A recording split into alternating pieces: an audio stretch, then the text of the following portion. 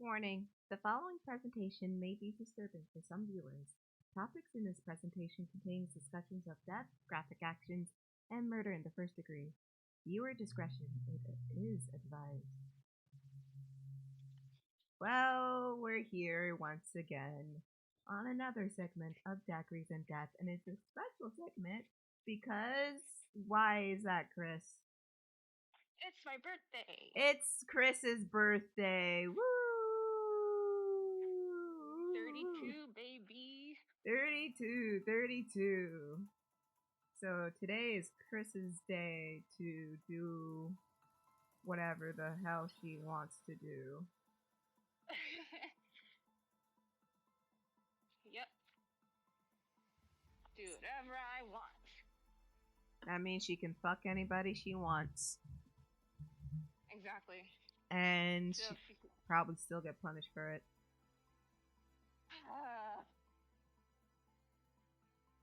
My God. I've been on my freaking birthday. Rude. Yep. Jesus. Sorry. On my fucking birthday. Well, if you weren't so greedy, you wouldn't be having this issue. I know. Uh-huh. But here we are. It's still punished on my freaking birthday. I don't know why you're complaining. You did this to yourself. I am complaining because this sucks. Sounds like it sucks. It's my birthday and I'll complain if I want to. So... I'm not saying you can't. Let's just jump right in. Well, I'm gonna complain. Go ahead. Won't change anything. That's my life, bro. So, since it's my birthday, and I can do whatever the fuck I want, I decide we're gonna, do a little redo. How the fuck is your volume so low?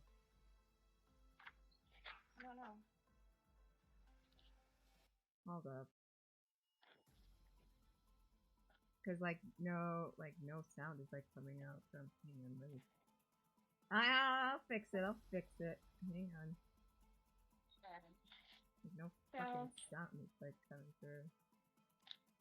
Like I said, since it's my birthday, and I can do whatever I want. Except Daddy. We are gonna do a little redo. So, before we jump into this first piece, we're drinking. Well, not right now. What are we gonna drink? Well, tonight I'm drinking a Truly's fruit punch, but right now I'm drinking a Arizona RX Energy. It's really delicious. And, yeah.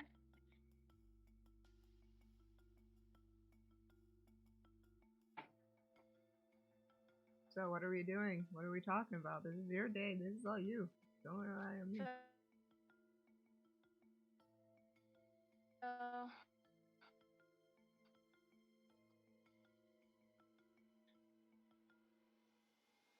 That is going to be today's drink of choice. Is that what we're today? Kris! Yeah. Please do a hard reset because you're breaking in and out. Fuck. Yeah.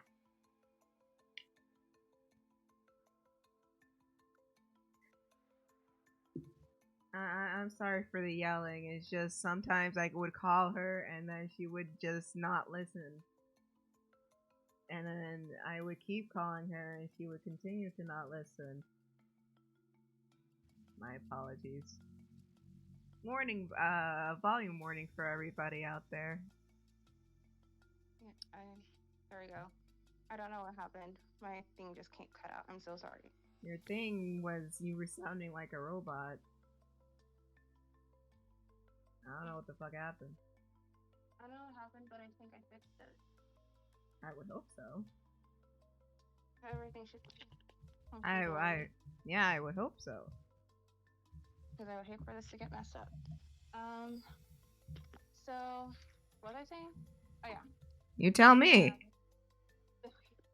We're gonna talk about the weepy voiced killer, and if you have heard of the weepy voiced killer, then you know what I'm about to talk about. But if you don't, then buckle up. Hope you've got a drink and a snack, because this one is going to be a doozy, I should say. So without further ado, let's just jump right in, yeah? So, the weepy voiced killer, aka Paul Michael Stefani, was born on September 8th, 1944, in Austin, Minnesota. That was a bad Minnesota accent. He was the second of 10 kids and was raised in a highly religious household, as his family were devout Catholics. So he made his way to St. Paul, Minnesota in the mid 1960s, where he worked as a shipping clerk and as a janitor. He also worked at, I think I'm saying this right, Malberg Manufacturing Company before being fired in 1977.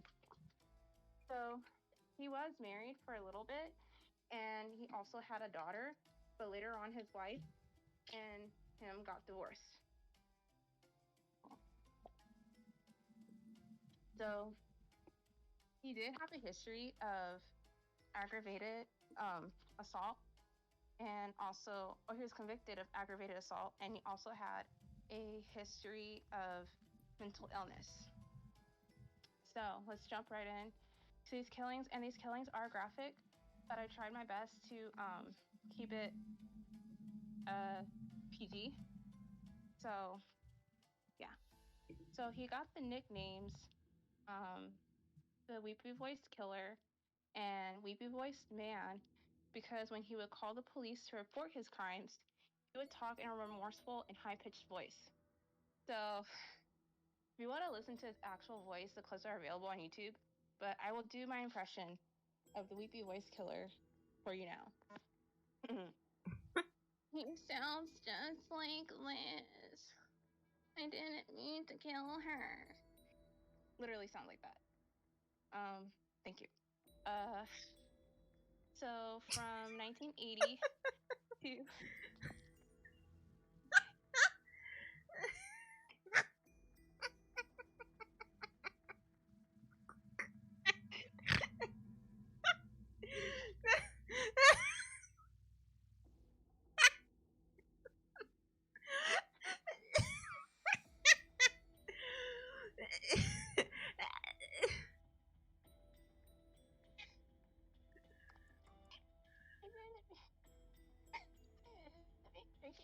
That's not weepy. That's not weepy. That's whiny.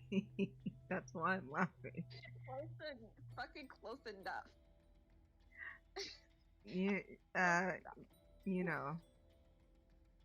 Fucking close enough. Close enough, I suppose. Yeah, close enough. But I tried. Anyway, so he didn't sound like that, but close enough. So from 1980 to 1982, he would kill 3 women and assault 2 others who survived their attacks.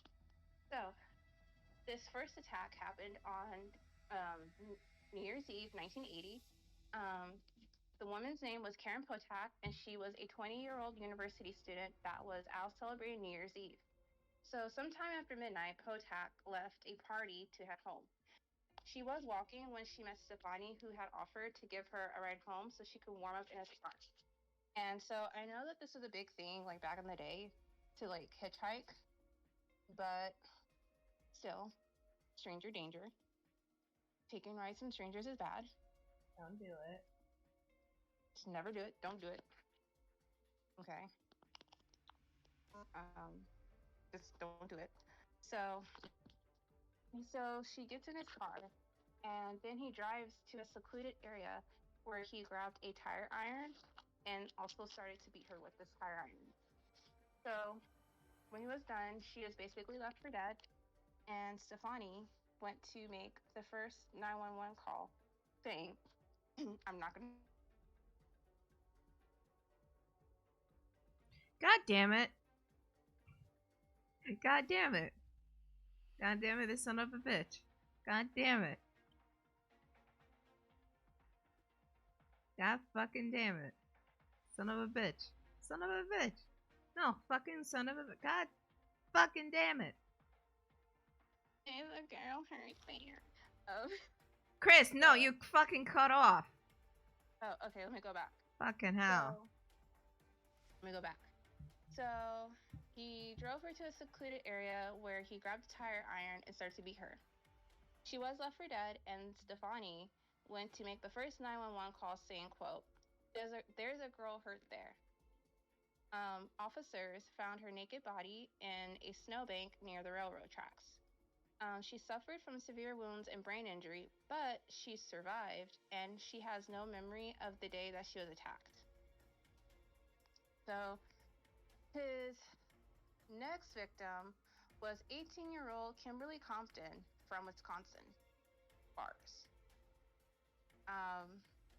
She had just moved to Minneapolis after her high school graduation, where she met Stefani on July 3rd, 1981.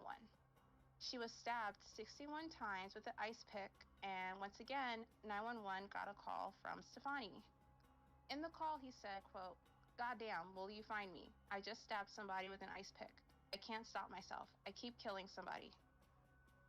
Compton was found by an unfinished highway by officers minutes later. 2 days after, he called the cops to say sorry for stabbing Compton and that he would turn himself in. He never did, but on June 6th, he called newspapers who were reporting the murder, saying that their accounts were inaccurate. And on June 11th, he called again and said, quote, "I'm sorry for what I did to Compton." What the fuck? Dude. You just, bro, what the fuck? You just kind of snitched on yourself.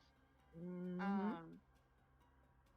So, so his next victim was Kathleen Greening, who was 33 at the time.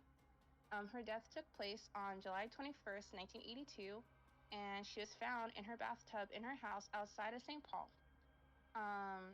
Her cause of death was drowning, and there were no calls from the killer pertaining to her death.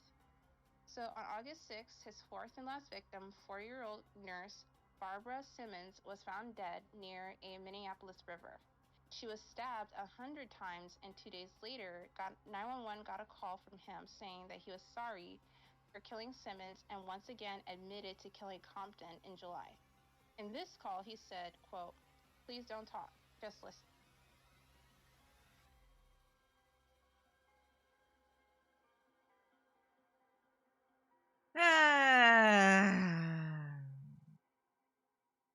I'm sailing away, set a course for emergency.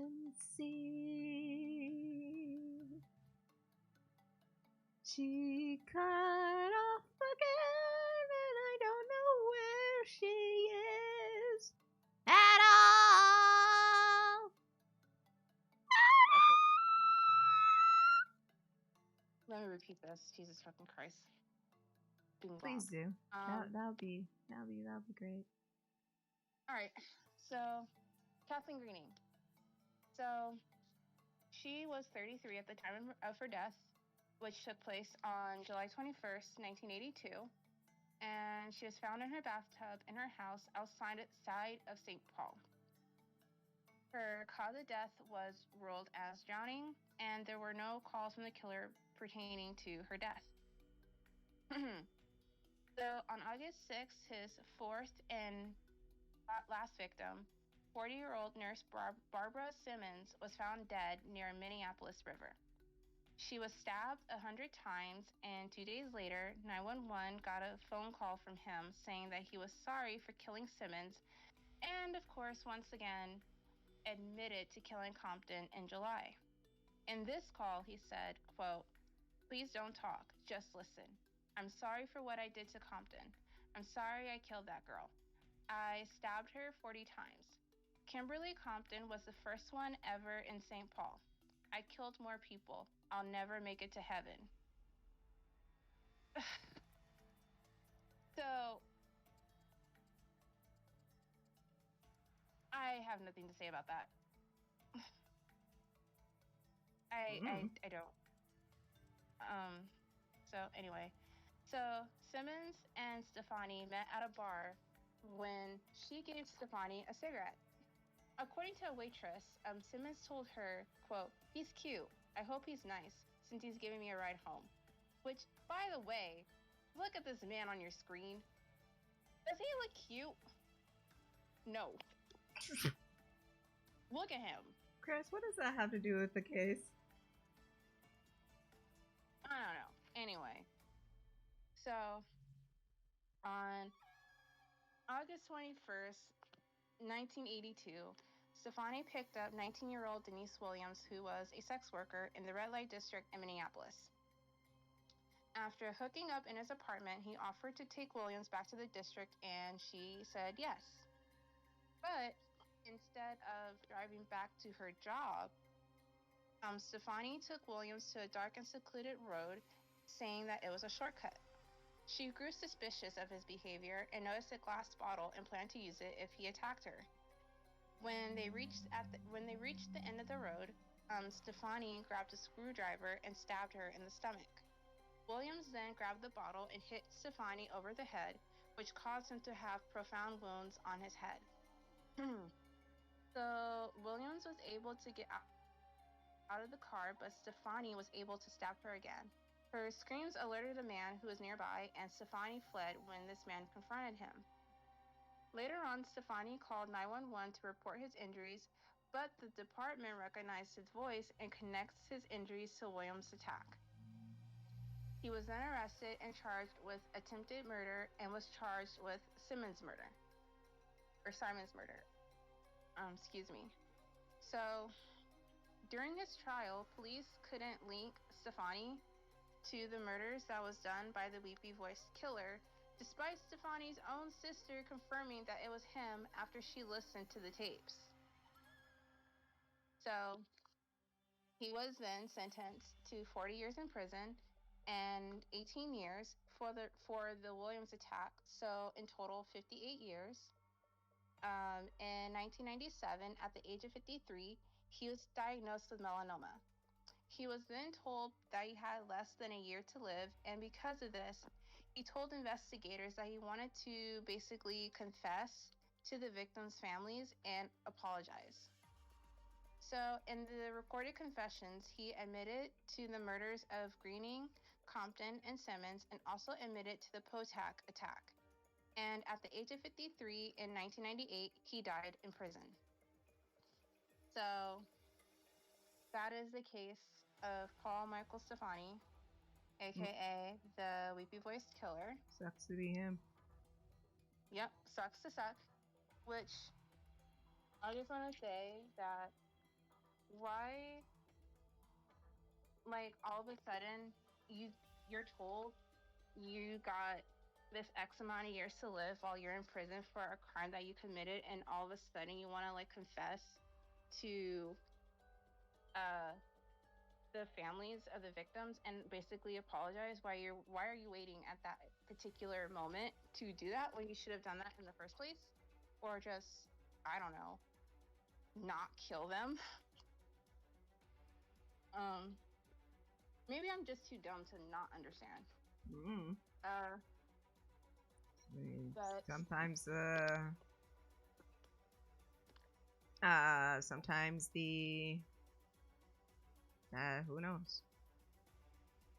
Yeah.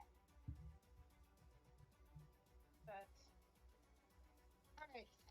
So I hope you guys got a kick out of that case. Because this next case that I will be discussing is just as fucked up, and it's dumb. Well, the reasoning was dumb. So this next case that I will be discussing with you guys is the Lululemon murder. So before we dive into the actual crime, I want to give you guys a little bit of I don't know what she wants to give, but she wants to give something. I wish I knew. I wish I knew. I really did, but she cut off again, so I'm not sure. I'm not sure. I am unaware. So it's a mystery to me. I wish I knew. Talk about a real murder mystery, am I right? Or am I right?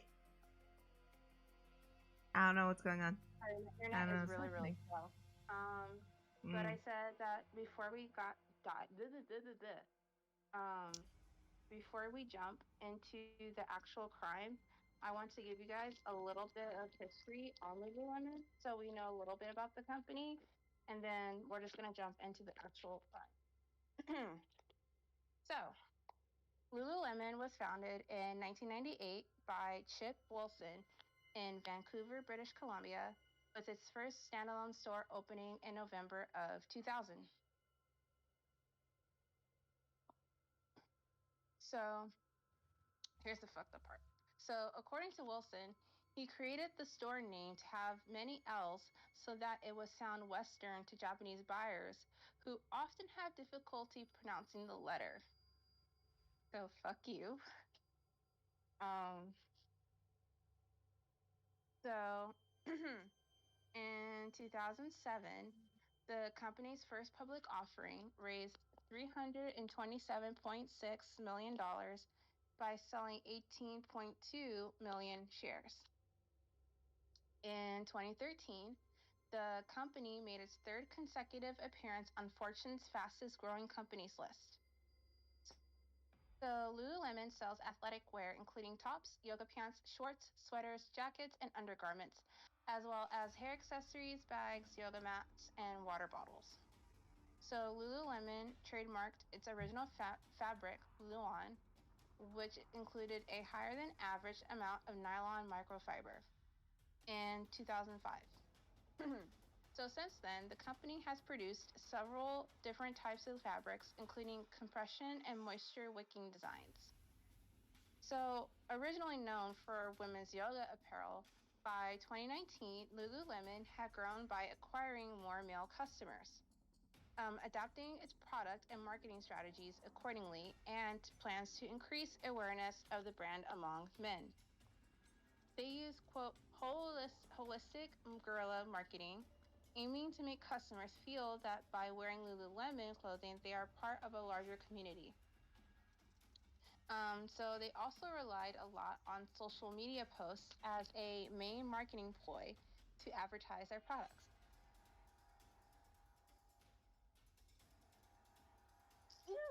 Excuse me. Okay, let's jump right into the murder. So Brittany Norwood was described by a former teammate on the soccer team that she played on as a, quote, great, funny, nice girl and a good soccer player. She went on to play for Stony Brook University in New York, where she was named Defensive Most Valuable Player one season. Um, Norwood was also given conference honors in 2001 and earned a spot on the NSCAA/Adidas All Northeast Region team in 2002. But according to other teammates, Norwood wasn't as innocent as she made herself out to be. She had the reputation of being a liar and a thief. A former teammate said, quote, other girls on the team that had known her longer than me had told me things like, watch your locker, keep it locked. She's been known to steal things.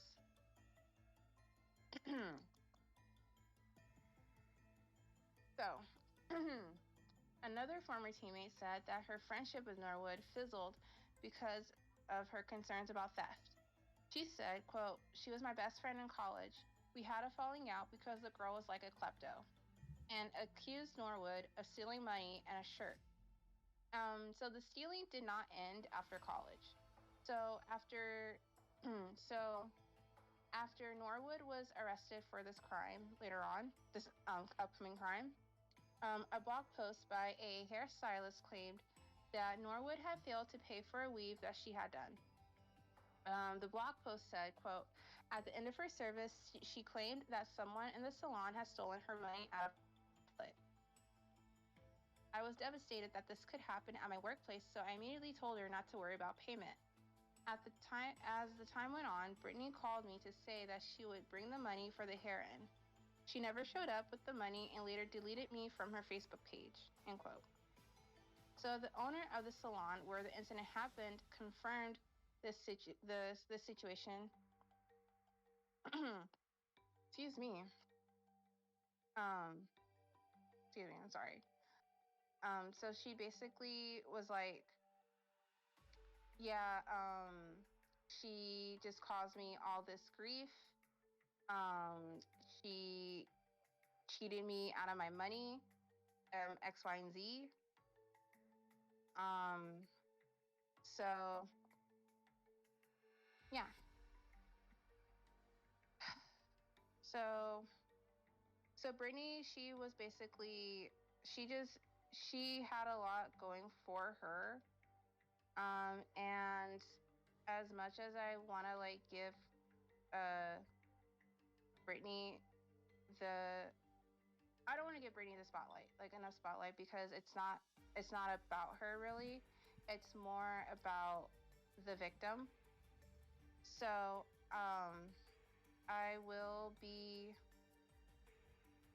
I'm just gonna like skip everything about about Brittany, and let's just talk about the victim. And the victim is named Jana. I think that's how you say her name, Jana Murray. So Jana Murray, she was this amazing woman. Like she had a lot going for her. She was outgoing.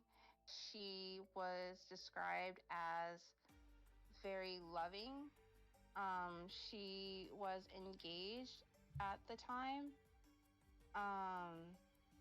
She was also very adventurous.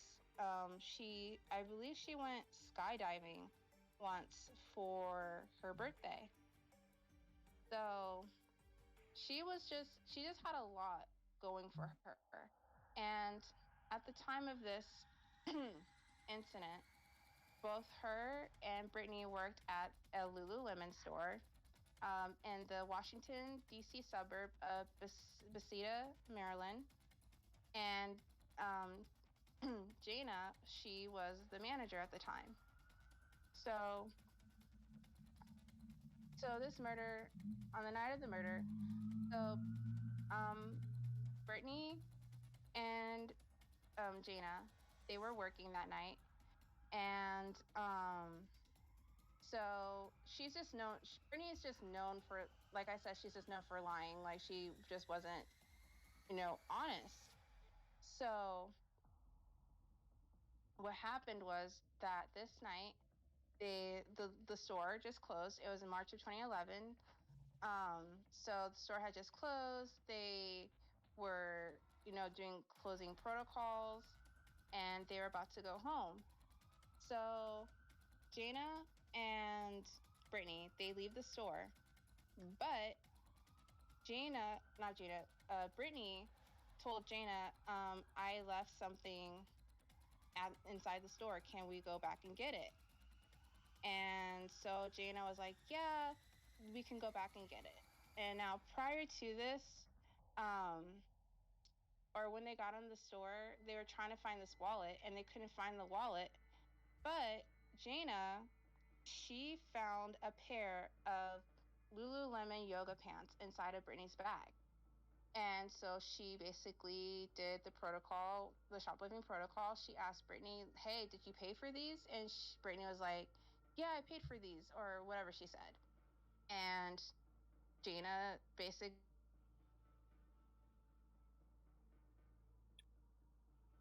I don't know what Jana did. I wish I knew.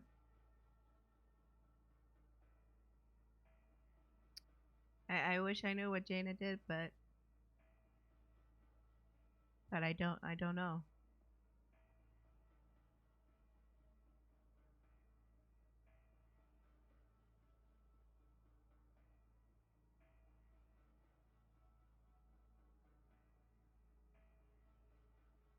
I wish I could tell you what Jaina did.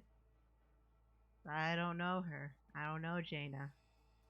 Oh, I was bugged out. I'm so sorry. What did Jaina I forgot do? to hit my phone. So, so Jaina, she, so Jaina and Brittany, they got in an argument over these stolen yoga pants, and Jaina was like, "You stole these. I'm gonna call the police," because it was obvious that Brittany stole these yoga pants, and she did not pay for these yoga pants when she said that she did, because if she did, there would have been some kind of like receipt or record that she bought these pants. So an argument happens, and Brittany started attacking Murray.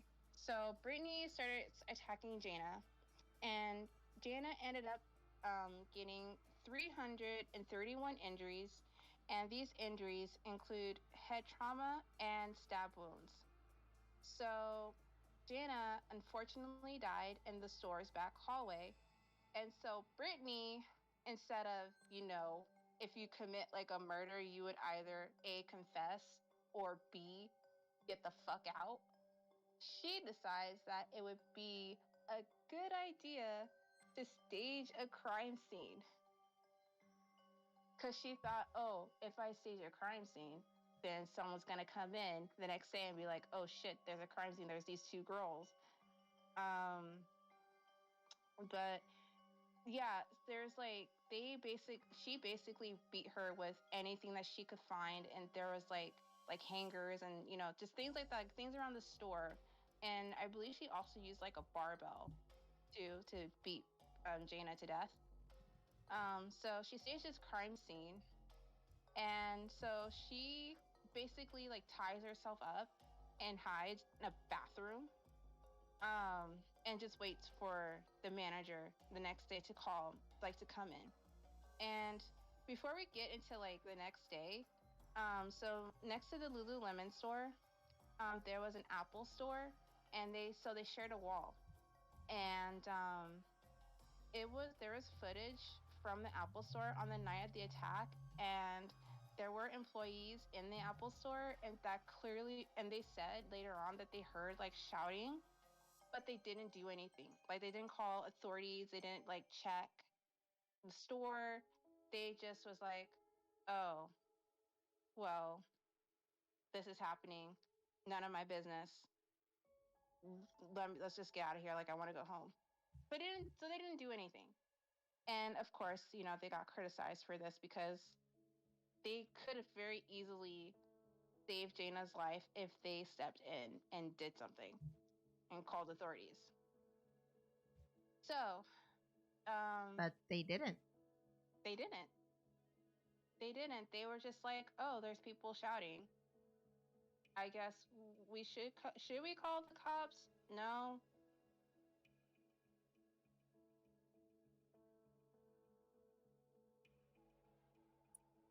I think she cut out again. I think she's gone. I think she's gone.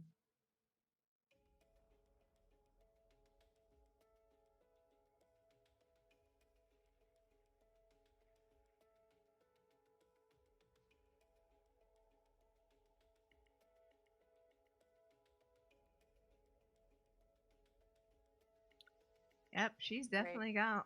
Kris, Yes. I I'm hate so to say sorry. it, but it happened again. It happened. Oh, fuck my life. So, let me go back. So, instead of like calling the cops or, going over there to see what's going on and what they can do to stop it, they were just like, oh, well, there's people shouting clearly, and there's clearly someone like asking for help, because it was alleged that Jaina was screaming for her life and saying, help me, somebody help me. No, don't do this. They were just like, oh, well, we're just gonna go on our merry little way. So the next day, a man.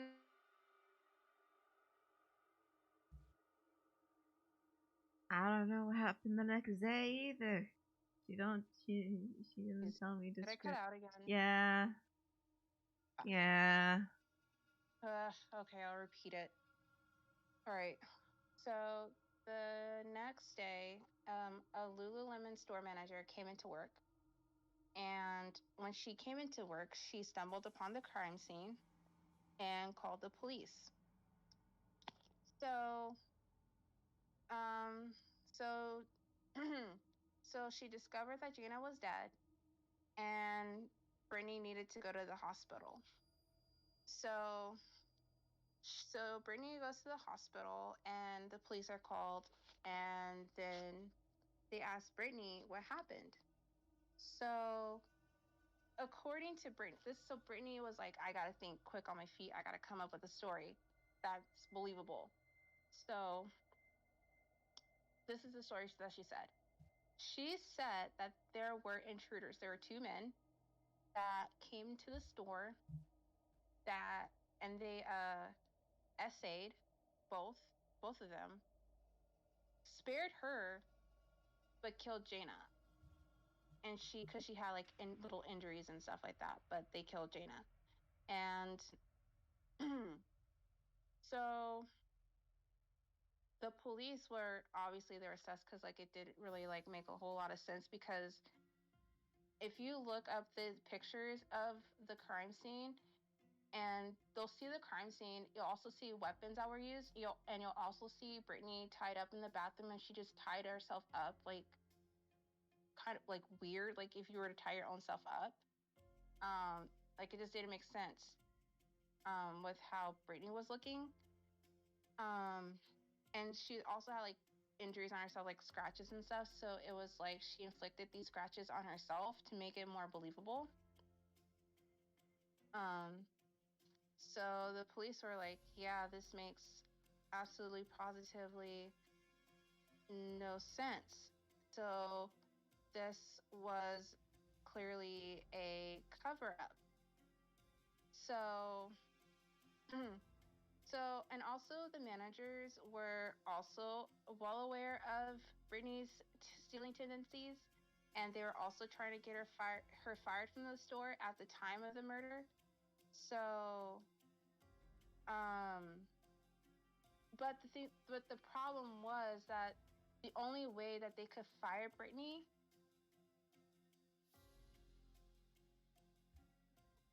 I don't know what was the only way to fire Brittany. What was the only way to fire Brittany? To catch her in the act. Okay, cool. Yeah. So if they didn't catch her in the act of stealing, then that means they can't fire her. So that means at the time, like before Gina, they didn't have an airtight case because none of them saw Brittany actually stealing from the store. They only just know about it because they've heard about it. So then you have Jaina, who ultimately caught Brittany, and then this is when this whole situation happened. And because Jaina was just there, she was covering for someone because she wasn't supposed to be working, so she was just covering for someone because that's the type of person that Jaina was. So, so after police figuring out that Brittany's story was full of holes, she was then arrested for Jaina's murder, and she had a trial. She had a trial that lasted only 6 days, and she was found guilty of first-degree murder.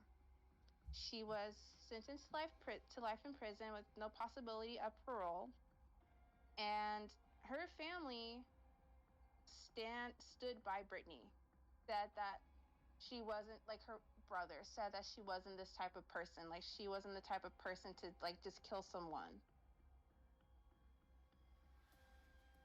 and all this stuff. Mm-hmm. So, so Judge Robert Greenberg, who was in charge of sentencing Brittany, said that that Brittany had all this opportunity to stop attacking Jaina, but she didn't. She didn't because she knew what she was doing, and she had a vendetta, and she was like, no, I'm not gonna go out like this. Like I'm not. And so he also called out the employees of the Apple store, which, like, remember when I said that there's an Apple store next to Lululemon and they didn't do anything? So he called the employees out, and also he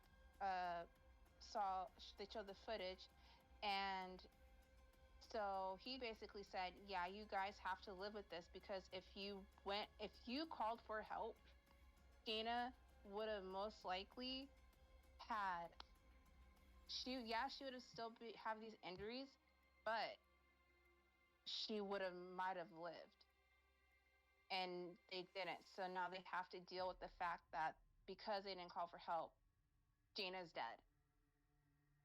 So Brittany is currently incarcerated in Maryland Correctional Institute for Women. She has appealed for parole, but in 2015, she ran out of direct appeal options. So it's unknown whether, like, the main reason behind this, but a lot of people. I don't know what a lot of people did. Wish I did, but I don't. That's it's a running thing that I don't know, diddly poop. But you know, them's the breaks, I guess. Those are the breaks. So I'll repeat it. Please do. A lot of people. There's a lot of speculation as to why Brittany did this, because it just seems like this goes beyond yoga pants, which it does, in my opinion. But one of these speculations was that Brittany may have been jealous of Jaina's success, and because Jaina was just a really good employee and had all these things going for her, and Brittany basically pretty much had nothing, even though she was working and she had like a good family, but at the end of the day, she just didn't have anything. So that's one theory. And another theory is that she felt that the work environment at Lululemon was unfair. So if she wasn't happy, then she should have just quit. But, you know, she didn't, because she just went ahead and killed someone. So that's the case of Lululemon, and the case of the Lululemon murder and the death of Jaina Murray.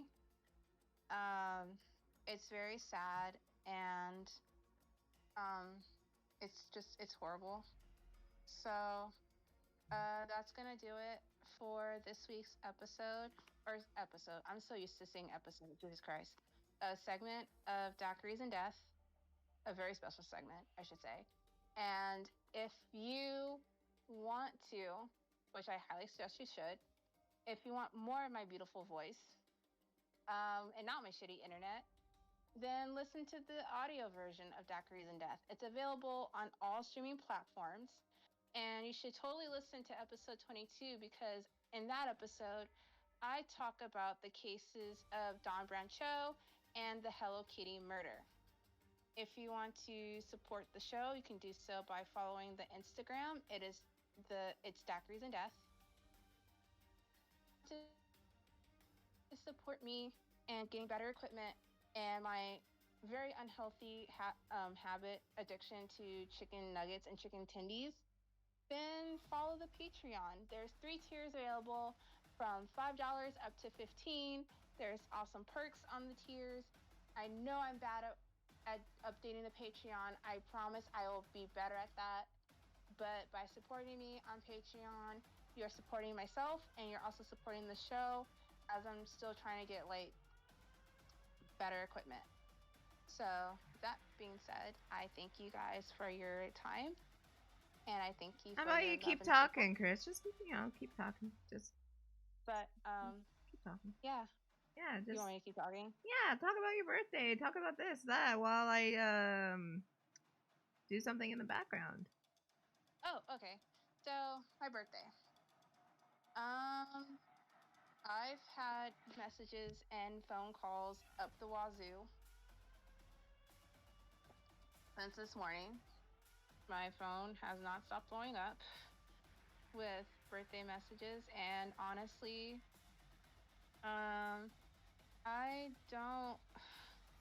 There's I there's times where I'm just like overwhelmed with people wishing me happy birthday and things like that, because there's times I feel like, why does anybody care about my fucking birthday? But I mean, I appreciate the birthday wishes. I mean, I'm not ungrateful. I'm very grateful that so many people are thinking of me on my birthday. Thank you, Master. And I actually got a present from my auntie Reese, whose birthday is after mine. She gave me a very nice card, and I'm actually wearing it right now. But she got me a necklace. It's my first crystal necklace, and I'm very excited about it because it's my birthstone, or our birthstone. And I'm actually wearing it right now, and it's really, really pretty. I actually really like it. And my dad, he's going to get me, because he asked me if I wanted to go out to dinner, but I was like, no, I don't want to go out to dinner for my birthday. Like, I don't. I just want to have a low key birthday this year. Like, I just want to like vibe at home with food, and because all I really want is like food for my birthday, food and money, but I just want to vibe at home.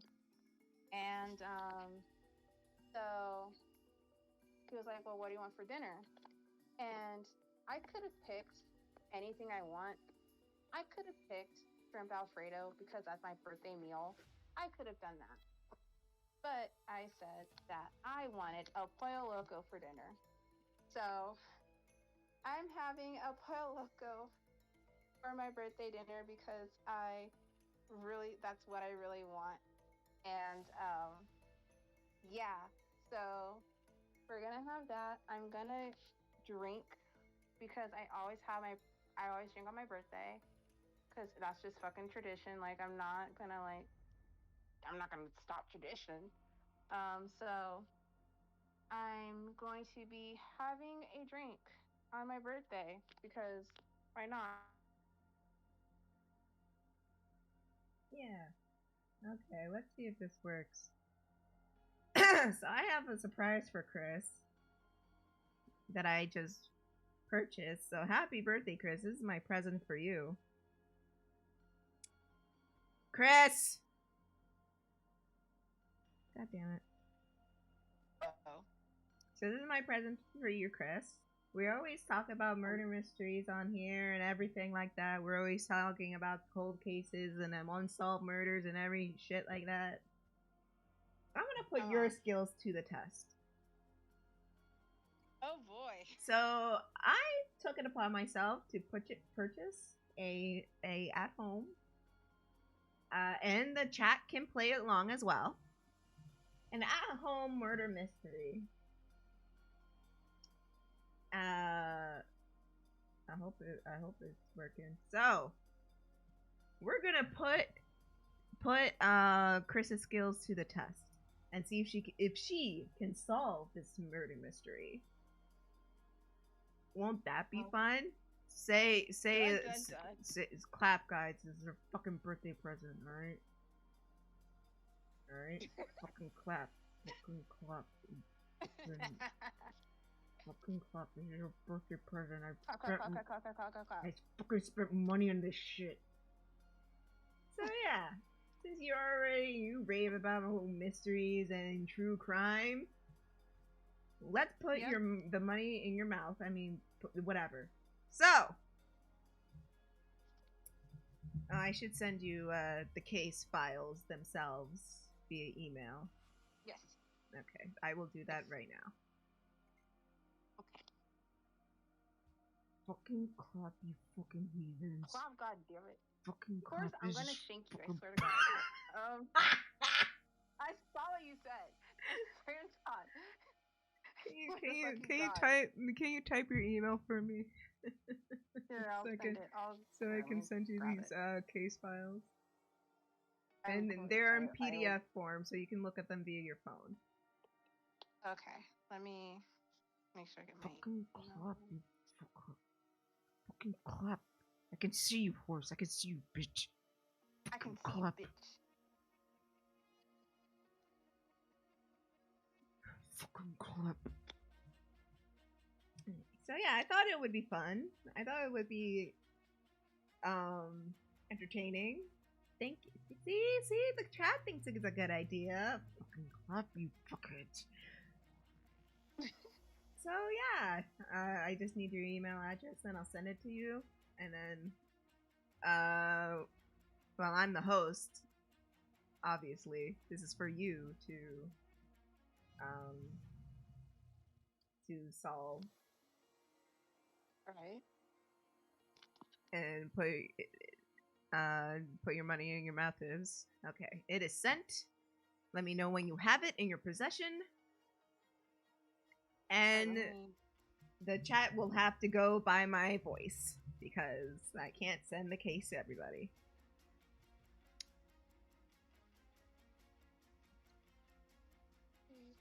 So, when she gets that up, I'm going to use the bathroom right quick. Kris is going to get her email and talk to you guys while I will be right back. Alright, it's downloading right now.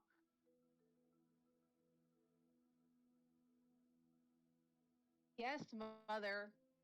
Okay, I'm talking. Hi, guys. It's your...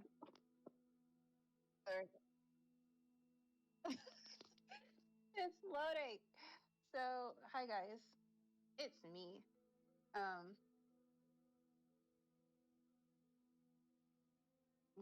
I'm taking a swig of my tea. So, hi, guys. It's me. The birthday girl. The stuff it's downloading right now. But yeah. So, honestly, it's been my birthday. It's been pretty chill so far. I've just gotten like a buttload of like phone calls and text messages, which is kind of overwhelming. But it's nice because I feel like I don't know. I just feel loved, I guess.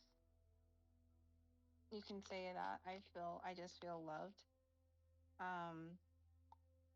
But I don't know. Like, I just feel like, I don't know. Just, I guess, thanks everybody in here that gave me birthday wishes. You guys made my day. And I wish I had tequila, but I don't have tequila. And tequila and I aren't besties, really. All I have is like a hard seltzer and then amaretto. So I'm probably gonna make me an Irish coffee later. I don't know.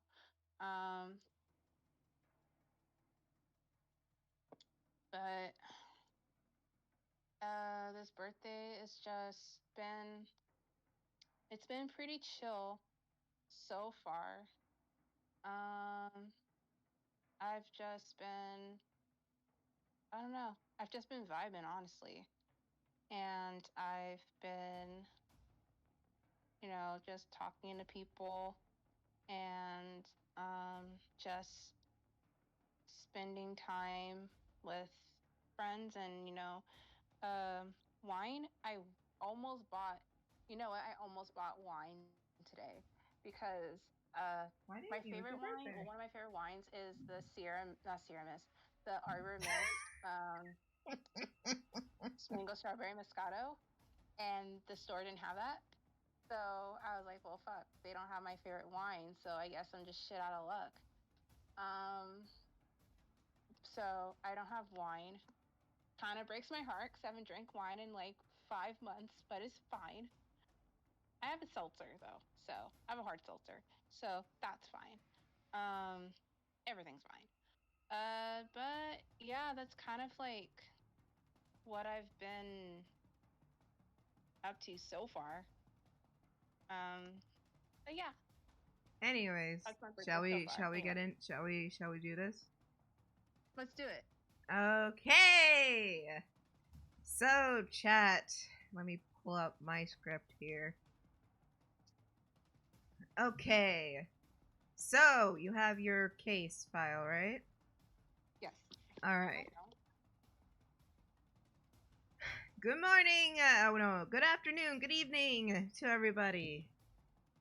I am Officer Tiff, and I am Detective Tiff, and this is Detective Kris. And you know what? Since it's your birthday, hang on. Ignore what's gonna happen in the next few minutes. Because I'm going to involve all of the characters in for the fun. There we go. Yeah. There we go. Ooh, a murder mystery. Oh yeah, happy birthday, Kris. Thank you. Happy birthday, Kris. Thank Happy you. birthday, Miss Kris. Happy birthday to you. Happy birthday, sweetie. Oh, thank you guys. So you guys are in charge of playing the roles of the characters here, the people in question. Oh, that sounds Okay.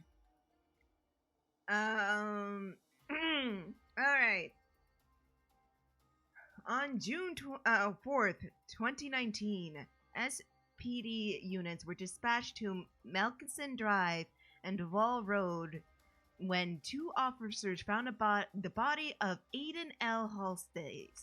The prime suspect, Yvonne Turner, stood meters away from the body, awaiting a ride from an unknown party with a bag of clothes and a single $100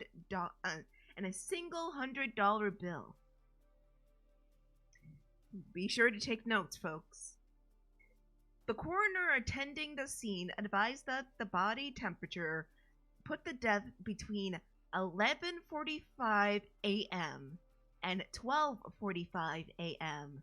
CDT. The preliminary examination of the body noted the extensive head injury with a minimal amount of blood found near it, to suggest the perpetrator moved the body from the location where the crime originated. Our investigators collected the following remains found inside the deceased's clothing: a rental car coupon, a bank ATM credit card, copy of a lottery ticket, front and back, and a Missouri State driver's license. As we work to validate the movement of the body, we will work to this investigation to consider all viable leads, including the suspect in custody, who does not own a driver's license or a vehicle. The prime suspect in question is Yvonne, Yvonne Turner, Turner. Please keep in mind that Aiden Halstead was a recent lottery winner, claiming 500,000, which further warrants investigation of other suspects and possible motives. Now, here are the suspects. Let me what's the other one? So, who's to blame for this murder? Who's shit? Yeah. Who's to oh fuck. Yeah, I'm professional. God damn it. Yeah. Who's to blame for this murder in question? Yeah. There we go. Could it be Aaron Halstead, sibling to Aiden Halstead? Aaron Castle, girlfriend to Aiden Halstead. Trent Colbert, friend to Aiden Halstead, declined SPD questioning, so there's no further transcripts available for Trent. Bernard Eastman, known to orchestrate betting opportunities, Aiden Partikin. Or Yvonne Turner, the person who found the body and was near the body when police were called. A local homeless patron. Now, it goes without saying, it is crucial that we positively identify the person responsible for the stake of everyone involved. Furthermore, I appreciate everyone's dedication and assistance in this investigation. So, let's get started, you guys. Yeah. So, I guess I can go in and like show off the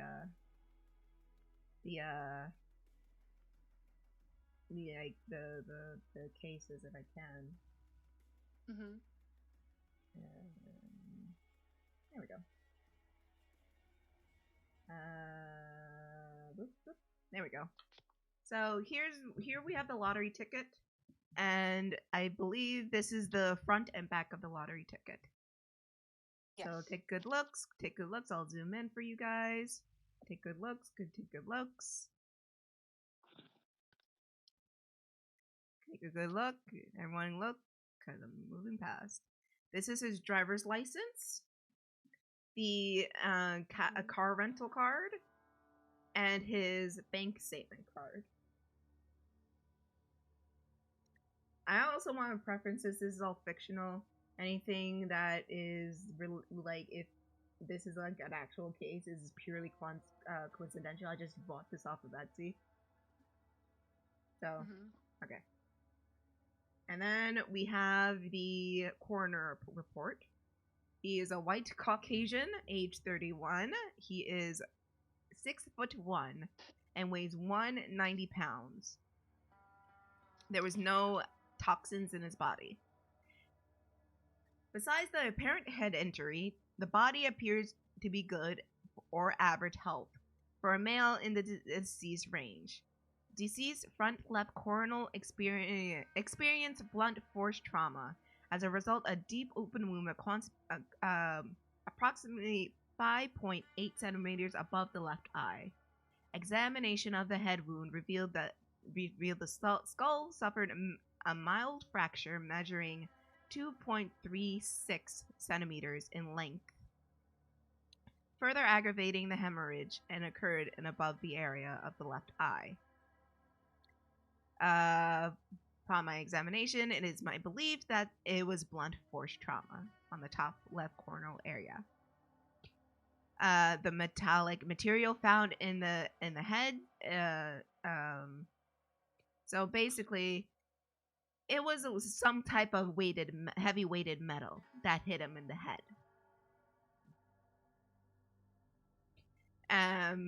Again, whoever did this is believed to be male or female with average strength and in good health. So, hearing all of that, where's everybody's heads at with that when hearing that? God. Okay. So, So it was said, I'm reading the coroner's report again. Mm-hmm. So it's saying that there was found metallic material found in the hair.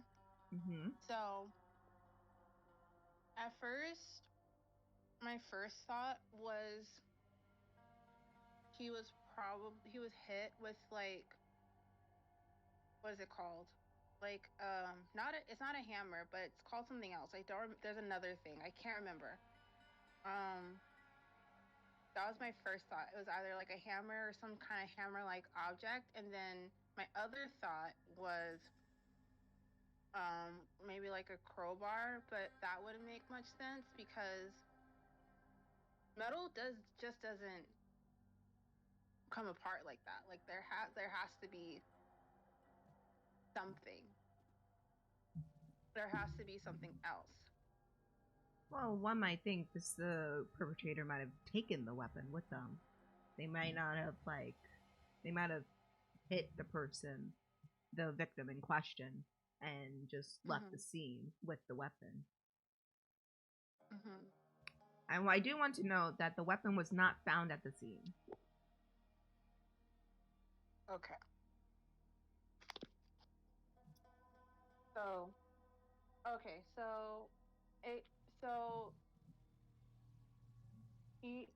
the suspect. Mm-hmm. I We have 5 suspects.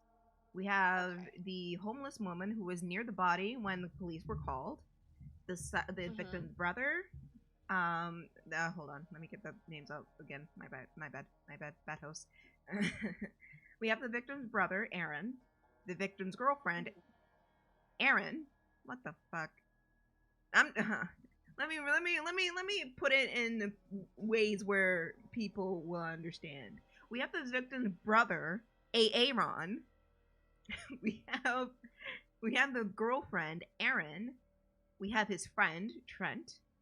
We have a local bookie, Bernard, and Yvonne, who is just there at the scene. Okay. So, hearing the coroner report, hearing all of that, which way are you leaning? Which way, like, how do you feel about our suspects so far? Well, my first thought is going to Yvonne because since she was there, and so my immediate first thought is her. Mm-hmm. And so I feel like she did the thing where she killed the victim and then went to go hide the weapon. Then she acted like she was just like doing nothing, and she walks upon his body and then alerts police. So my first thought is that she did it. Okay. But reading more into the report and all the information we have so far. Well, I didn't go to the other information. I just did the coroner report and say the subjects and just seeing where you're at. We'll get there. We'll get there.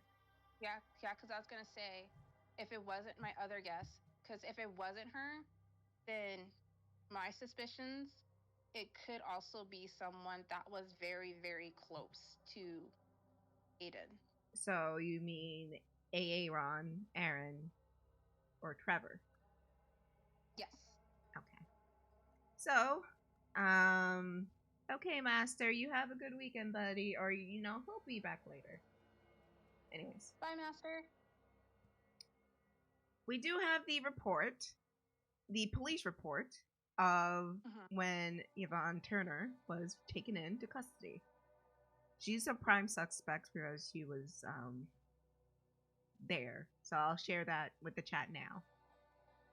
So, here's a police report for Yvonne Turner.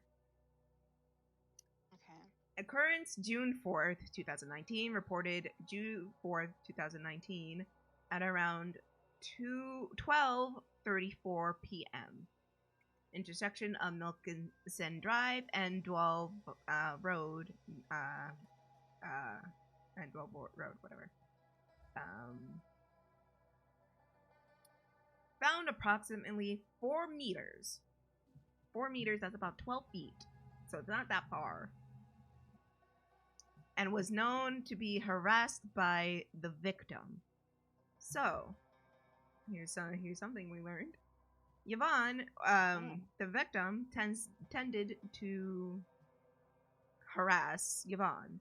So, keep in mind in that. Mm-hmm. So, she is in violation of involuntary manslaughter and evidence tampering.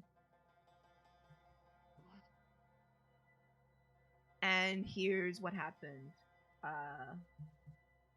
which led to her arrest. 2 officers responded to a 911 call and found a body less than 5 meters away from where the suspect is in custody. And of course, this is our victim, Aiden Lincoln Halstead, born December 1st, age 31. He's a white man, and of course deaf.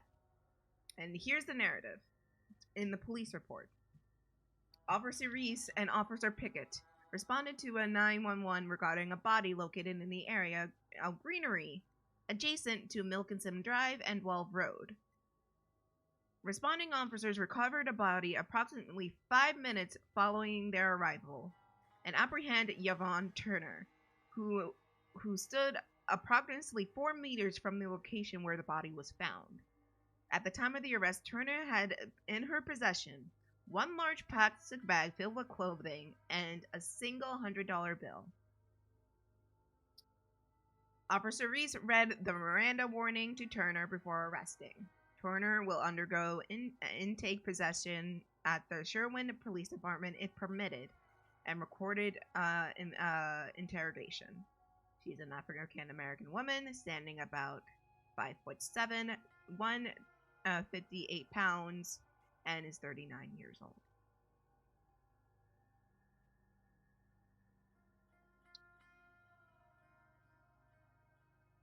So that's her police report. Okay.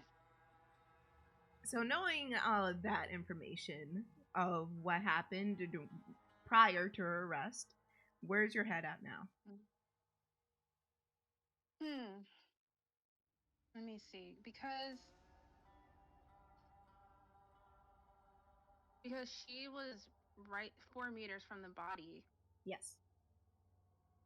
So if she did do this, in my eyes, she would have been closer to the body. Okay. But since she was 4 meters away, now I'm torn because part of me is like, maybe she did do it, and then another part of me is like, maybe she didn't do it. Maybe she's just an innocent person. So like a victim of circumstance? I don't know. Yeah. Oh, we'll see. Horace brings up a good point. I was pulling for either girlfriend or friend. Head trauma deaths tend to lead to personal ties to each other. That's something nice. Good point. That's a good point. What's your thoughts on that? I'll be right back. Okay. So, Horace made a very good point because whoever killed him had this personal vendetta against Aiden. So, like, they just killed him. They had a motive. So, if it wasn't Yvonne, it has to be someone personal, whether it is the girlfriend or the friend. Maybe is it the sibling? I don't know. We don't know yet. But now, because here's the thing, because it is personal, and then also reading that how, the victim, how Yvonne was let me go back and read what they said. Let me see. because it said something about Yvonne having a. Okay, I found it. So, and I'm reading the police report again, and I'm reading the part where it talked about her being harassed by the victim. So I don't know, because she was harassed by the victim. So that could also be the reason why she did what she did. But at the same time, she was found 4 meters from the body. So she was found 4 meters of the body. So she's clearly a victim. She might be a victim of circumstance. Because we don't know yet. And my other thought is that if Yvonne isn't the one that did this, my other thought is that the killer killed Aiden, dragged his body out to where it was later found, and then ran off with the weapon. And we don't know what the killer did with the weapon. We don't know. So, but my immediate guess is they probably buried the weapon. Like they just hid they hid the weapon. So that's my other thought. So I don't know. Now I'm just kind of like thinking different. I don't know. I'm kind of thinking differently. Um. But I don't know. This is a personal thing. So, I guess we'll see as, the case, goes on. So, Shall we continue? That's kind of like where my head is at right now. Okay. All right. So, now we got our suspects' stats or their info. Let's get into it. So first we have Erin Castle. She is the suspect's girlfriend. She lives on 29 Old Sunbelt Place. She is younger. She's about 30, like Chris's age. Yep. She's a Hispanic female, standing around 5'6" and weighing 130 pounds.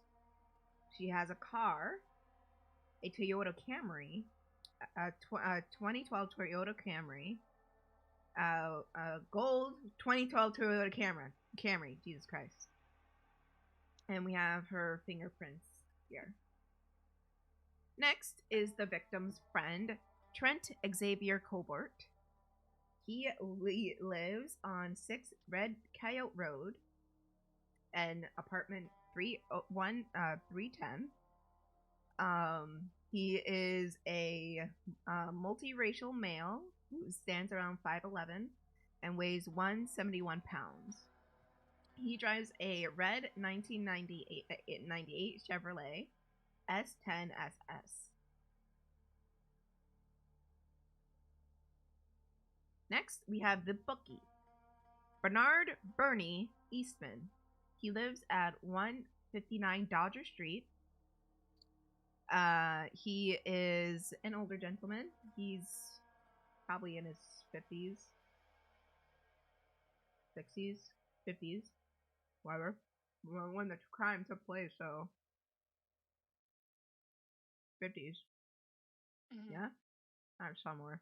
I don't know. He's a Caucasian male, standing at 5'9" and 205 pounds. He owns 2 cars. One is a black 2017 GMC Yukon, and the other is a black 2011 Lincoln Town Car. Oh. I didn't know that. Okay. Just making sure. And also something to note. He has been arrested before. He's been arrested for boating while intoxicated back in '89. It's now closed. Promotional gambling back in '99, but it was dismissed. And evidence tampering, which happened last year in 2018. Mhm. Which is still open and pending. Something to note. And finally, we have the victim's brother, Aaron L. Halstead.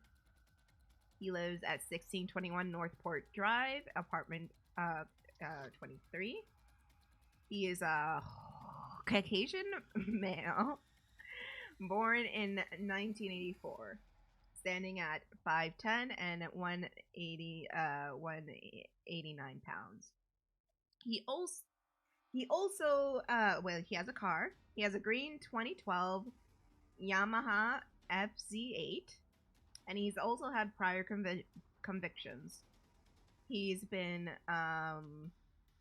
arrested for possession but released back in 2015. He was also arrested for simple battery in 2016, and he was also convicted.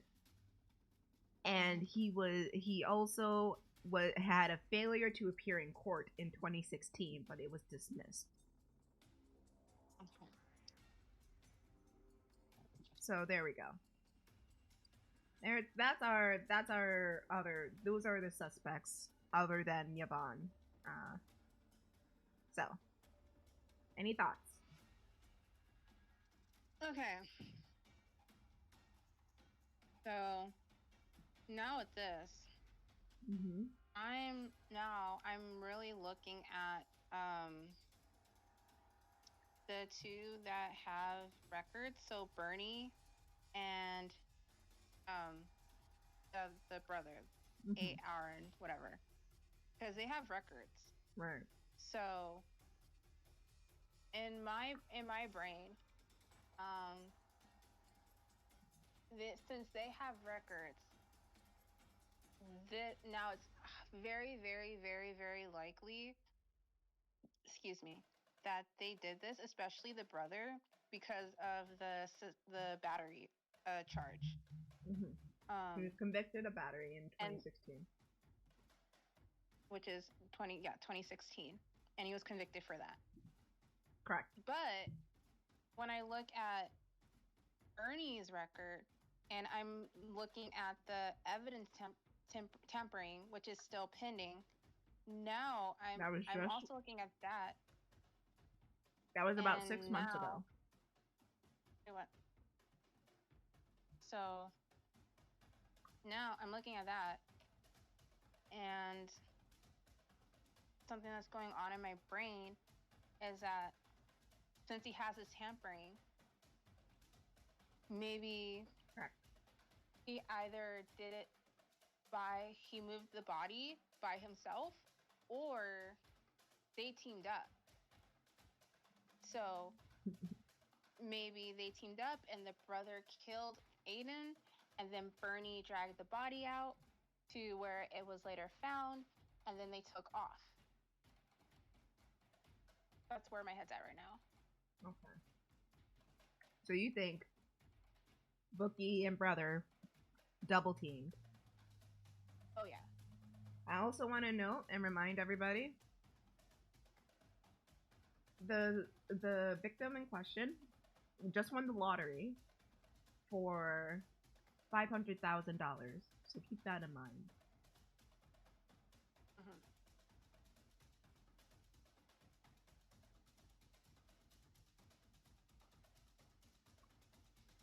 Okay.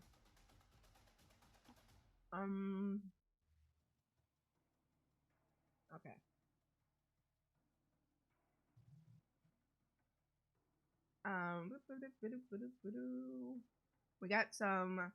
We witness statements from Ellen,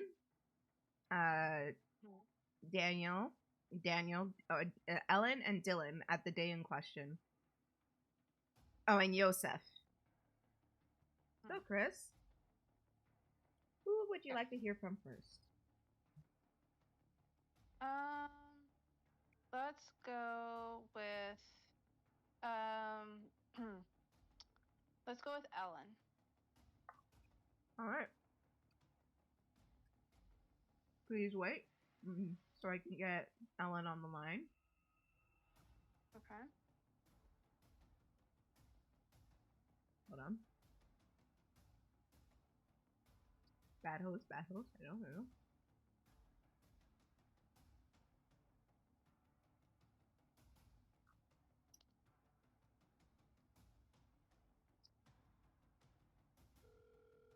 Getting Ellen on the line right now.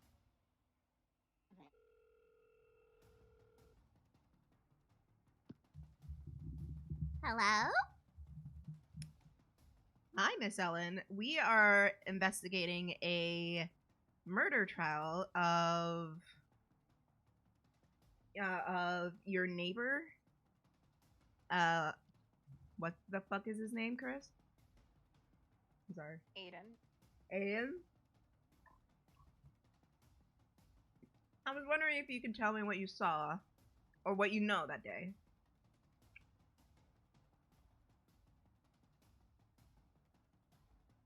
Or if you know any of our suspects, like Aaron, Aaron, Bernie, or Trent. Well, I heard about Aaron's brother in the news. I don't know Aaron that well, but I'm familiar with his dog, King. My sister owns a pet grooming business and swears King is the most well-behaved client. King's last grooming was last weekend, so I was surprised to see him and Aaron at the park yesterday. No,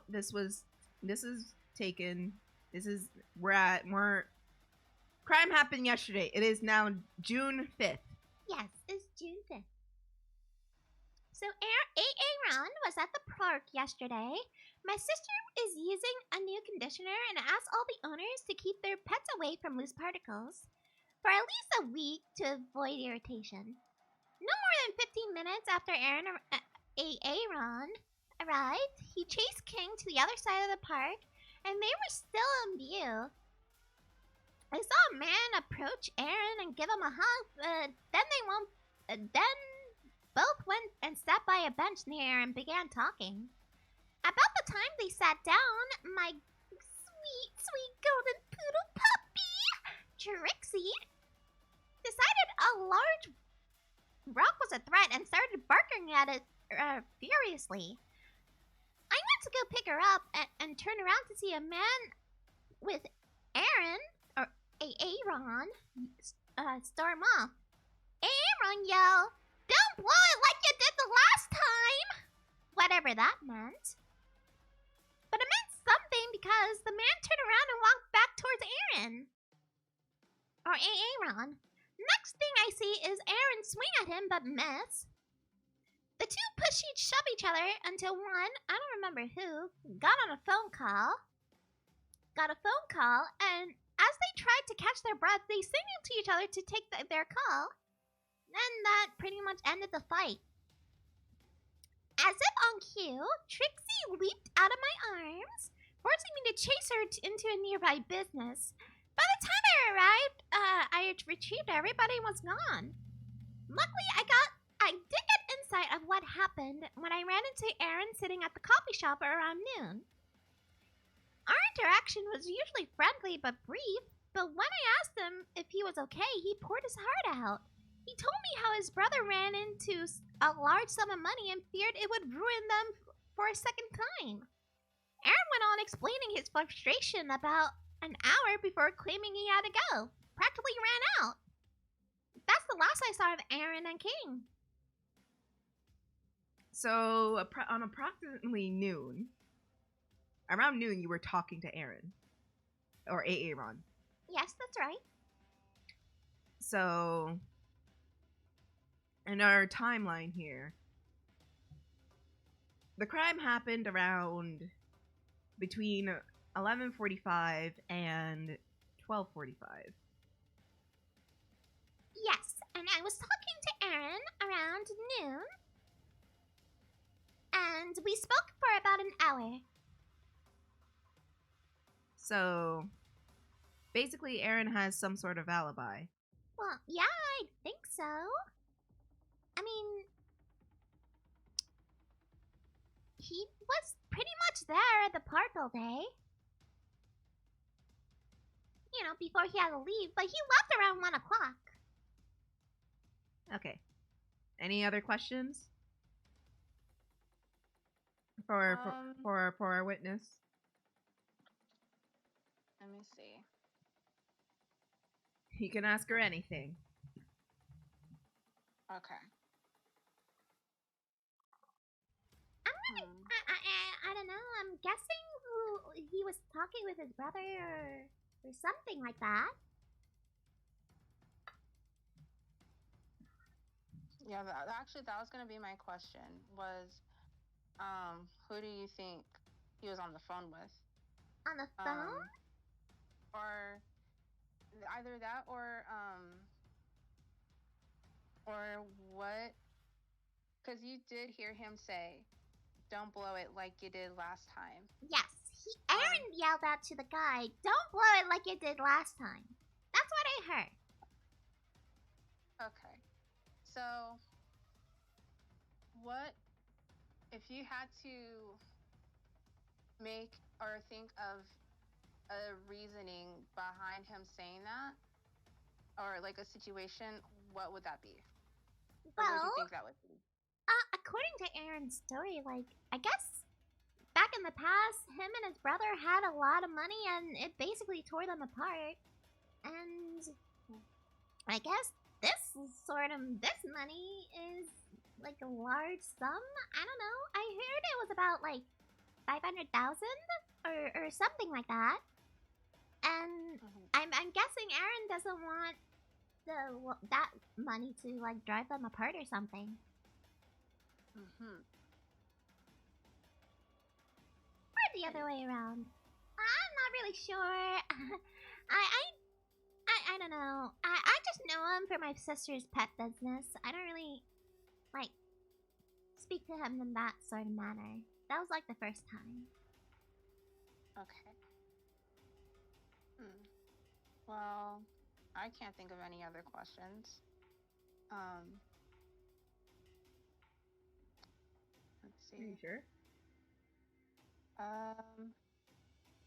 Let me see. Chat is also free to ask any questions. Oh yes, chat, ask any questions. So, according to your statement, you said that your interactions with the brother was very, very brief. So, when you guys had these very short but brief conversations, what kind of vibe did you get from him? Like, what would you say what his body language was like? Like, really sad. Like, he was, like, really devastated that, you know, I don't know, maybe he had, like, some sort of trauma or something was traumatic with him where he, like, all this money situation was happening, and he just seemed to me like he had, like, I don't know, triggering memories or something.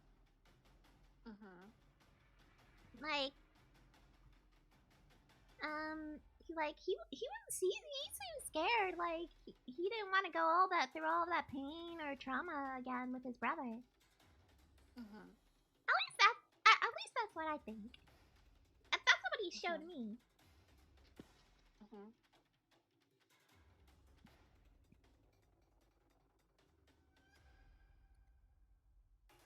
I'll be right back. You keep thinking up questions. Okay. Same with you, chat. Okay. All right. Okay. So, let's see. Okay. Oh yeah, the rock. Oh yeah, horse. That's a good question to ask about the rock.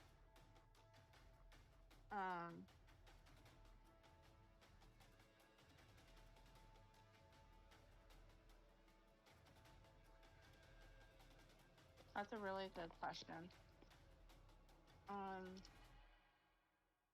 Because now I'm also really curious about the rock. I'm really curious.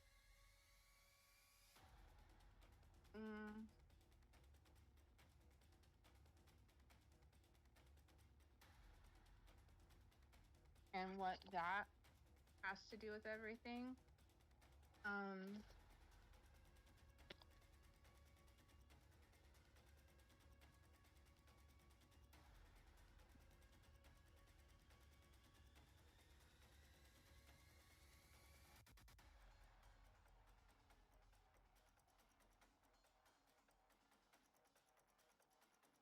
So yeah. That's actually a really good question. And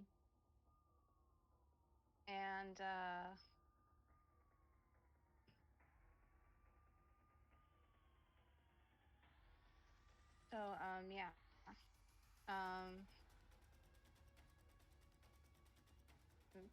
That's actually a really good question. And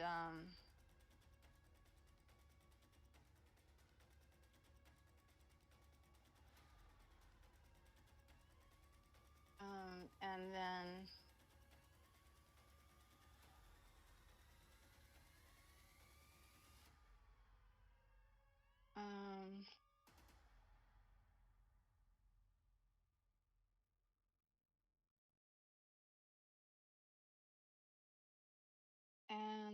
I also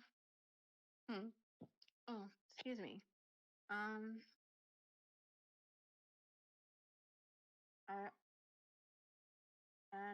also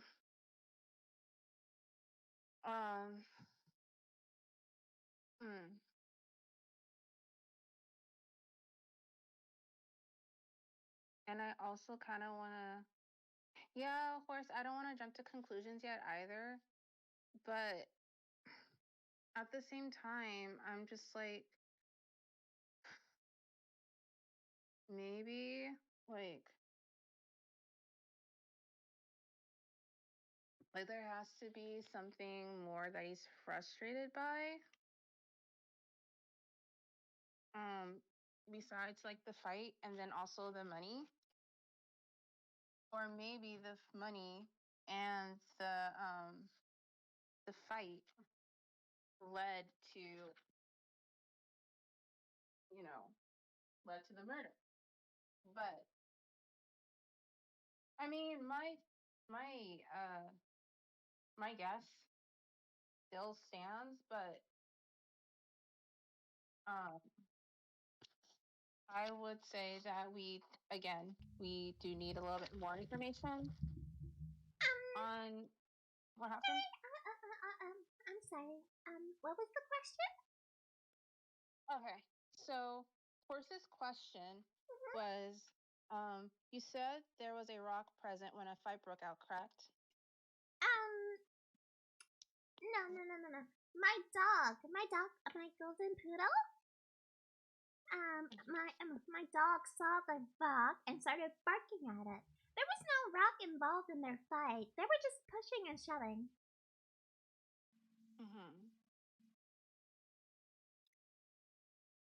Is that the rock you're referring to? I believe that's the one that he was referring to. Oh, okay, yeah, no, there was no rock involved in the incident in question. It was just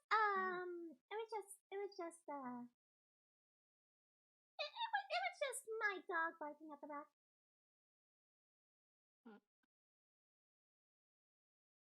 Okay.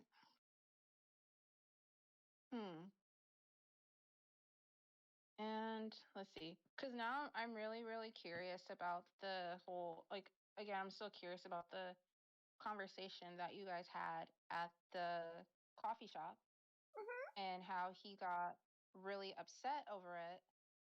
So I'm just really curious about it because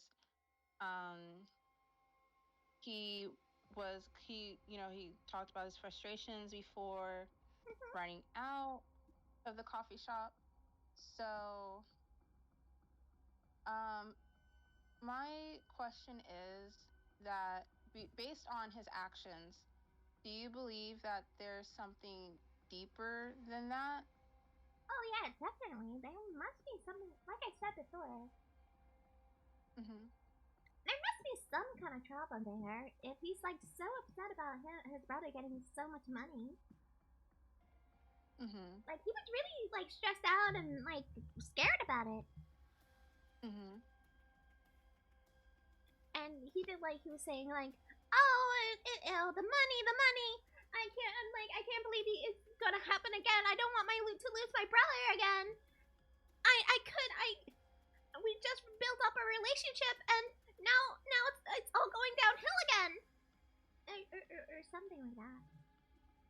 Mm-hmm.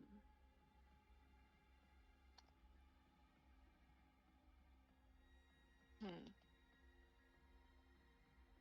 Any Let's last see. questions? I mean, I got all my questions. All right. Does the chat have any more questions before we move on? Last call for questions, chat.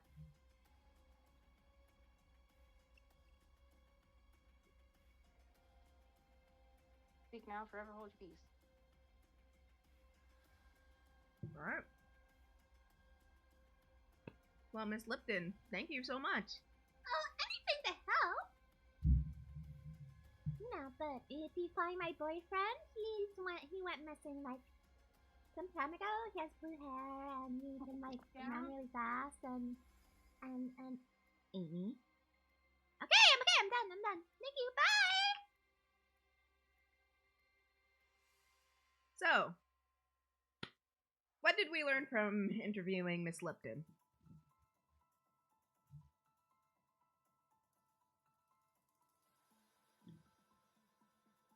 I think we have like a timeline, no? Kris, we can't hear you that well.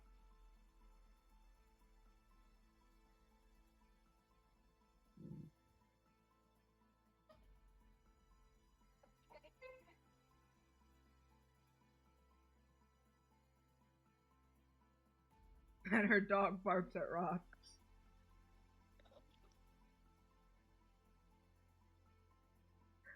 I mean, what dog doesn't? My dog barks at anything that moves.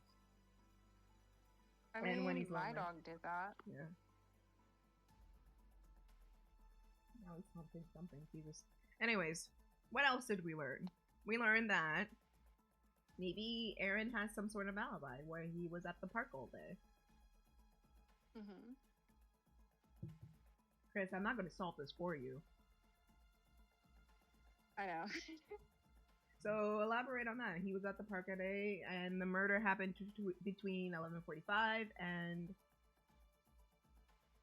12:45. So we know that. So the timeline kind of shrank a bit, right? Mm-hmm. Assuming that it was Aiden at the scene where he had that fight, and going on the assumption that Aiden was there around noon, so that puts his murder between around noon and 12:45. If he was still seen alive then. Mm-hmm. Again, we're not totally sure. Mm-hmm. So what are you thinking? Shit. So, well, this changes everything, because if he was still seen alive, assuming when this happened, and also based on how the brother was acting. Oh man, this kind of changes my mind a teeny, like it's like a little bit. As far as him possibly having involvement with the crime in question. and this is also making me think maybe he didn't have any involvement. But what's making me kind of questioning myself a little bit was him being upset over Aiden acquiring this large sum of money and basically being worried that whatever happened the first time he had acquired a large sum of money is going to happen again this time. So that's the other part, is making me think like maybe he's innocent. Maybe because he was so concerned about, whatever happened the first time happening again.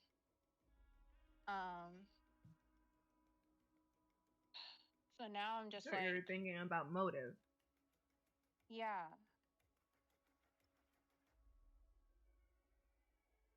Like I know it's just making me think twice. Okay.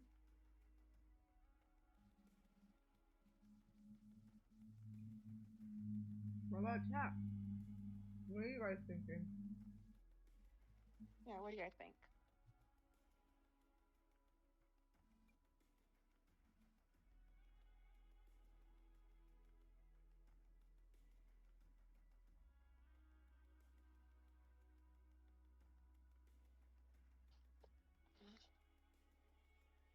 What are you thinking, chat? We would love to know.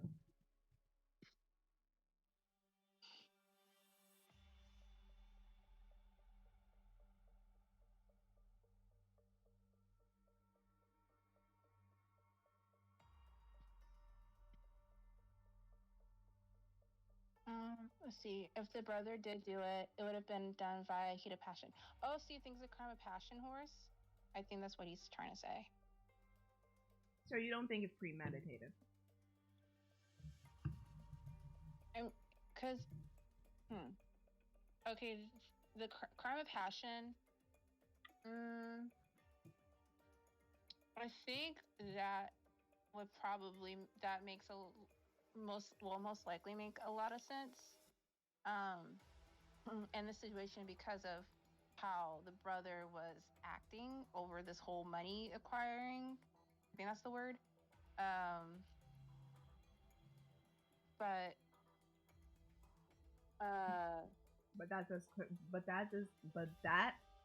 does that correspond to his behavior while he was talking to Miss Lipton at a cafe where she said he was scared and fearing for the future? Let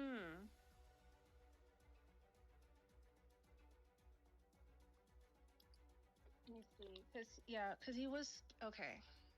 Let me think.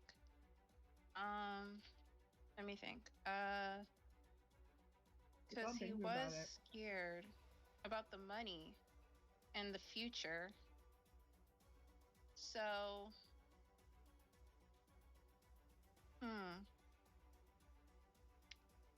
because there has to be something, because from what I know, when it comes to lottery and the crimes behind lottery winners, 9 times out of 10, they're killed for the money. Because the family member or spouse or the friend, like whoever in that person's life, wants the money for themselves for selfish reasons, I guess. Who knows for sure?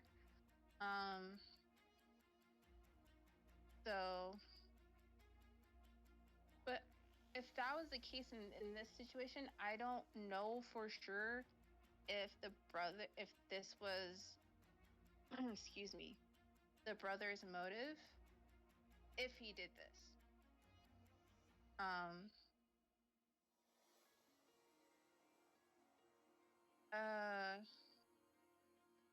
So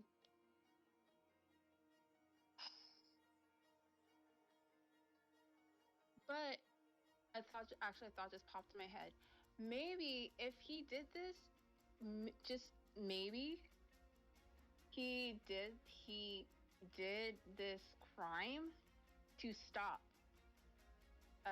what happened in the past happen again, because like you said, like he was scared for the future and all of like X, Y, and Z. He was visibly upset and frustrated and scared, so he probably killed Aiden to stop that happening again. But you have to think about the timeline. Did he have time to go and kill him? That makes really, because remember, the timeline makes no sense, because how are you going to kill someone and then go to another spot and then have this situation happen? Like there's no possible way, because of like just the time. Remember, he was at least there 50 minutes prior to noon and an hour after noon. So that's where he was at the park. Or that's where the witness says he was. So you need to think about that. Right. So did he have? Not only did he have motive, but did he have time to go and do that? So here's that. Do you think he had the time to go off and commit the crime? Like I don't think he would, because it makes no sense to me. Like how he would even have the motive and the time. Like that makes no sense to me at all. And Force says that the death seems premeditated, given the body we have. Need more info. Okay. We do still have two witnesses on the line. We have Dylan Anderson, who was interviewed the day of the murder, and Yosef Abbas, who was also interviewed the day of the murder. Okay.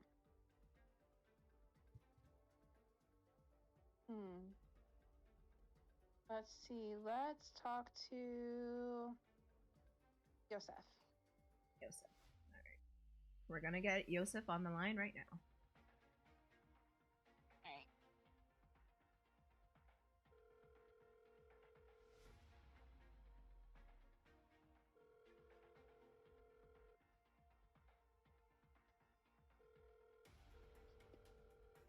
Hello? Hello? Hello? Is this Mr. Yosef? Yeah. What's his face? What's my name again? Yosef. Yeah, I'm that guy, yeah. Can you tell us how you know the victim or how you know the suspects?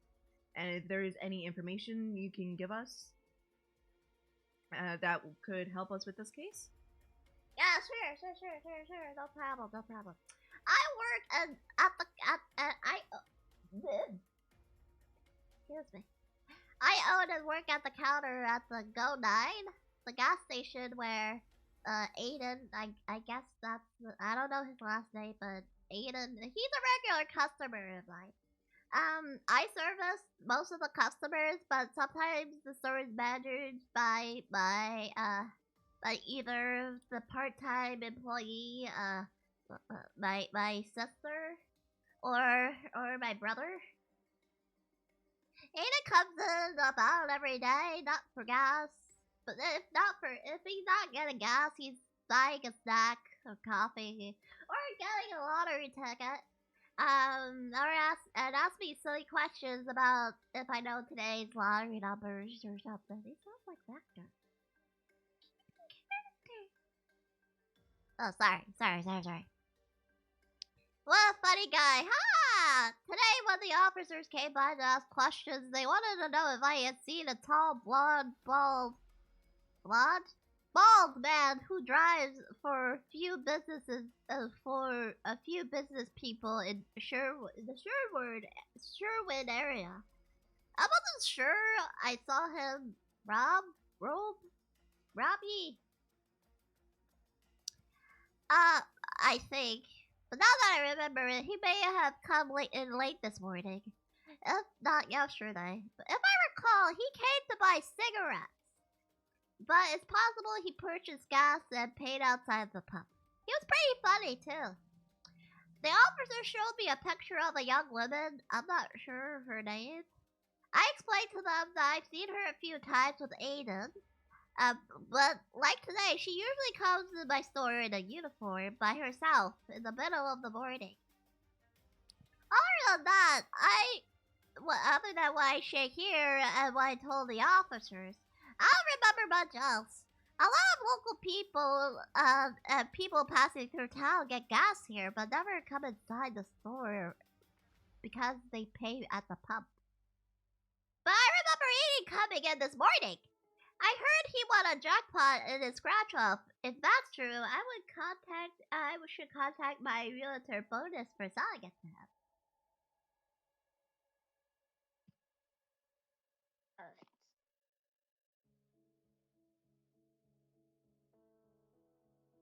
Okay, let's see.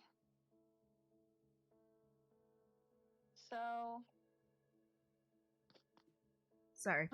After hearing all of that, do you guys have any questions?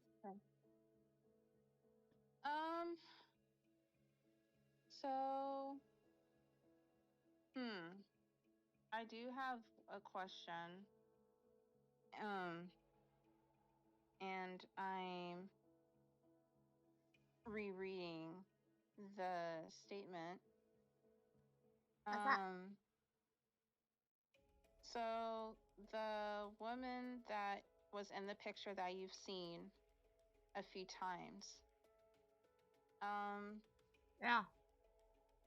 So, do you think that could possibly be his girlfriend? Maybe. Maybe. Does he hang out with any other girls? Because he has, I don't know. I see her, she's pretty young. She looks younger than her, so I'm not sure.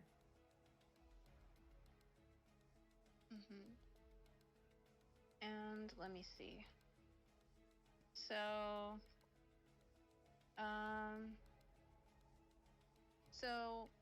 according to your statement, she came in by herself, on the day of the murder, by herself, in a uniform. Yeah. Do you remember, her body language? What it looked like? How she looked? How she was interacting? Just how she basically was? I'm not sure. Like I said, I got a lot of customers calling us, so I don't really pay attention to that stuff.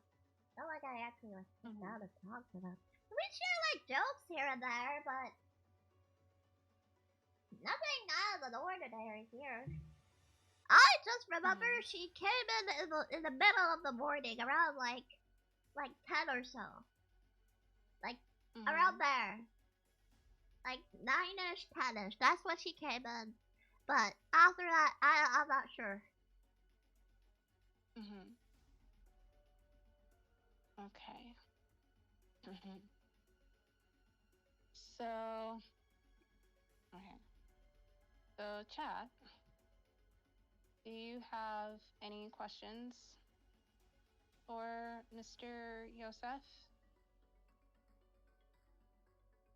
While I think of more questions? If you do, feel free to ask.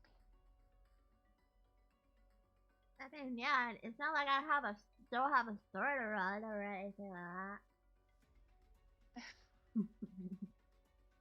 We won't take too much of your time.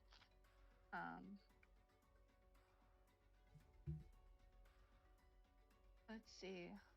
Bummer that he died, though. He was pretty funny.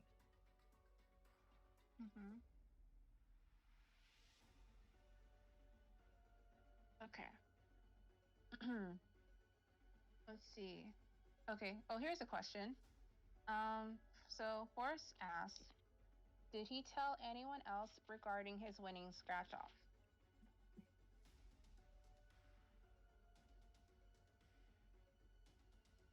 The better question is, who didn't he tell?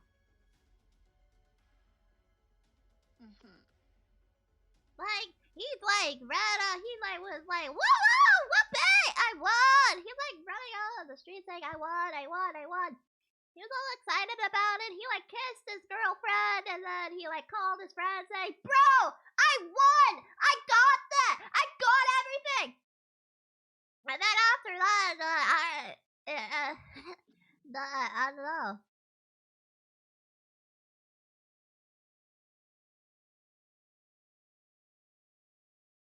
He pretty much told like everybody he was close with that he wanted the ticket.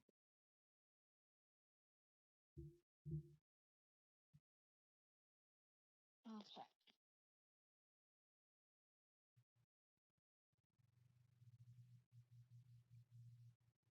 All right.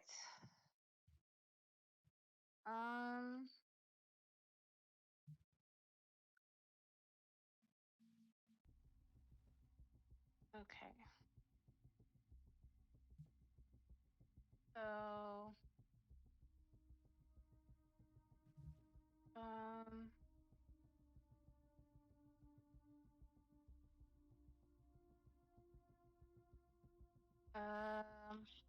so,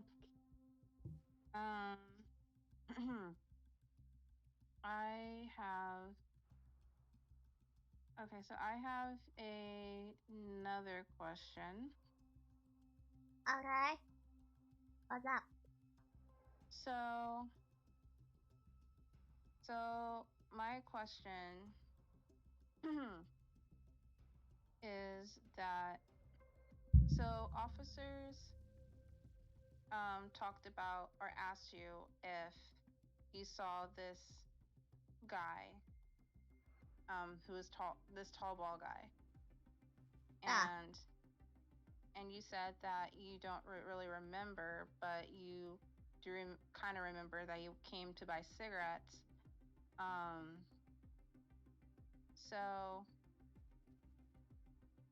So when he did come in to buy these cigarettes,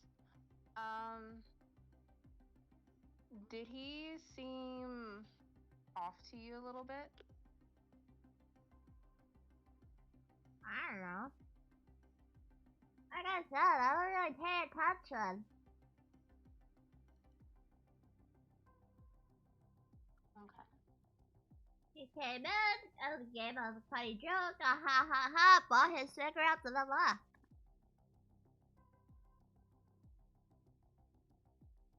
Okay. I do know he came in late. Like, I think he came in late in the morning. I don't know. And he bought gas. I'm not sure where he paid it, inside or at the pub, but that's all I know about him. What's his face? Like Rob or something? I don't know.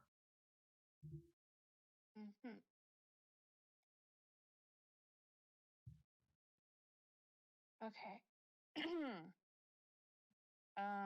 Chat. Do you have any more questions? And before you don't have to wait for us to finish talking. You can fire them up whenever you want. Yeah. So please let us know if you have anything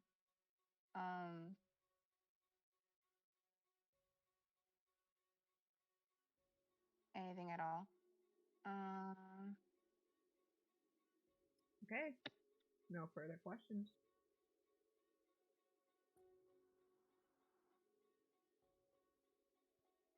Do you have any more questions, Chris? I have no further questions. All right.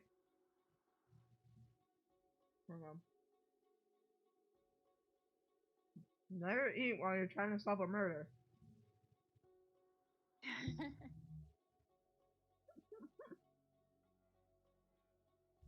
Okay, Mr. Joseph, thank you for your time. Yeah, thanks. Oh, and don't forget to come in. We have candy here. And chocolate. Oh. I bet you do. Alright, have a good day. Thank you. You too. All right. We have one last interview before we interview our suspects. Okay. Dylan Anderson. Getting him on the line now.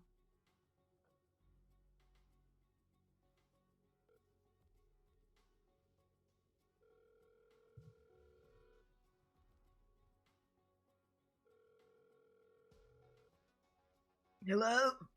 Hey, hello. Hi, Mr. Anderson. Mr. Anderson. Yeah, I'm like Neo, I'm the one. I'm Mr. Anderson.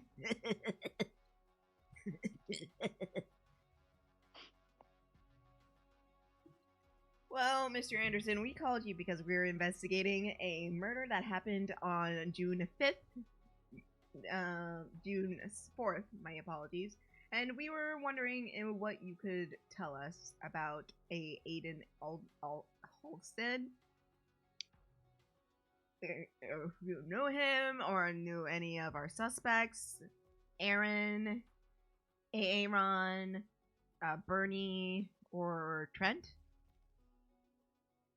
Well, I mean, okay, I can say what I know. I was on the duty, I was on duty working as the reservation agent when Aiden Alton came into our West Sherwood location to rent one of our cars. Mr. Alton entered and specifically asked for something without a roof. I interpreted as meaning he wanted a convertible. So I offered him our 2018 Audi 5 A5, which he accepted. Mr. Halstead didn't set off any alarms with his appearance or demeanor. So, well, come to think of it, he seemed pretty much happy. Mr. Olsen made a reservation with a credit card, ending in 9425. Yeah. 9425. And added liability and property damage coverage, but declined the roadside assistance. I even took his call during my lunch. Offices close for lunch from 11:40 to 12:40. To ask him if he had any roadside assistance. We have a strict policy about adding coverage once a customer drives off. To add a coverage that isn't in the normal original rental agreement, the customer must return for us to inspect the vehicle first. After I told him that, Mr. Holton said he was just curious and hung up. I didn't see Mr. Holton after I completed the transaction around 10:15 this morning. Yeah, 10:15. Later, we recovered the Audi A5 Mr. Holton rented less than 3 miles from her office. As per the rental agreement, if a customer neglects or abandons a vehicle, we reserve the right to repossess the car. Other than that, the flat front passenger tire, I didn't see any other damage. I had our mechanic change the tire, our dealer cleaned it, and I entered the car back into our inventory.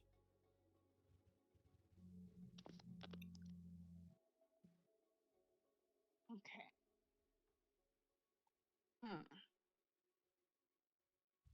Okay. So there's a bunch of things that immediately just popped into my head. And Well, the first thing. feel free to ask our witness here. All right. So, Mr. Anderson, I have a question. So, Yes, I am Neo. I am the one. What are your questions? so Yeah. my question is, Yeah. so you said, that Mr. Halstead called you, about roadside assistance, which he previously denied, Yes. and you said that, and you talked about the policy, Yes. and as well, you also said that that he was just curious and Yes. just hung up. Did that ring any alarm bells in your head?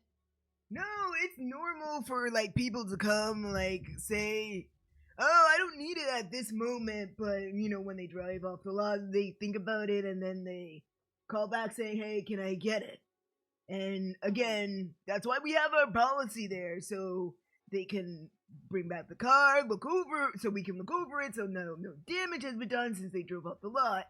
Because if any damage has been put on the car, then we would have to charge them for the damage, so we can do the whole the contract signing once again. Mm-hmm. Okay. So, the other thing, that immediately just popped off into my head, and that kind of raises suspicions for me, and I wanted to know if it raises suspicions for you, was when he came into your location and asked for a car without a roof. Did you think that, like, in the back of your mind, the reason why he asked for a car without a roof was because he maybe needed it, because he wanted have to make it easier on him to basically toss something in the car easily? Or did you just think, oh, he just wants to enjoy the breeze as he drives? No, because rich douchebags love convertibles. That's what I thought. I mean, who wouldn't want to? Like, have you ever been to LA? Well, yes. Do you know those sports cars with those convertibles that they drive all the time? You probably want to live that dream where he was some like rich douchebag. Right. Okay. We got a So- question from our chat. What exactly was the damage needed to be repaired? Okay, so when we recovered the Audi 85, we saw that there was a flat tire in the passenger seat of the vehicle. So we brought it in, replaced the tire, and then cleaned it, put it back in our inventory. So a flat tire on the passenger side.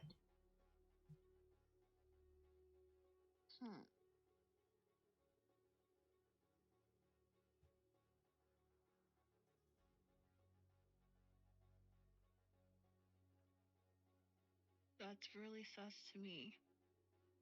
I mean, I didn't do it. I barely know the guy. I don't know what's going on. Or did I? Not me. I can't do anything.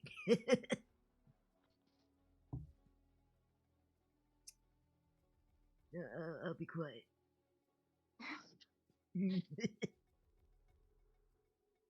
This is actually kind of fun.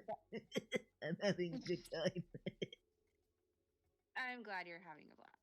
Thank you. Happy birthday. Thank you. Because this is really sus. Like, the flat tire is just really, really, really, really sus to me.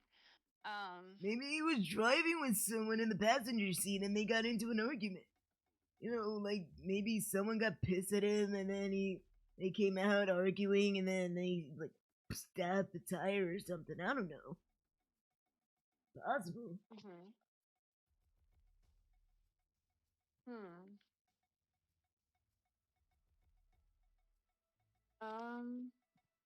Let's see.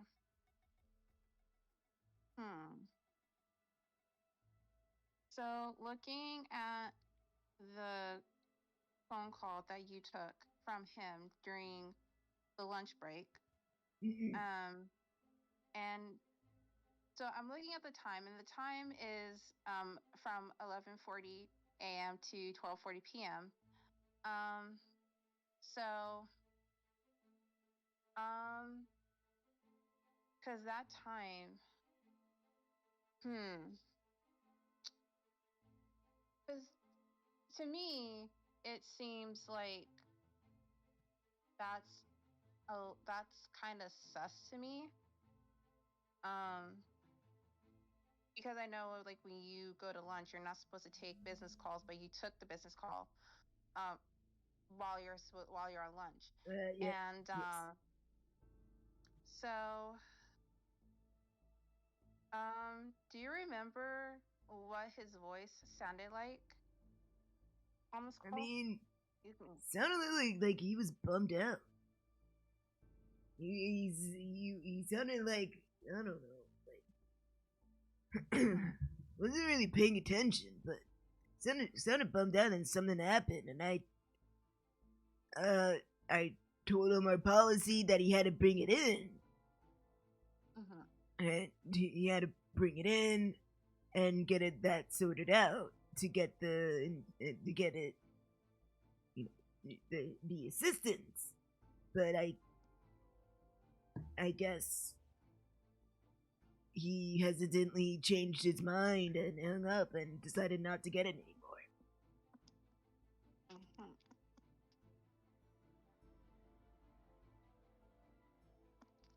Okay.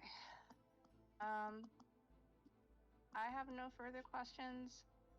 Chat, do you have other questions? Speak now, forever hold your peace. What is this, a wedding?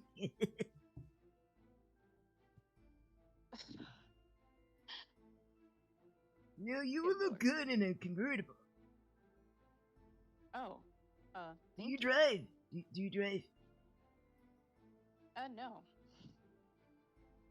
I would consider it, like, getting a nice, cool convertible, cruising down. You know, it might be fun. Yeah, I've always wanted a convertible.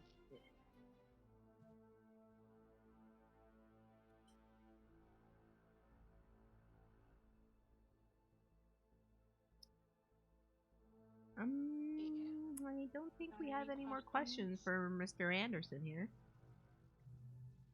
Yep, we don't. Okay. Alright, good luck then. Alright. So that's all our witnesses.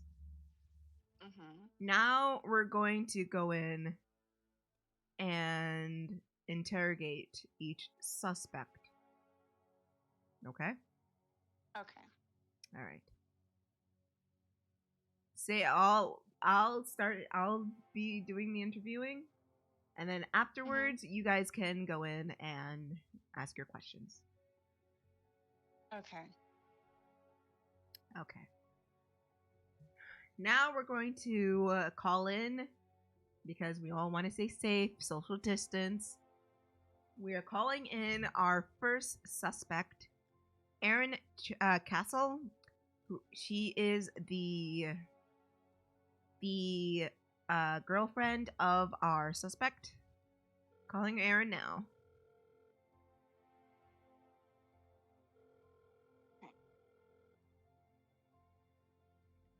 Hello? Hi, Erin Castle.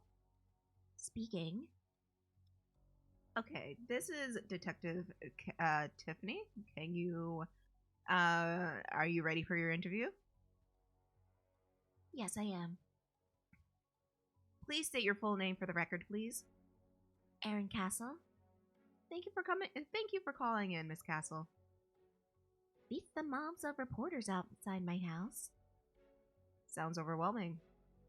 That's one way to put it. Part of me is still processing everything, and another part of me can't even think straight.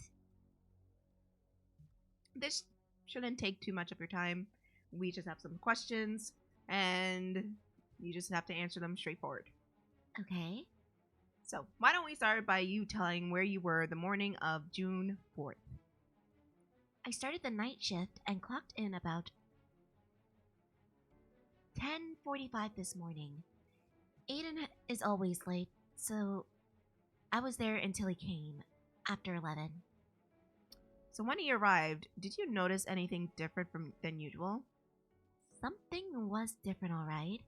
He was driving a different car, and not mine that I let him drive.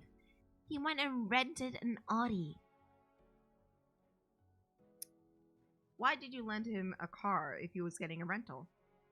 And where was the car you lent him? He sold his car and asked to borrow mine. I didn't mind since I work security at night and sleep during the day. But I did mind him leaving my car in an unmonitored parking lot. I meant anything different or unusual about his behavior. No. He was all smiles. He even offered to buy lunch and talk, but I was pissed about my abandoned car, so I said no. Then what happened? He drove me to the agency lot, and we went our separate ways. Who left the parking lot first? He did. I had to make a quick call first. Okay. So Aiden left the lot, and you stayed to make a phone call. What did you do next? I went home. So we have our address, correct? Check for me, Kris, correct? 29 Old Sunbelt Place. That's correct. Right, Kris? 29 Old Sunbelt Place is our address, correct? Let me go back to her thing. Yes, 29 Old Sunbelt Place. Okay. Hi, Penguin. Since it's Chris's birthday, we're doing a murder mystery.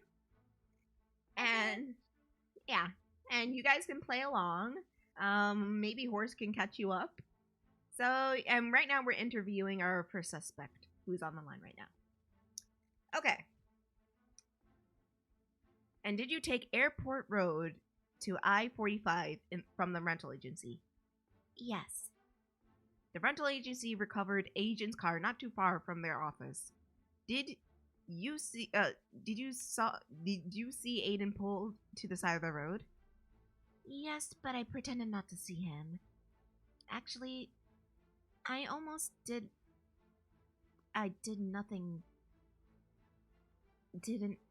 almost didn't with the tall, wild grass in the way. I see.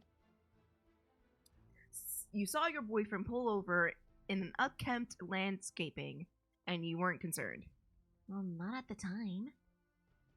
But I feel awful about it now. I admit I was upset, and I didn't care why he was pulled over. Was that the first time you've been upset with Aiden? Yeah, right. What a couple dating 5 years doesn't get upset. Don't get me wrong. I loved Aiden, but he never grew up. What do you mean? Aiden had all these extravagant ideas, and all were the one. Wouldn't some call that ambition? Ambition requires logic, and Aiden's ideas weren't logical. How did he manage to financially with no job? He got a large settlement after his dad died. He made more betting on sports games. Okay, I have a few more questions, Miss Castle. Have you seen or spoken to Trent Colbert lately? We've spoken briefly at the gas station. Today after work. How would you describe his relationship with Aiden? I never understood why they were friends. Aiden was a dreamer and Trent was practical. Don't opposites attract? They're more like polar opposites.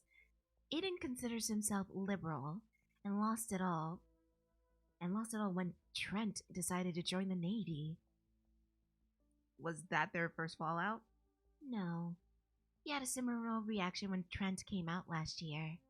He teased him until Trent stopped coming over and calling. Why did Aiden tease him? I think Aiden felt more removed from someone he considered a close friend and took it out on Trent's choices. I see. Yes, Penguin, this is a murder mystery.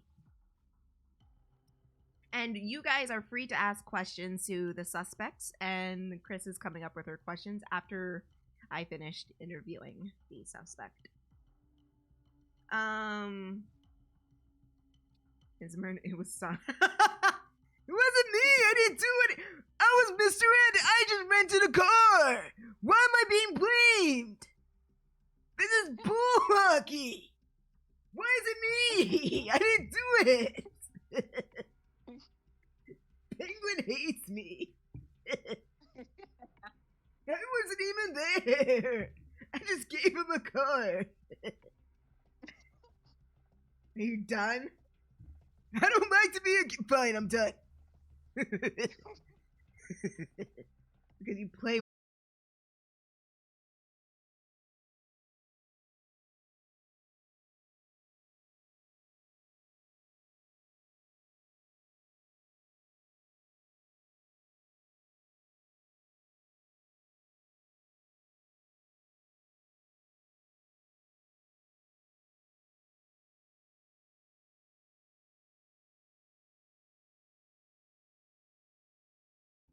You naughty boy.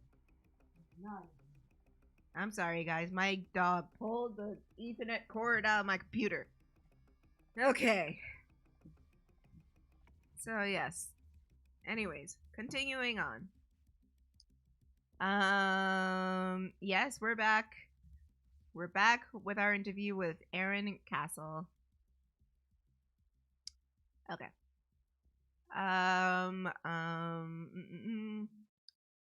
So, Ms. Castle. Yes. Did Trent and Aiden cross paths earlier? Maybe. Aiden refused to speak his name, but they could have seen each other before he came to get me. Do you know anyone who wanted to hurt Aiden? No, but Aiden did gamble, so there's no telling what he owed. Did he owe you? Not personally. He's an unauthorized user on some credit card accounts, but paid the minimum payment, so I didn't hassle him. Did Aiden tell you how he planned to spend his victory winnings? Only briefly mentioned after he dropped me off, so we never really got a chance to really discuss it. Alright. That's all the questions I have. Kris? Yes. Okay. So, so I have a couple of questions. So, my first question, for you Yes, ma'am. is, so you guys talked about a little bit about the winnings, but not having a deep conversation, correct? No, yes. He did tell me about his winnings, but he never told me what he was gonna do with it. Okay. So did he also ever open up to you about a past situation with a large amount of money? All I know is that he got a large settlement from his dad, and he had a falling out with his brother over it. After that, he doesn't like to talk about it. Okay.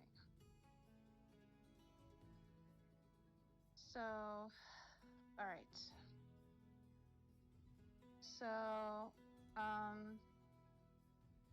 my my next question is, so he asked to borrow your car, Yes. but he also rented a car. Yes. So that didn't really, like, even though he was acting, like everything was okay, but in the He back was of your acting mind, irresponsible. Right. I Excuse mean, me. who loses? Who goes? I mean, at least take an Uber to the car rental shop. You know what I mean? I don't even know where my car Yeah. is. I don't even know which parking lot my car is. Yeah. So clearly that rang alarm bells in your head that Yes. something was up. Okay. Well, I don't know what he was thinking. He's very impulsive. All he does is do. He never stops and thinks.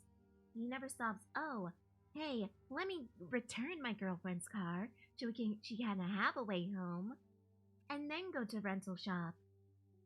Especially since he has all his winnings to do so.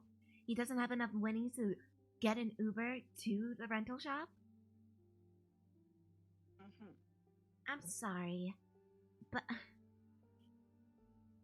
all this is getting really... I'm sorry.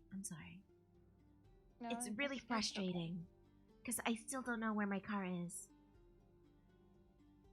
That's totally valid and totally understandable, because I would feel the same way. So,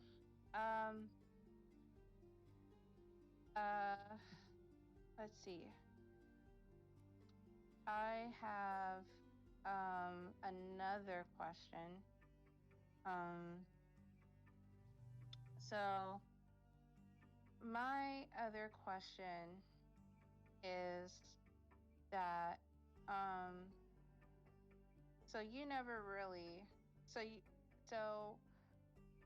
you knew about this falling out that Aiden had with Trent, right? Yes. Okay. So, and he just basically refused to talk about Trent and talk about what happened, correct?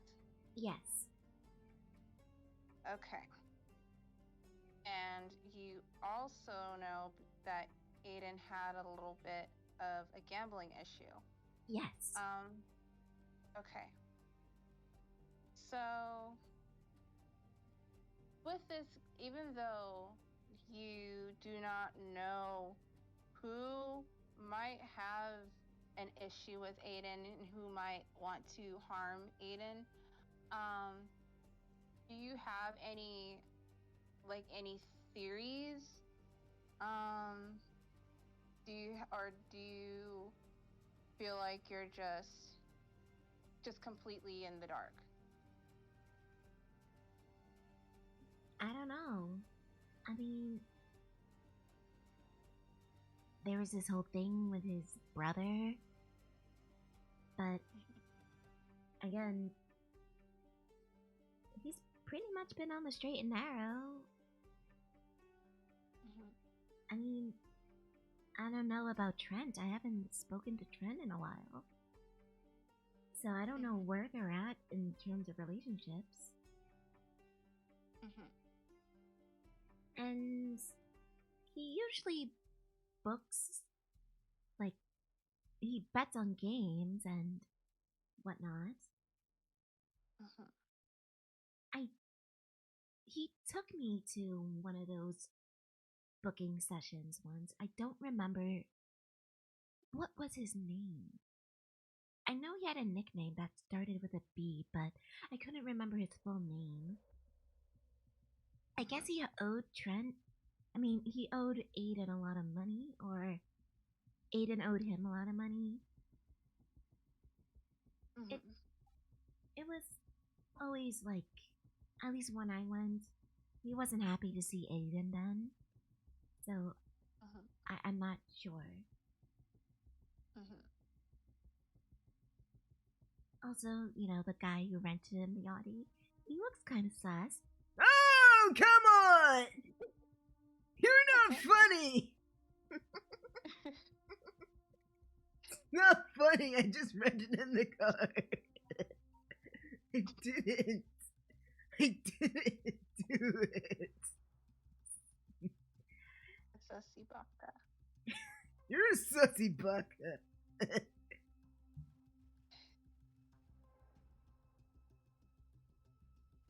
Oh god. Okay. Continue. Okay. Okay.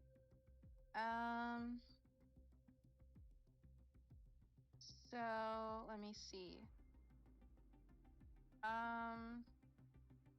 So his brother. What can you tell me as far as your relationship with his brother, if there was a relationship? Oh, you mean Aaron? Yes. It was cordial at best. I know he Mhm. was convicted when he was younger, about a couple years Mhm. ago, but I didn't have any animosity towards him. We didn't really talk that Mhm. often. I know he has a dog. Mhm. We, Mhm. that's all I know, and he had a falling out with his brother a few years back after their father passed away. But, you know, whenever I see him around town, I usually say hi. Mhm. But again, I normally sleep during the night. I mean, during the day, so I don't really see him that Mhm. often. Mhm. Okay. Well, I have no further questions. Chat, if you have questions, leave them now or forever hold your peace. Bum, ba-da-na-na, da-na-na-dun-da, na-na-na, da-na-na-dun-dun-dun-dun, da-na-na, da-da-na-na-na-na-na-na, na-na-na-na-na. It's the final countdown. Na-na-na-na, na-na-na-na-na.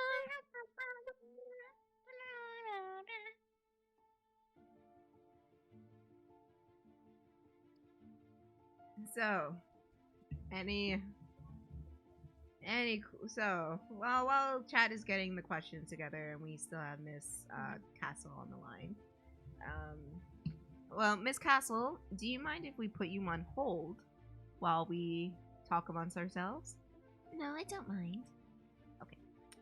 And as of this moment, Miss Castle is on hold.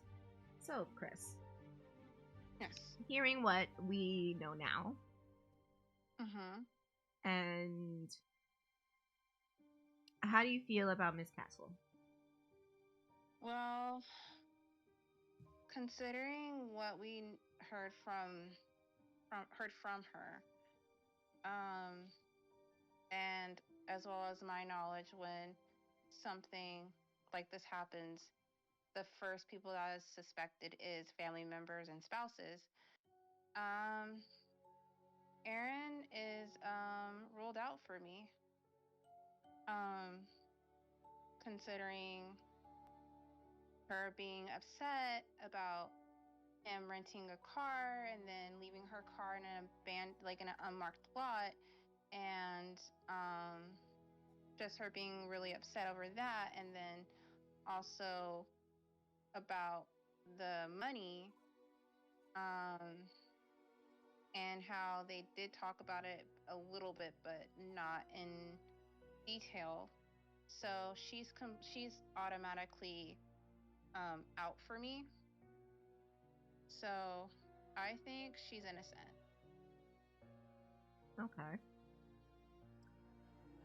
So, knowing like information about from Miss Castle about Trent and Aaron and who have this bookie, who are you more leaning towards now?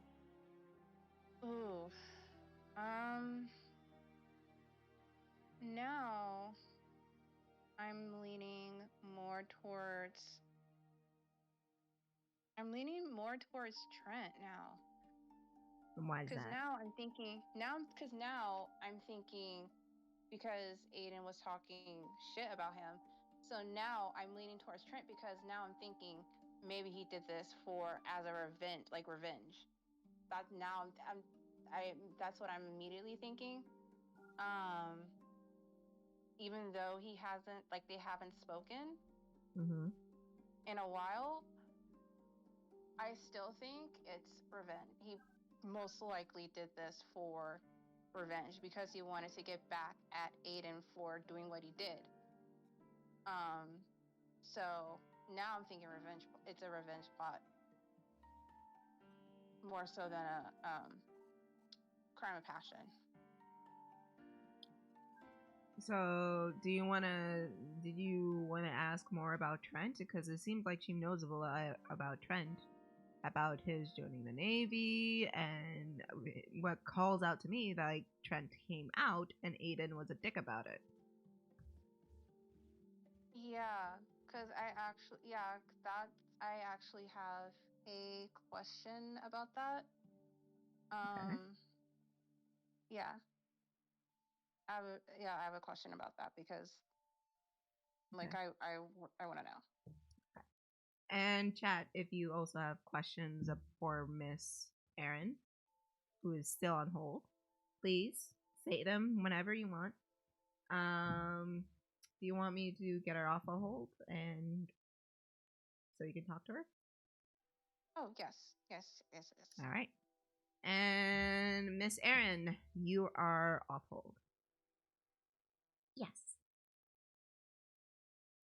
Okay.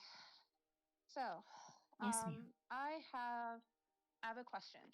Okay. So, and it's about the situation between Trent and Aiden, where Aiden basically made fun of Trent for coming out, and they Okay. just stopped talking. So, my question for you is that, and you said that you felt that Aiden was kind of felt, I guess you can say, betrayed. Yeah, because, one's conservative or more Yes. on the conservative side and one's more liberal. And Right. I guess they were really close until their views started to split apart. Mm-hmm. Okay. So my question to you about that situation. Where is this? So my question is,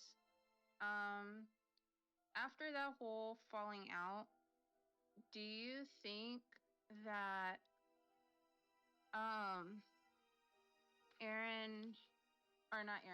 Aiden basically had no remorse for saying what he said?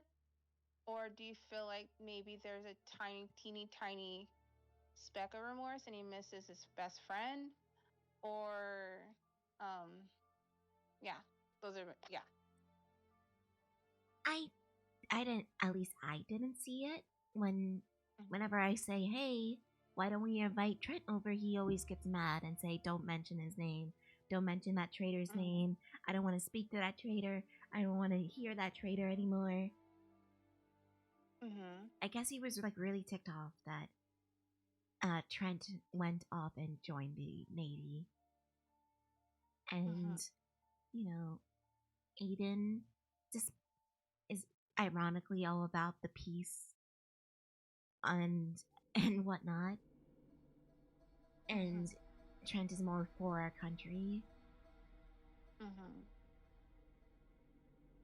I guess that kind of didn't help things. And when Trent came out, Aiden makes fun of him for being like a gay conservative. Like, oh, what are you like? You're going against your own people. Conservatives want to kill all the gay people and stuff like that, and it just got worse from there.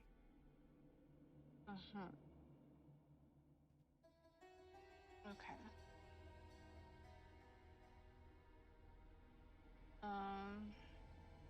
Okay. So,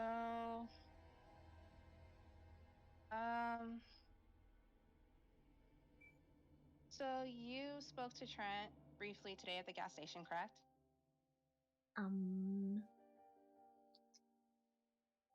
I believe I did, yes.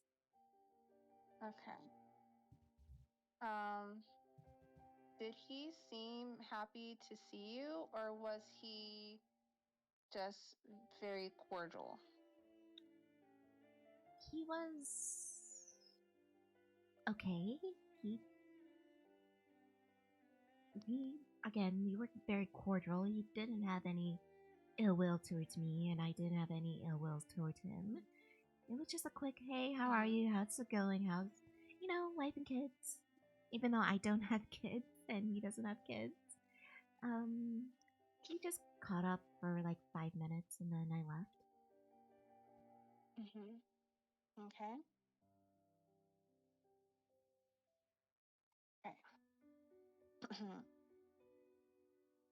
All right. Let me see if I have any more questions. Let me see.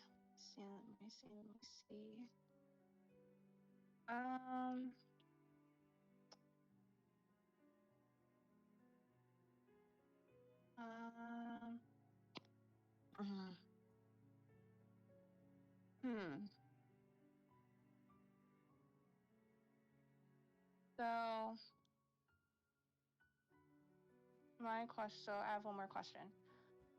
So yes, ma'am. My last question was, when he mentioned about being in, he mentioned about you saw him and he was pulled over in unkept, landscaping, and at the time you weren't concerned. Yes, ma'am. So did he always he always did stuff like this, correct? Just not really thinking clearly. Yes. And all that. Like I said, he's very impulsive. Okay. There was one time he blew like almost all of his inheritance on a pinball machine that he bought off of eBay. And I said to him, where are we going to put the pinball machine? Where are you going to put the pinball machine? Your space is not that big. He said, oh, don't worry about it. I just bought it for my man cave, even though he doesn't really have a man cave. Like I said, he doesn't really think things through. Right.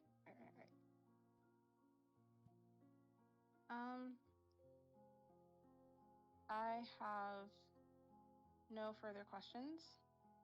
Alright. But if chat has questions, leave the questions below, and I will be right back. I have to use the bathroom.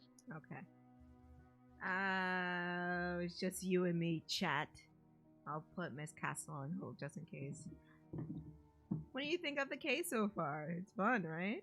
I'm having a good time.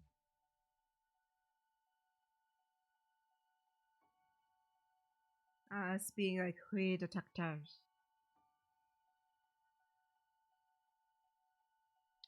She said the same thing I was gonna ask. What about Aiden's behavior or about Trent? That's his name, right? Trent. Bad detective, right?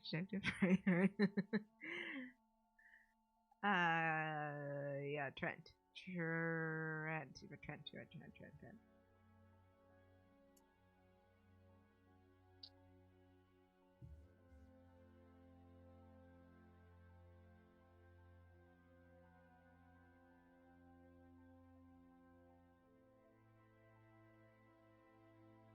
Sounded like someone's in is in a gay panic.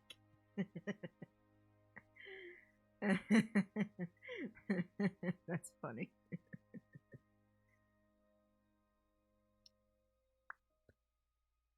Maybe. Who knows? No, they do live in Missouri, and is Missouri more conservative? I don't know. It's in the Midwest somewhere over there. So, imagine it's more of a conservative state. I don't know.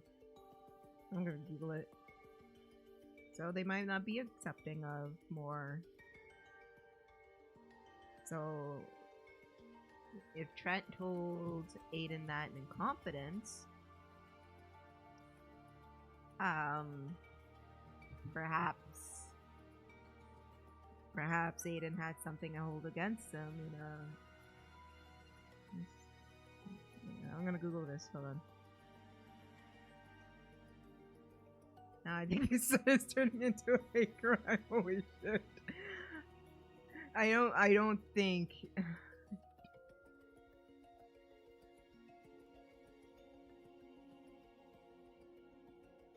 Yes, okay. Missouri tends to be more conservative, yes. So But here's the thing, the gay guy isn't dead. The gay guy is a suspect.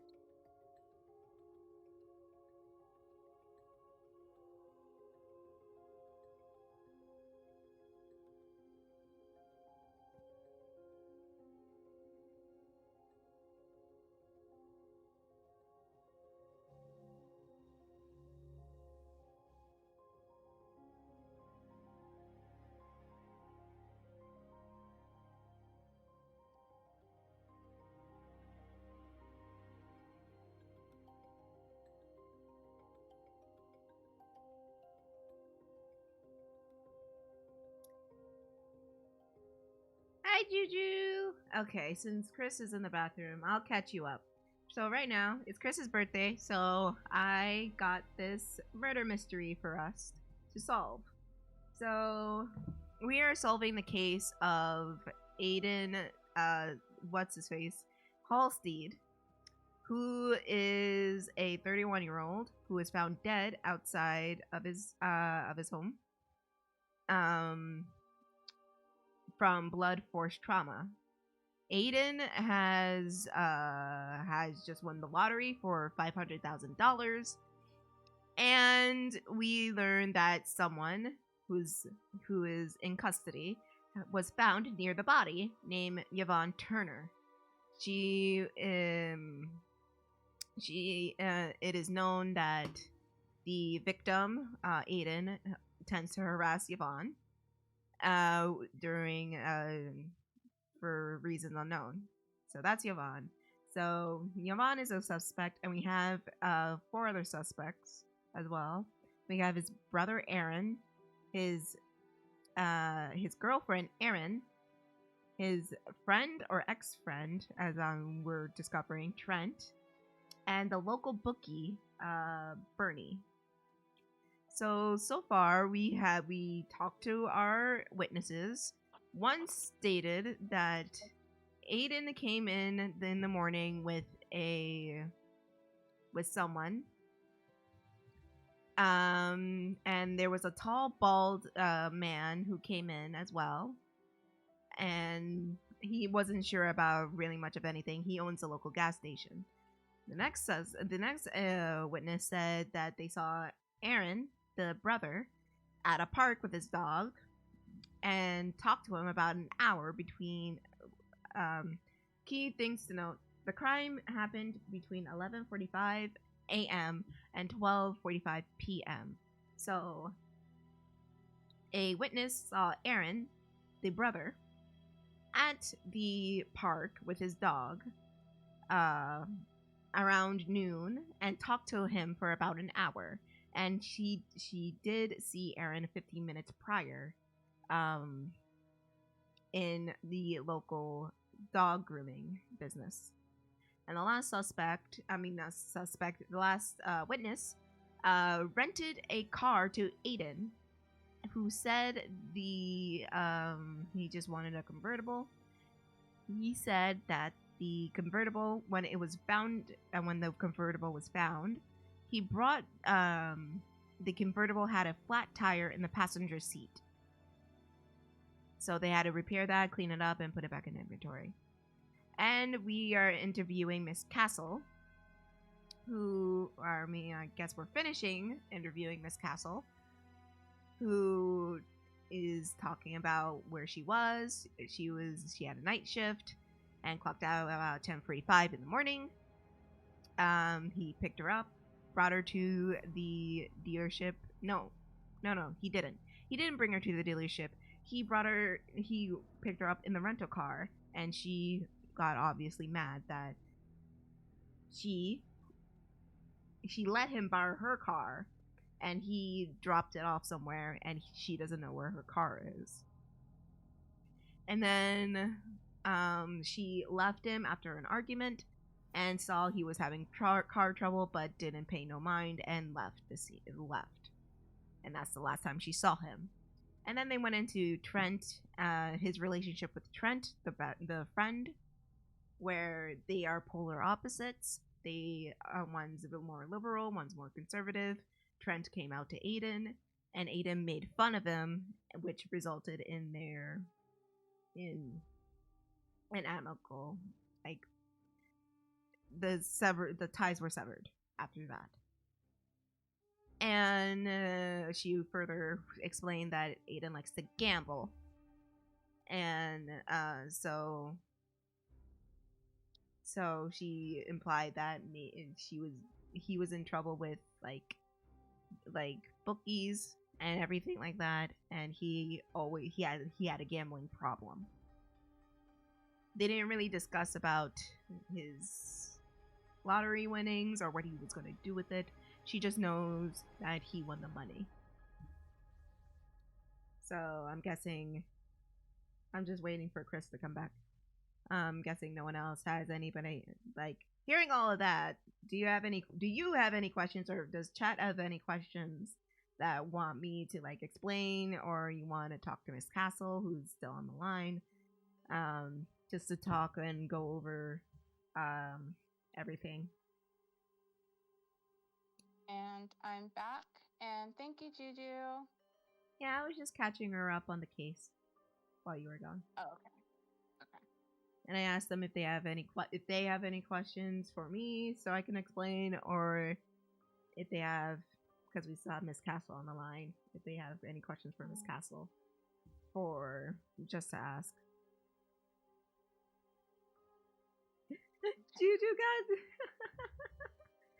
Juju got fucked by the ads.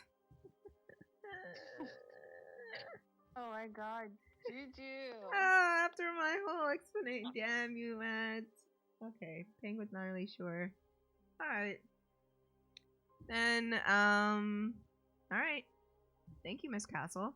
Oh, you're welcome, and I really hope you guys solve this. Aiden might have not been the best boyfriend, but I still cared about him. We'll try our best, ma'am. Thank you. All right. After our interview with Miss Castle, where's everybody's heads at? Okay. I think Aaron is innocent. Okay. Why is that?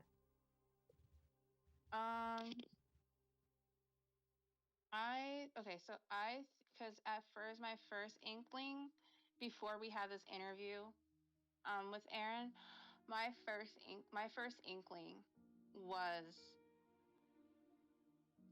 maybe she had something to do with it, but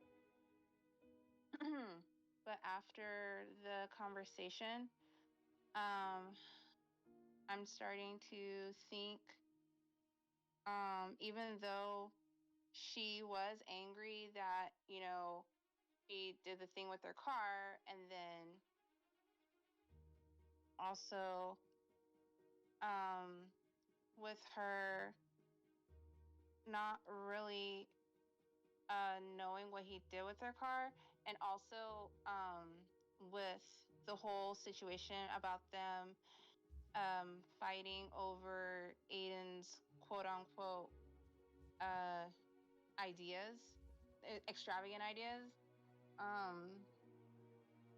And even though she was mad at that, that doesn't really, in my brain, it doesn't really equal to, okay, I'm gonna kill my partner over this X amount of money this money that he won for a lottery ticket for revenge and keep it to myself or for myself.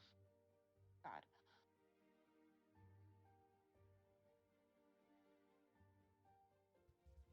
Okay. So you don't really get the sense that she would kill him out of like anger or frustration, and she doesn't sound like she wanted the money, right? Yeah, like I'm not really getting that. All right. Okay. So we're gonna get our next suspect in the online. Okay. It is the bookie. I believe. Let me check my paperwork. Bernard Bernie Eastman, and he is, or they in this instance, they are going to be with their attorney Frank Russo. All right. Okay. Again, I'll ask the questions for the initial questions, and then if chat has any questions, feel free to ask them. I will ask the suspect afterwards, as well as Kris. Take notes and ask them afterwards after the initial questioning. All right. Calling the suspect now.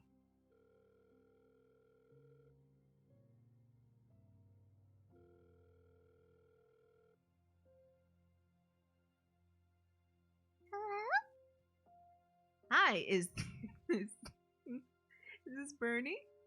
Oh, yes, this is Bernie. Okay, this is Detective Tiffany and Detective Kris from the Stream Police Department. Do you mind stating your name and stating your name for the record, please? Bernie, and I'm with my lawyer, Frank Russo. Please state your full name and your legal name. Oh, Bernard Eastman, but people call me Bernie. Thank you, Mr. Eastman. And to be clear, miss, I'm sorry, detective. My client here is here as a volunteer. He's forsaken his valuable time to assist in open investigation. Thanks for clarifying, counselor. We can start with Mr. Eastman's whereabouts the morning of Tuesday the 4th. Mr. Eastman typically runs his day around 7 before heading out closer to 10 to run various errands. He did the same thing on the day in question. And after after he did his errands, what did he do? After running a few errands, he waited for his driver, Robbie, to pick him up and take him to his lunch appointment downtown with a prospective business partner. Okay, fortunately your client can cut his volunteer time short. I just need, to know the information of that person, the driver, or the prospect, the partner in question. Seeing as this is a potential opportunity, he can't afford to risk being perceived as any other thing but a noble businessman. And what exactly is your client's business, counselor? My client works for multiple industries, primarily as a developer or a trader, to be more direct. Yeah, that's much more direct. That's so.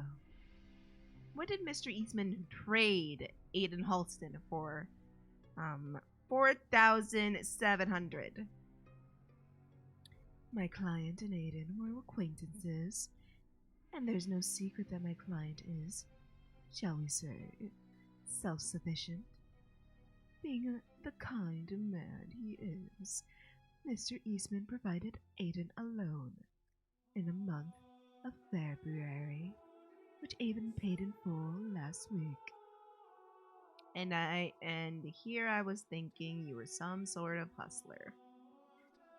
Is there a question here, detective? In review of Mr. Holden's recent text messages, a text from Mr. Eastman reads, Unless you want only 2 operational lens, meet me tonight. Alright. My clients text several contacts throughout the day. Though he can't recall what prompted those exact words, he does remember Aiden requesting advice on training exercises. really? Training exercises? Yes, my client was a middleweight boxer in his youth. He was pretty good too. Would you like me to recover some old tapings? Please don't.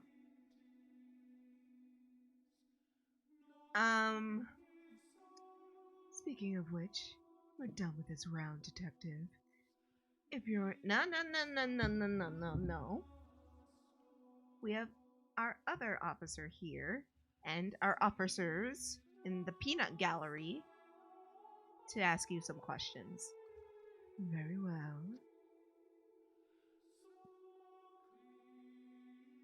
Okay. Alright. So, I got a question. So, my question is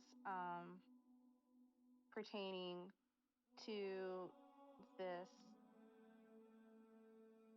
text message in question where he said, quote, unless you want only 2 operational limbs, meet me tonight.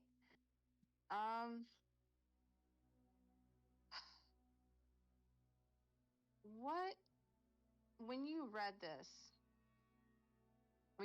message, because I'm sure you have. No, I sent it. I was gonna cap it.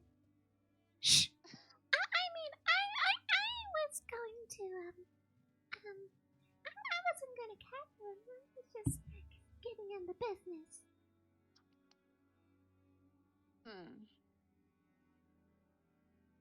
But the question is, what logic would it make sense to someone who is a trader that works in several different businesses? What would make them say that kind of thing? He was messing with my business. He was giving me the runaround, and he owed me a lot of money.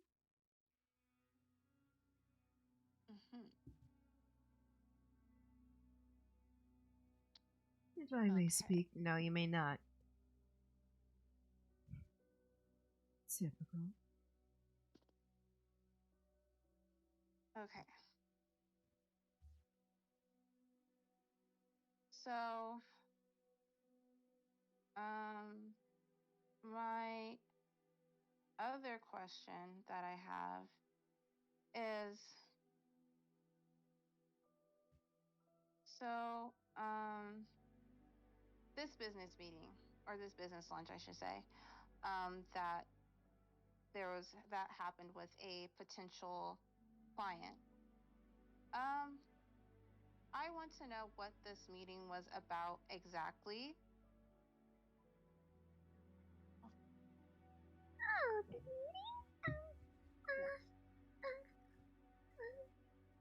was a business meeting about things, and it was about business, and I wanted to make a good impression. Okay.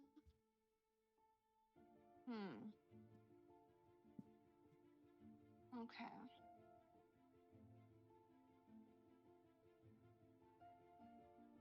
Okay.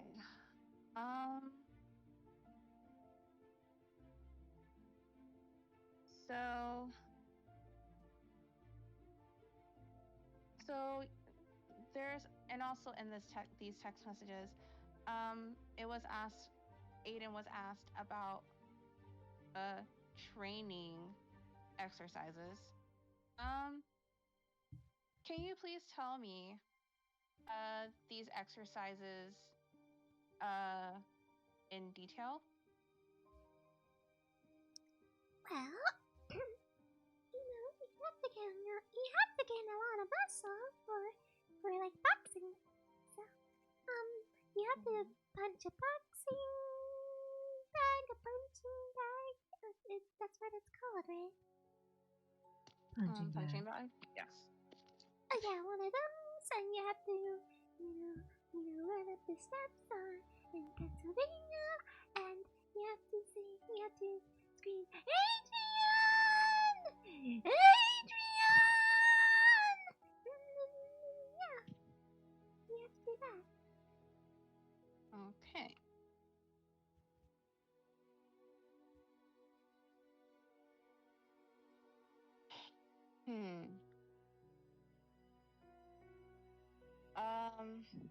I have no further questions.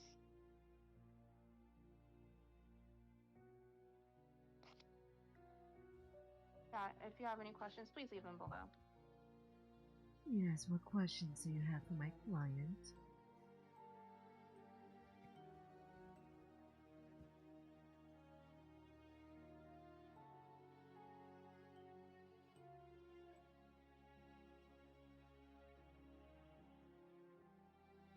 Speak now or forever hold the peace. Yeah.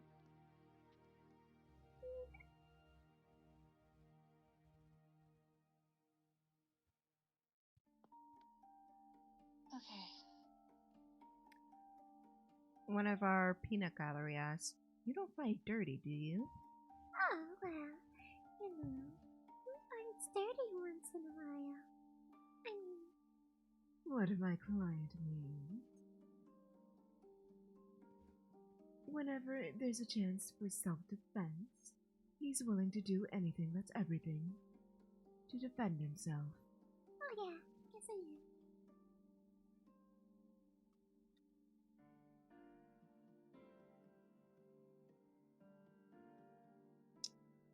Alright. May we put you on hold? Oh, okay. No, for too long. Okay. They are on hold. Now, where's your head at, Kris? He did it.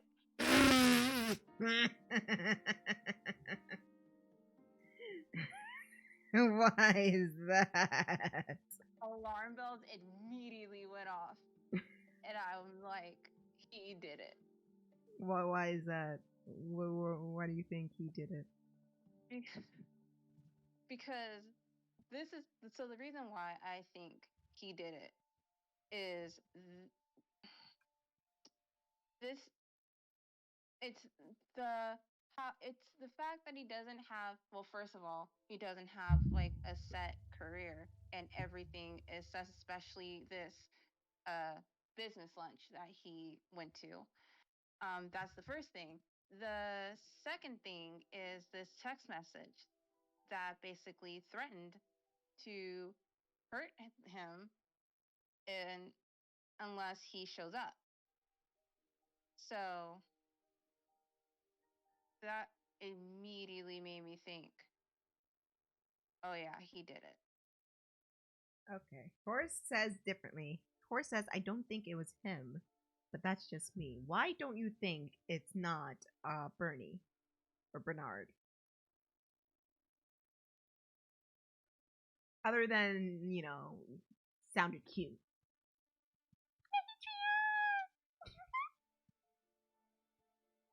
Oh my god, that's precious.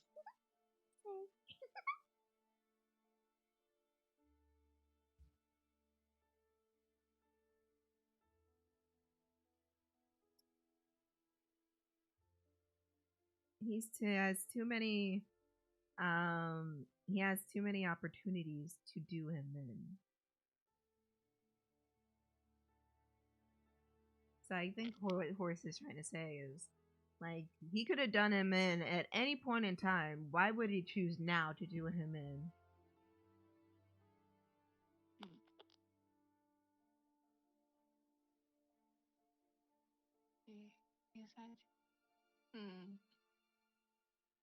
Okay, I see where you're coming from, Horse. Yeah.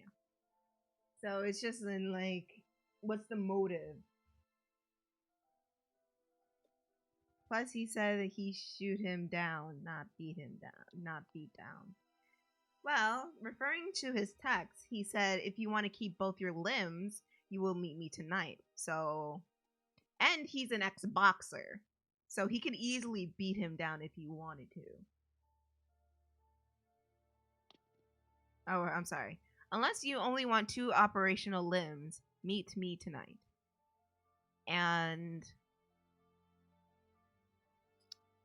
again, he is an ex-boxer, so he does have good strength on him, despite his age.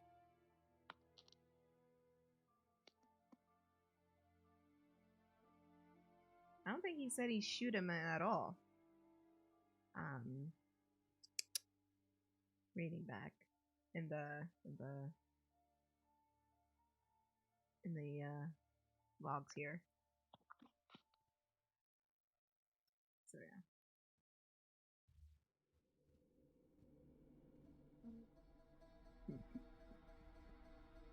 But you also have to think, maybe he could be a red herring. Ooh, I didn't think about that. Like, like, all this could be, like, really obvious if it didn't, listening to 2 streams. Fuck you, Horse.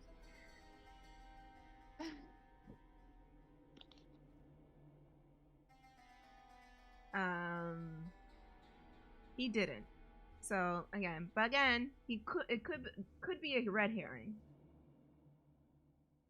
So are we all safe on letting Mr. What's his face?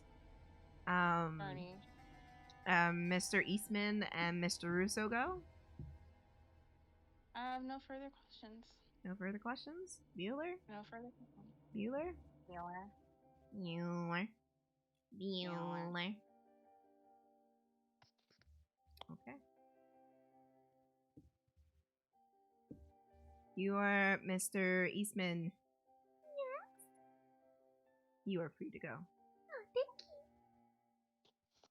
And I want my money. Bye. Alright. Next on the chopping block, we have Yvonne Turner. The woman, reminder, Yvonne Turner is the woman who was next to the body or close to the body, about 12 feet away from the body when it was found. So we're calling her from our holding facility, and she should be good for questioning now.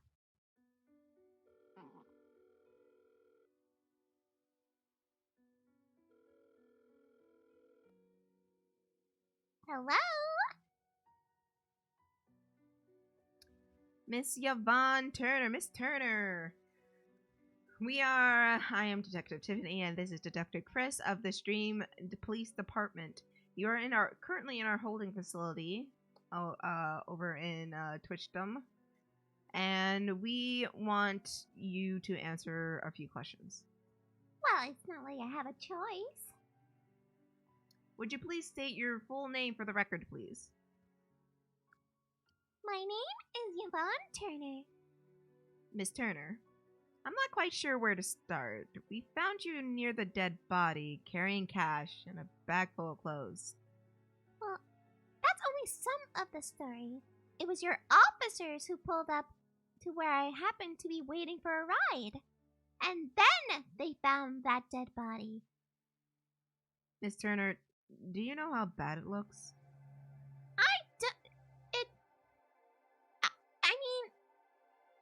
What do you want me to say? You're making it sound bad, but I don't know anything.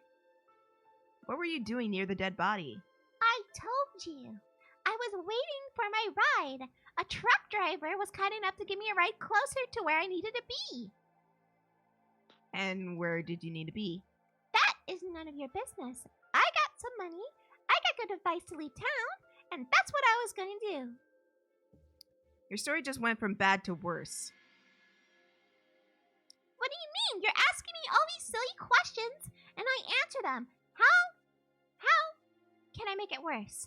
Miss Turner. Officer, detective, whatever they call you, I don't know anything about this man's death. Okay. Let's focus on what you do know. Is this a picture of the man we found? Do you know him? Oh no! I'm listening. That man comes from the gas station. Comes to the gas station a lot. The gas station attendant said you two had a bit of history. Like in the past? We didn't know each other. But he did have a nasty habit of calling me names and whatnot. You didn't like him? You didn't like him, did you? I didn't know him well enough to dislike him. Anything else? I told him what I know. That man in the picture could be downright nasty for today. Today he apologized. He told me he was starting a new life. He said everyone deserves a new start and smiled and handed me $100. Miss Turner, either you're enjoying all of this or you want to go to prison. Who wants that? I wanted a new start, just like that man suggested. Miss Turner, What? I guess $100 goes far these days. I've been informed your legal rep has arrived. But we do have questions since you did start talking. We do have questions. I don't care if it's ethical or not. This is kangaroo court, damn it. We have questions from our other prosecutor, other detective, and our peanut gallery. Kris? Oh, God. Alright, What? Miss Turner, What? I got a question for you. And what is that exactly? So, you said you got some money, and you were advised or you were going to leave town. Yes, I was going to have a new start because this town wasn't even doing much for me anyway. Where did this money come from? It came from that man. What's his face? The one that was always hurling insults at me. The guy. I don't know. What's his name? Adrian? Andrew? Or something like that? I don't know. So, and my other question is, and Penguin has this, it ties in with Penguin's question as well. So, you were going to leave town, correct? Yes, I was going to leave town. Okay. So, why won't you tell us where you're heading exactly? Because I would like to know, and we would like to know where are you heading exactly. I don't see how that pertains to this case. Why does it matter where I go or not? Why do you need to know?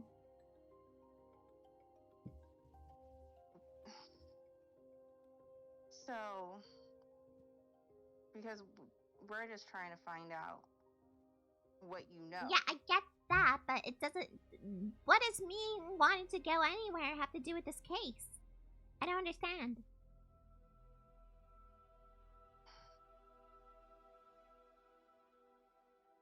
Okay. And, so my other question is, so you got $100. Now, Yes. now $100 isn't much. No, it's not much, but I can do a lot with it. So that was going to be my question. What makes you think that you could have a new start in a city with just $100? Hey, something is better than nothing. Would you rather go to a new place with $0 and no means of income, or $100 where you can at least get something to eat? Because $100 is very, very little.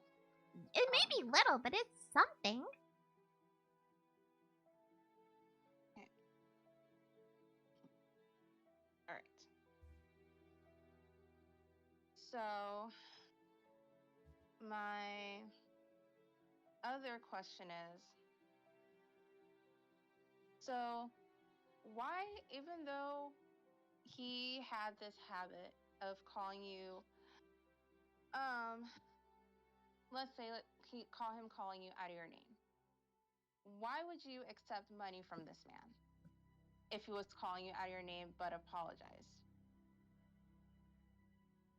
Like, why would you forgive him?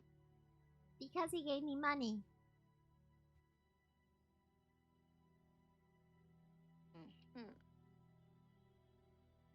Okay, we got a question from the Peanut Gallery.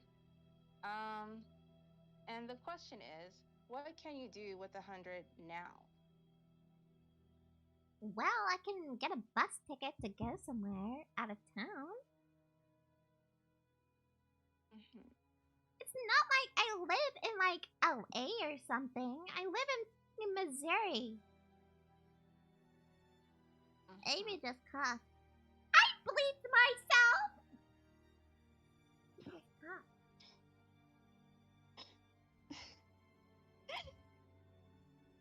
Okay. So, but everything's expensive now. Again, we don't live in like big cities or something. We live in Missouri.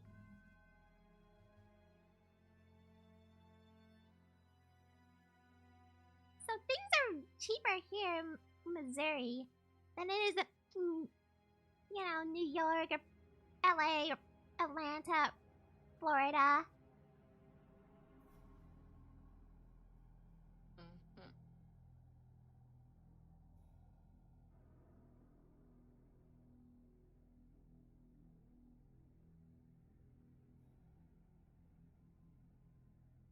Well, let's see.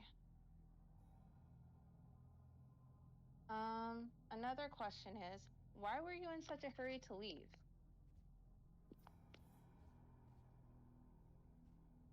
Well, I wouldn't say I'm in a hurry. I just wanted to get out of my situation as soon as possible. I mean, I'm homeless, for goodness sake. Who wouldn't want to just go if you had an opportunity to leave and move for a better life? Who wouldn't want to run at the opportunity?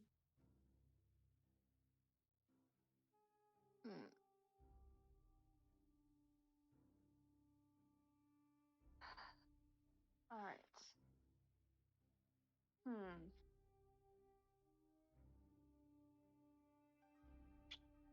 Well, I have no further questions. Chat, do you have any further questions? You don't have any questions about like her relationship to the victim, like what she knows about like everything around surrounding the victim? Do you have any like questions like that?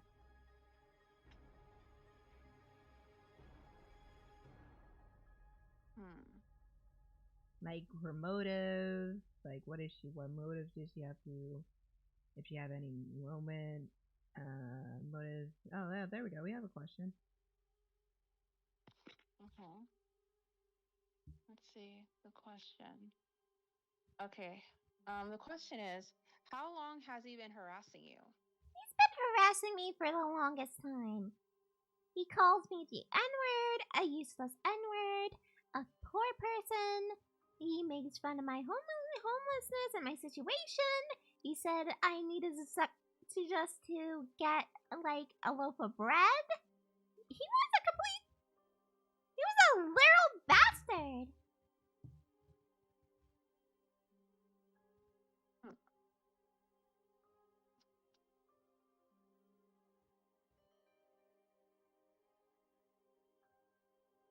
Hmm.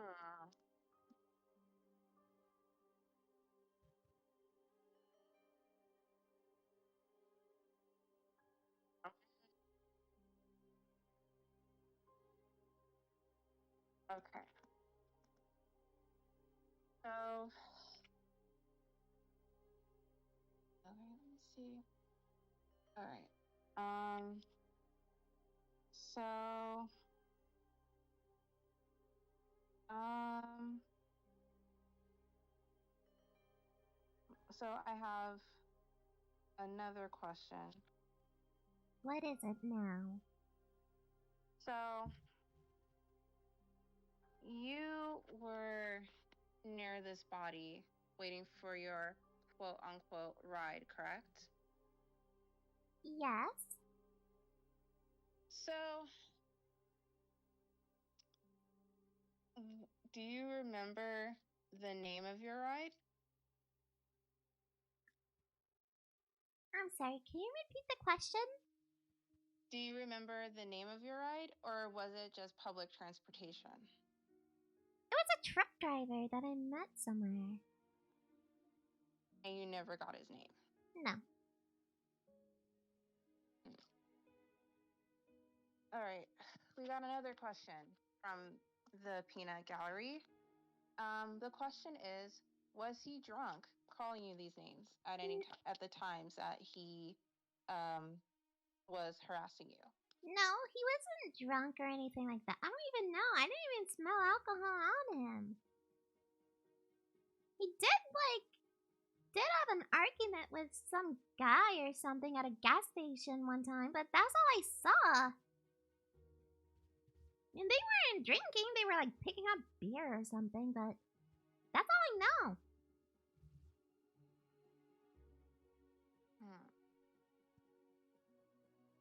Okay.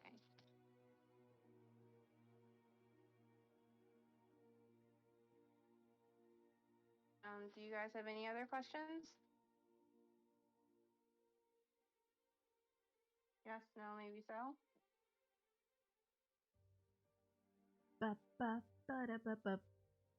Well, how about we put Miss Turner on hold so we can like gather our processes, and if Chad has questions, I can put her off hold.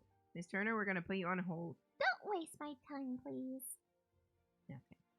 She's a piece of work. So what are you thinking? Okay. So she seems really, really, I think this is the correct word, hostile and defensive. Yeah, those are the correct words. Well, we did arrest a black woman who was just standing there next to the body, and people are trying to pin it on her. So I can imagine why she's kind of hostile right now. Yeah. Yeah. Just saying. Continue. So,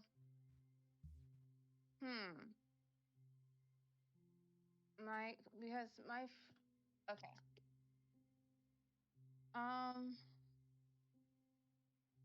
So, so at first, my thing is this. She just, at this point, she just wants to get in and get this done and get out. Which, again, I get it. But,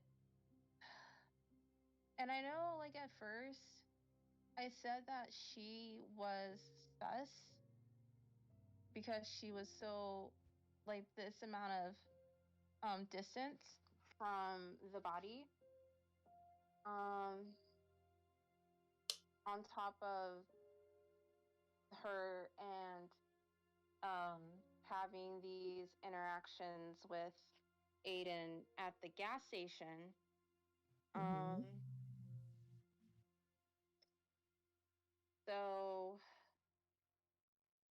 I'm thinking that she here's again now that I'm thinking about it. Continue with your processes. I'll be right back. Okay. So now that I'm thinking about it, maybe she is a victim of circumstance. Maybe so. But the thing of it is, I can't like shake the feeling off of maybe she did. Maybe she does.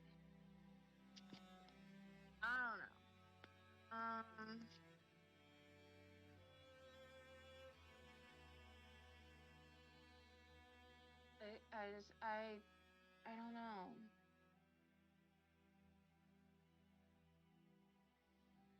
I don't know. But it's just really kind of sus to me because she was just so close to the body, and also she had money, and then she had a bag full of clothes. So that's leading me to believe that she have something to do with it. But I don't know. I can't say for sure. That's the thing. Like, I cannot say for sure.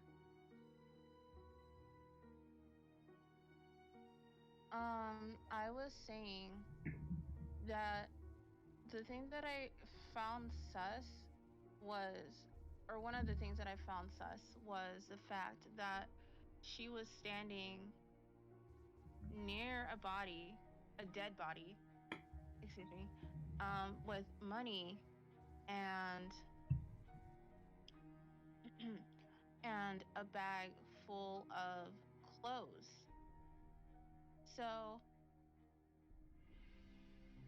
to a person that might see the scene at a distance, um that would look really sus. Like, it would look like she was trying to get away from a crime that she committed, um from an outsider's perspective. um do I still think that she has something to do with it? um hmm I don't I don't think so. I don't know.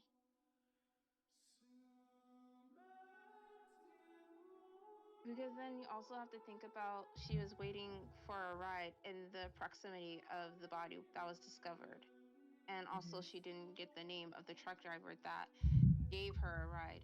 She And was she didn't probably just give hitchhiking. Oh, that's true. And also we never got the name of the town that she was going to start a new life. And also the whole money thing, because the $100, yeah, you can do some things with $100, like get food or use some of it to get a room, I guess, like a Mhm. hotel room. Mhm. um but yet and still it's still not enough to start over completely. um those are the things that are sticking out to me the most. That's the most sus to me.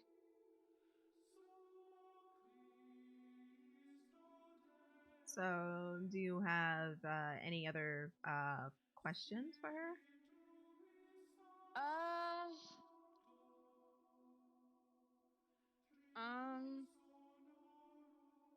Let's see.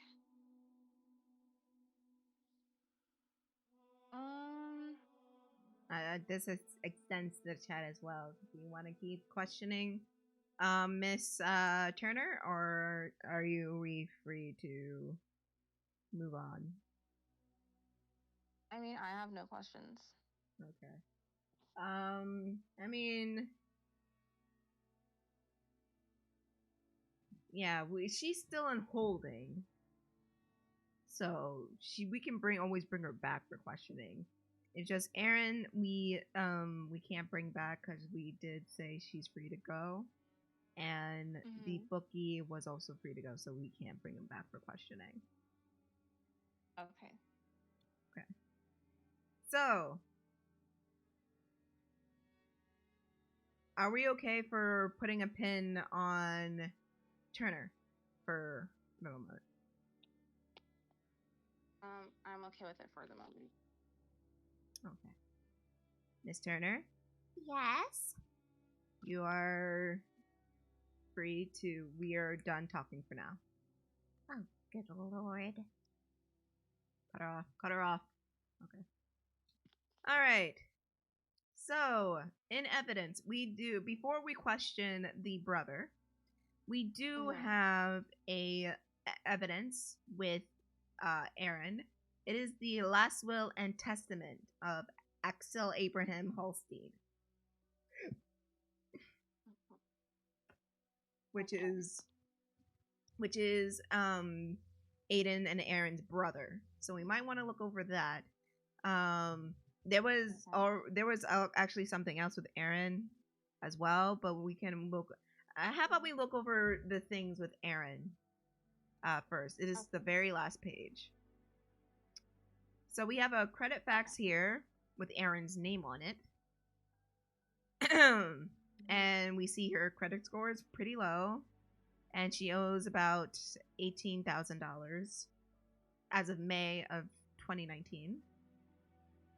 And we can see here that she took out a loan or credit for $34,000. I mean $3,400. My bad. And this is what she owed, and that was her who did it. And then we see here. Let me zoom in again. We see here that the authorization user, Aiden, actually took out credit or gave credit of $8,200, leaving them with this balance. And he did it again for $700. Now, this was a mistake on my part. I should have shown this, but I didn't, and Aaron is gone for questioning, so my bad, my mistake. But, I mean, do you want to call her back and ask her about this? I mean, I have a question about these, because I'm looking at it as well just so I can go over it. But I do have a question about the account overview, especially the very last box. I have a question about that because that immediately popped out to me when I first saw this page. Okay. I'll call her again and bring her back in.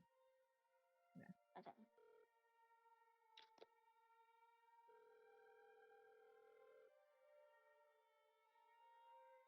Hello? Aaron? Miss Castle? Yes.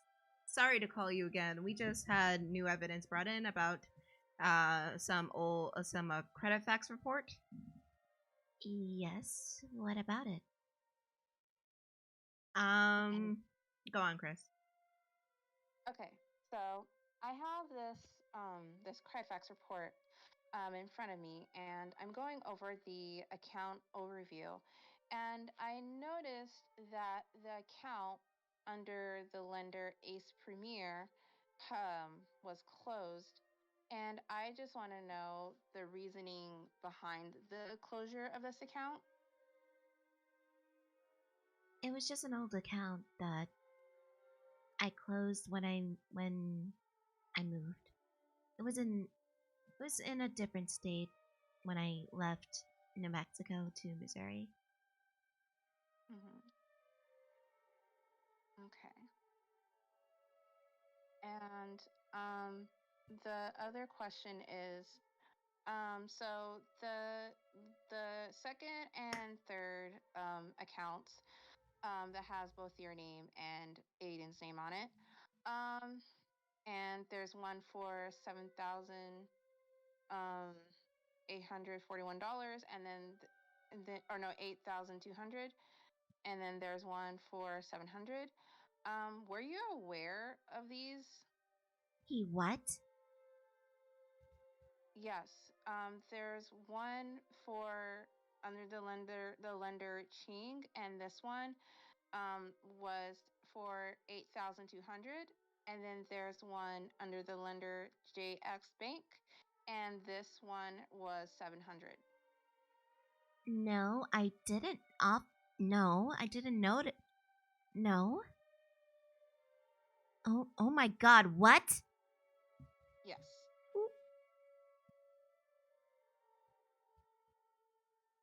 Unbelievable bastard. No, I didn't know about these credits. No. Okay.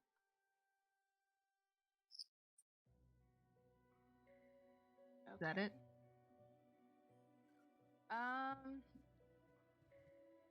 Let's see. Let me look at these two Miss closed Castle, accounts. I don't think Miss Castle. Yeah, but you did. Why'd you stay with him? I'm honest. I'm just honest. He doesn't seem like a good guy. He seems like a complete bastard. He ruined your fucking credit. He insults everybody left and right. So why did you stay with him? He wasn't always like this. He was kind and nice and caring. He was such a gentleman when we first met. I guess he changed ever since the falling out with his brother, and then right after Trent. I didn't know he would go this far into using me like this. I thought he loved me. Gotcha, Kris.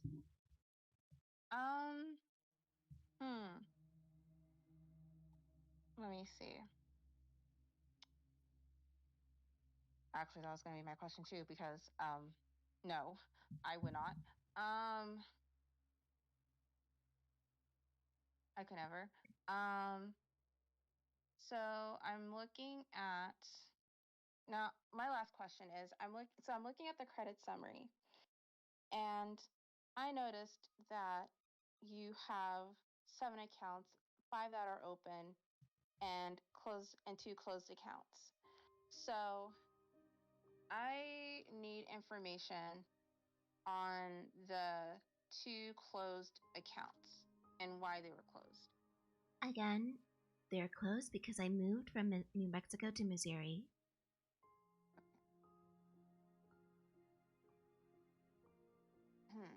And the branches are only available on the West Coast and in around that area, and they didn't have it in Missouri, so I had to close those accounts.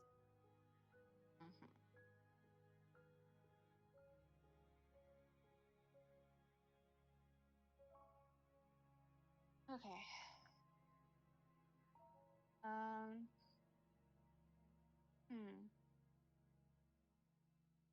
So let's see.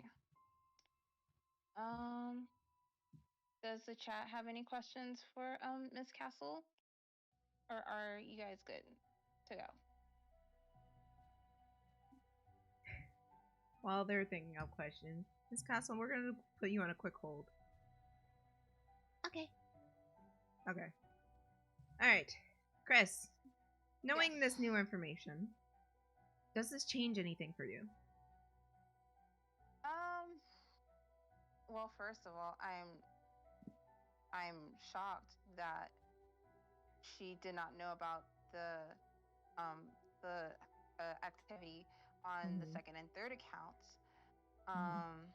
Because my first thought was she knew about it. Mhm. But then when she said she didn't know about it, then that just made me think the opposite. I And mean, then I'm sorry. That was funny. Like, I thought she knew about it, but then she said she didn't. Now I think the opposite. I think the opposite. I think the opposite. I'm sorry, that was funny. I'm sorry. I think the opposite. Now I think now it's the opposite. It's the opposite. That is so fucking aggressive. What the fuck? No, this your logic there. Like, I thought she did, but she didn't. Now I think the opposite. That was like, cause I Woo! was like, that's suspicious. That's weird. Oh, she didn't know about it. Never mind. Oh yeah, my bad. Go on.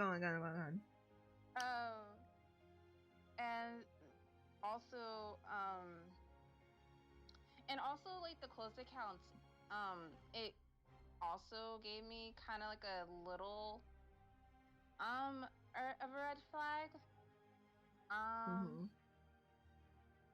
Do I believe that?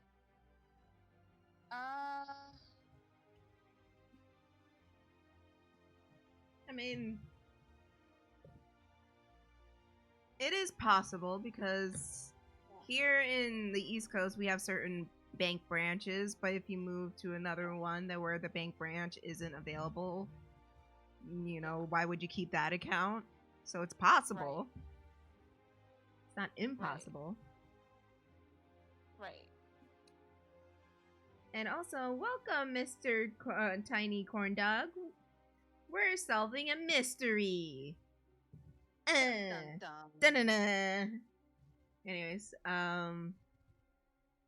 so yeah.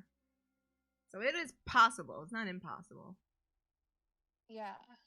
Because when I moved to California, I had to close my bank account that's solely available on the East Coast and switch to another one. Mm-hmm. So, yeah. So that makes me feel like what's the word I'm looking for? It seems to me that yes, she I still kind of feel like she really didn't do it or had anything to do with it, because that was like my first thought. I was like, especially looking at this new information, my first initial thought was like, oh, all right, maybe so. But now I'm like, You think the no. motivation is still too weak? Yeah. I mean, despite not knowing about the other stuff,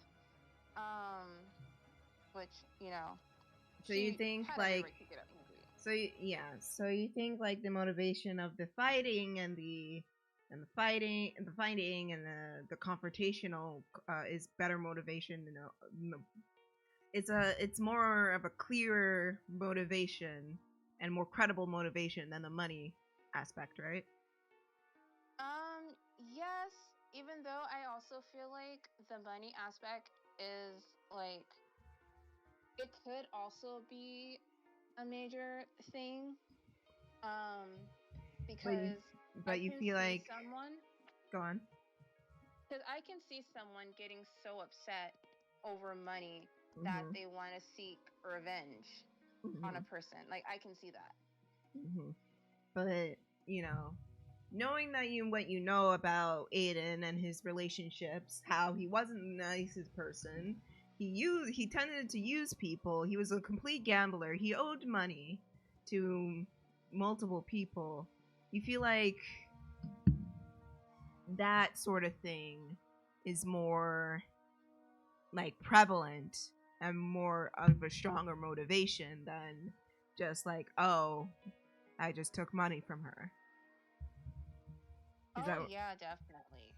Yeah. I think that's like a major factor as to why someone would hurt or kill someone. Because again, he has been in a physical altercation allegedly with his brother.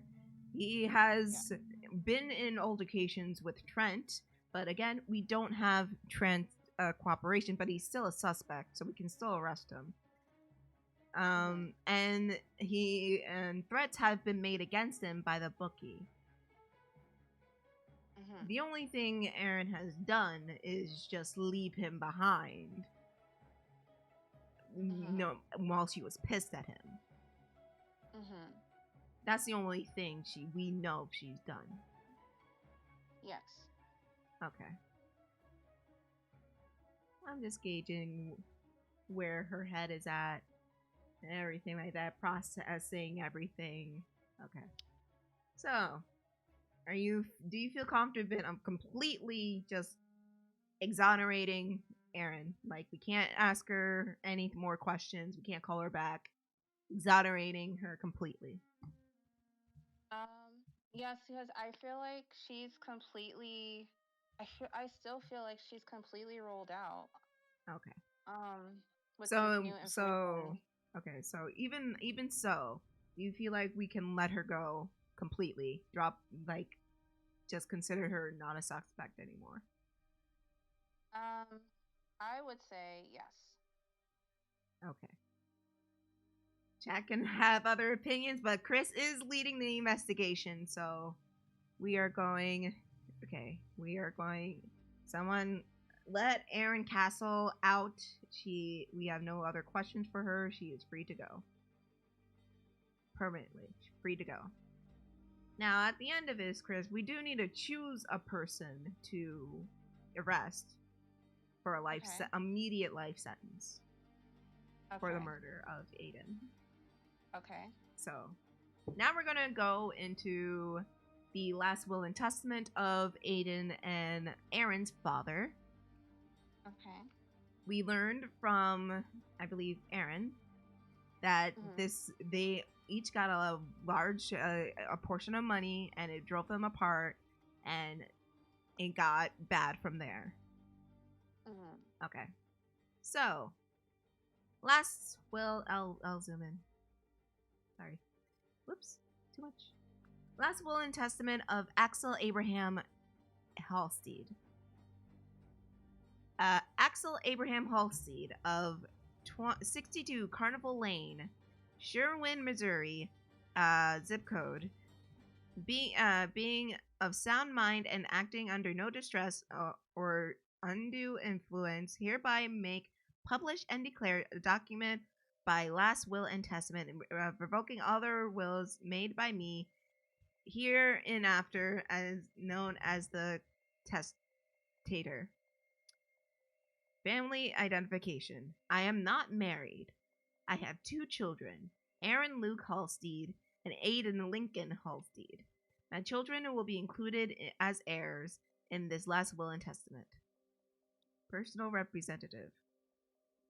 I appoint Jim Maxwell Jr. of 8124 Perry Lake Parkway, Sherwin, Missouri, as personal representative of my estate, who I requested to settle and discharge any debt, tax, or claims made against before my distributing estate request within.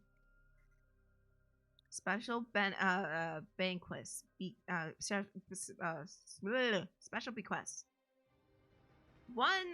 individual shall receive a special bequest. Hey, look, it's JP. Hi, JP. Hi, JP. Welcome And to thank Chris's. you. Yeah, we're celebrating Chris's birthday with a murder mystery. Bum, bum, bum. Oh yeah, and thanks you for resubscribing. We appreciate it. Mwah. Anyways, 10% of my estate will be reserved for the rehabilitation expenses of my son, Aaron L. Halstead. If he so chooses not to accept, 10% of my estate shall be transferred to the charity of Aiden L. Halstead's choice. Personal property. I direct all my personal property with no specific bequests and part of my residual estate to be distributed to my son, Aiden L. Halstead. Residual estate and property as assets. I devise and bequeath my property, both real and personal, wherever it's situated, including any life insurance policies I may follow to two beneficiaries. Aiden L. Halstead, who is my son, entitled to 90% of my estate. Aaron L. Halstead, who is my son, entitled to 10% of my estate, given the above terms. Predecease. If any of my sons should predecease me, then any property that was intended for them should be distributed to their children. If no child exists, the living son may receive any and all of my available remaining assets.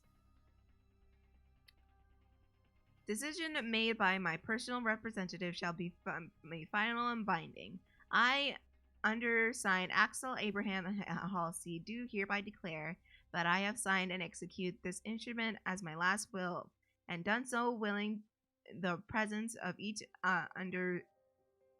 undersigned witness, freely act involuntary on this day, the 3rd of March 2013. And we can see this is the father's signature, the witness's signature, and another witness signature. Okay. Now, reading the through the will, obviously their father passed away. Yes. So thinking through, what's your thought? What are your thoughts? Okay, so here's my thoughts. So Aiden was entitled to 90%, and his brother was entitled to 10%, given to the above terms. So this, to me, this gives the brother more of a reason to first act the way he acted when Aiden won the lottery and got this big sum of money. And then it also gives him a motive to want to and possibly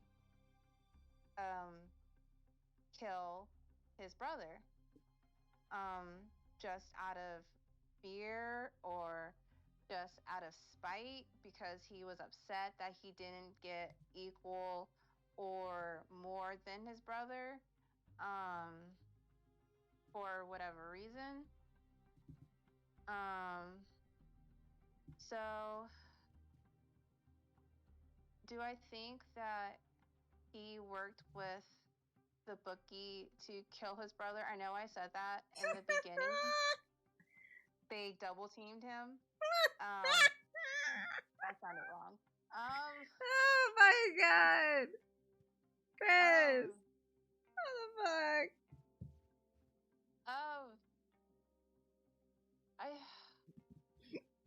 Anyhow, you have to remember his timeline as well. A witness did see him at the park around 11:45 to 1 o'clock. So he may have a solid alibi there. But Oh yeah, that's true. again, but we have to keep that in mind. It doesn't fully exonerate him, but we do have to keep in mind of that timeline. Remember, his brother was killed around 4:45 p.m. and 12 what am I saying? 11:45 a.m. and 12:45 p.m. So we have to keep that in mind. Right, because it wouldn't make sense for him to kill his brother and then go all the way to the park and then have this encounter that happened at the park. Yes. There's no logical way. Exactly. There was a altercation at the park. We don't know if that was his brother or not, but there was an altercation there. And he did yell out, "Oh, it's gonna don't let it turn out the way like the last time." And we do know he did have trouble with money with his brother, that he's afraid it's gonna tear their family apart again. So keep all that in mind. You too, chat, while we talk to Aaron. So we're gonna get Aaron on the line. Okay. Okay. We're gonna get him on the line, and we're gonna after my initial questioning, we're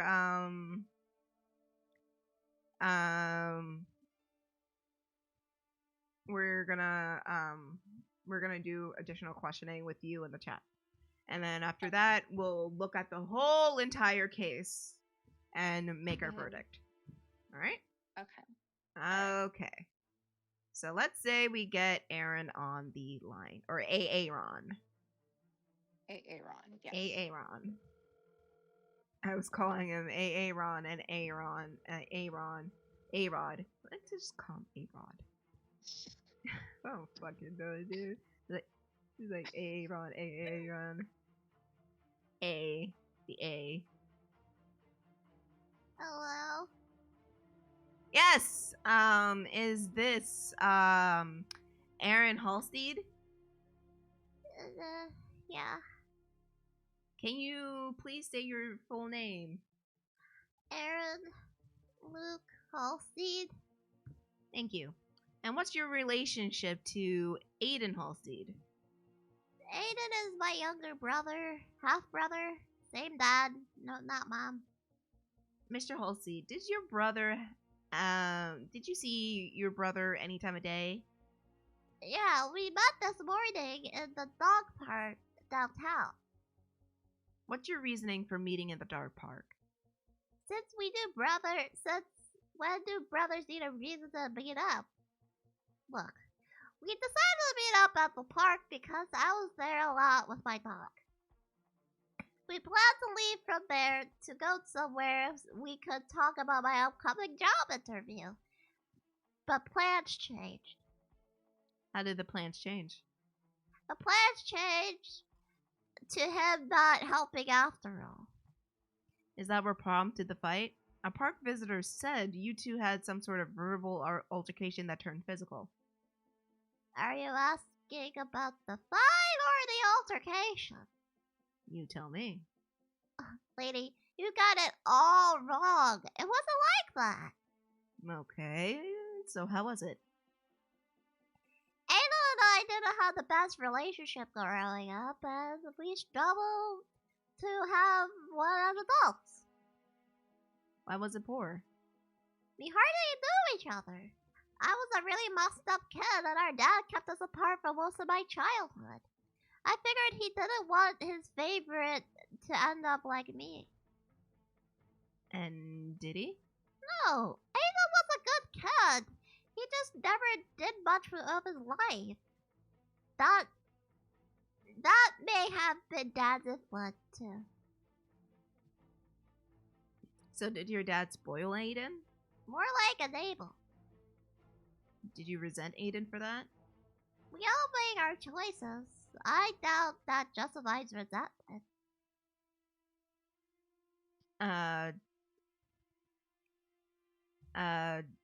Does that justify murder?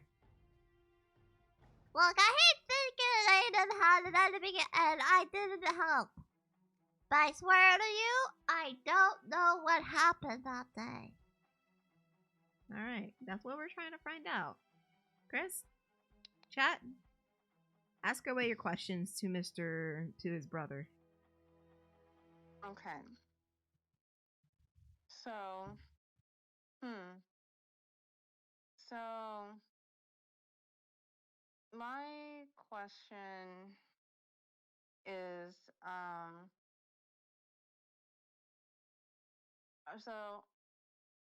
my question is, it's about this fight that you guys had at the park.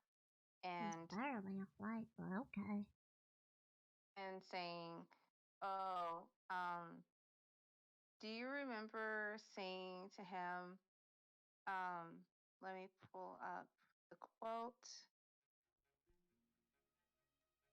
from the witness. Let's see. Let me find it. So, according to a witness by the name of Ellen Lipton, she heard you yell, quote, "Don't blow it like you did last time." So my question is, what did you mean by that? Well, when our father tragically passed away, he got mainly all the money through the inheritance. I just got a small portion to go to rehab. But yeah, Daddy's favorite got everything. And he pretty much blew it all on like gambling games and like useless junk for his house. I heard he bought a pinball machine. And I was wondering what he wanted to do with a pinball machine, but whatever. Mm-hmm. And then I know he was dating a girl named Erin. Not like mine, but with spelled with ERIN. I seen them around. I seen him with her, and when they first started dating, he still had a lot of that money, right? Mm-hmm. So after after the money dried up, he refused to get a job, and he was pretty much staying at the house all day doing nothing, and Erin was doing all that work. And I would still see him like getting like fancy like shirts or like colognes and stuff. And I said, "Where are you getting the money to get all this stuff?" And he said, "Oh, Erin gave me the money to treat myself since she worked so hard at her job." Mm-hmm. So, Welcome back, Horse. We're interviewing the brother right now. Yes, so if you have any questions for the brother, let us know.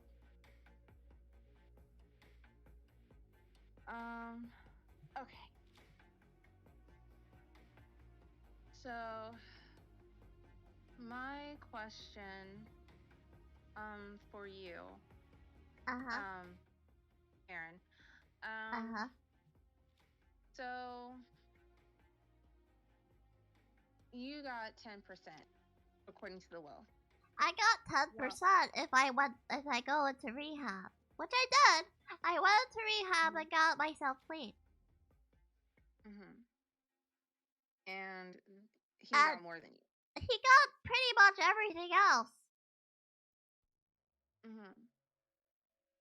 So you had some sort of resentment towards him because of that. Nothing. Correct. It's not more resentment towards him. It's more resentment toward Dad because he kept calling me a bastard child and him his true son. So yeah, he basically favored him over me, but I didn't hold it against Aiden. I mean, yeah, when I was younger, yeah, I held it against him. I thought it was like everything was his fault, but it's not really his fault. It's more of our dad's fault for showing like a lot of favoritism. Mhm.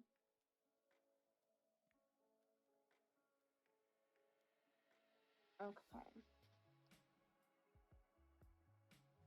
Horace says, would you say your relationship was tolerable? It was, I mean, he kind of, he was kind of a jerk sometimes. I usually beforehand, I don't know what happened exactly, but it was me, him, and Trent that would all hang out together. But I don't know what happened, but one day Trent stopped hanging around us, and I tried to ask him why, but he got mad and said Trent's a traitor and Trent's an asshole. Did I say that?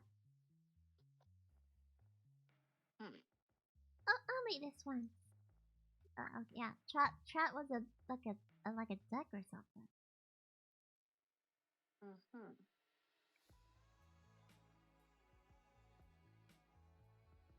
Okay. All right. So. Okay.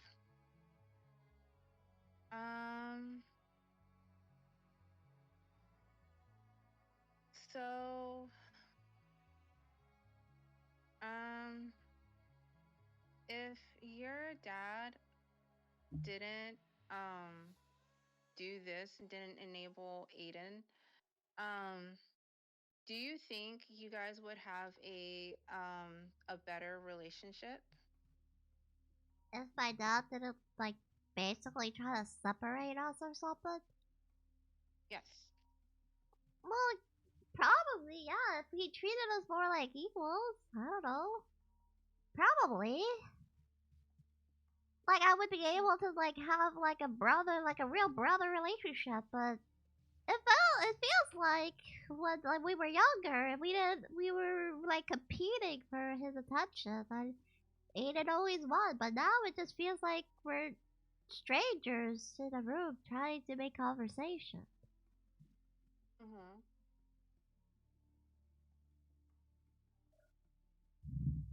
I mean, yeah, Aiden can be like a dick sometimes, but he was fine. He was cool. Mhm. I have a question for him. Did you know that Aiden took money or put credit on Aaron's loan account? What? No, Aiden would never do that. I know he's kind of like a spoiled brat, but he wouldn't go that far as to steal money. I don't think.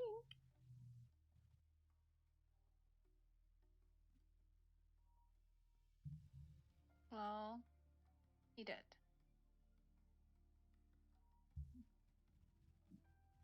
No, come on. I know he can be a dick, but he's not that big of a dick. He's just like haha, poke. Like he's like edgy joke kind of dick. He's not like a complete psychopath or a complete ass or something like that. Mhm. Well, he did, and Aaron had no idea that he did this. But he talks to Aaron about everything. Yeah, but she did not know. That doesn't seem right. I know Aiden, but yeah, I don't think he's that bold. Well, it happened. We talked to her. I asked about the last two accounts that had the credit on it, and if she knew, because again it had both their names on it, and she said that she did not know. Yep. Okay.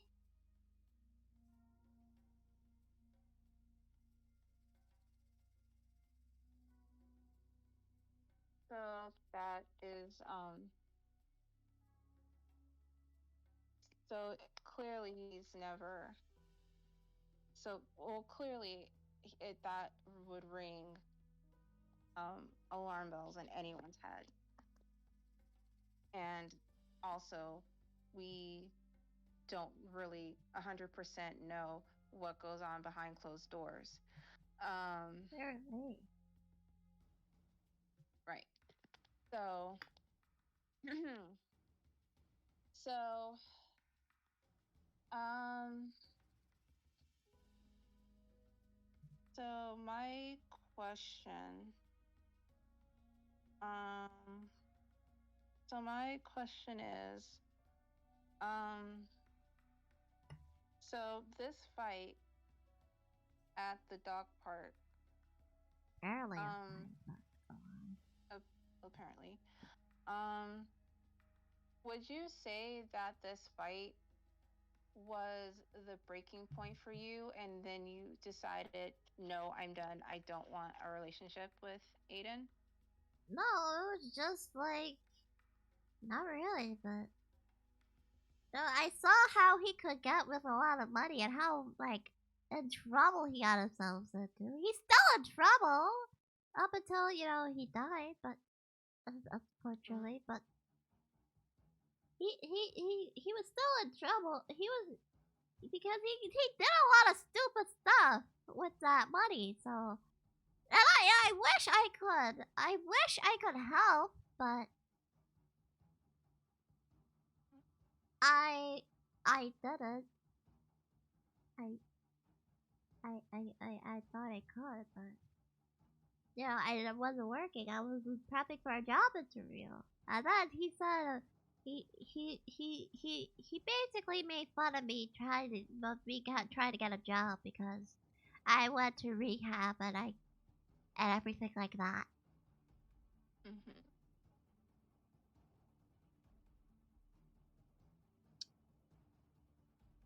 Hey, Okay. may I ask you something? Yeah. You said him, and Trent used to hang out together, correct? Yeah, it used to be that way, but Trent stopped hanging out with us for some reason. Do you know the Trent's like nature and his like thing? Oh yeah, I knew he was more. I knew because Aiden is more like with the hippie kind, and Trent, he was more with the red.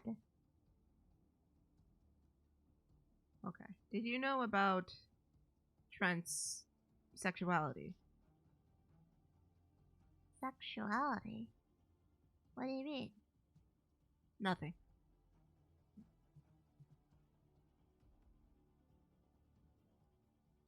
Oh, are you talking about him like? Okay, so I know because Aiden did rant about it to me because Aaron didn't want to listen to it anymore. Aiden ranted to me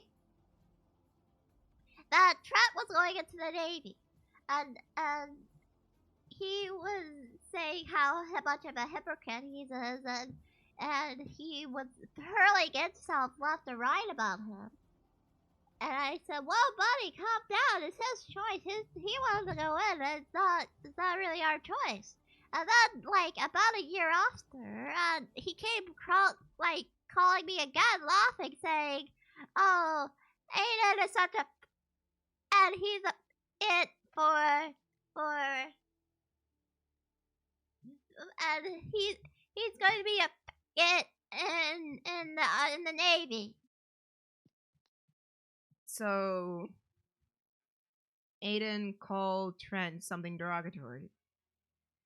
Yeah, he called him a it. At least he told me.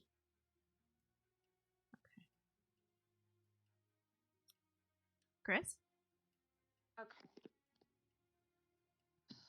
Well, knowing this new information,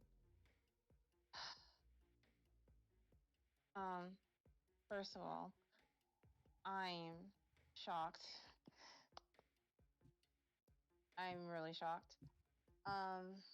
You want to put Do you want to ask who's on Aaron questions, or do you want to put him on hold and evaluate what's happening? I think we should evaluate. Okay, Aaron, we're gonna put you on a quick hold. Okay, I'll be here. All right, he's now on hold. Kris, what are you thinking? Okay. So,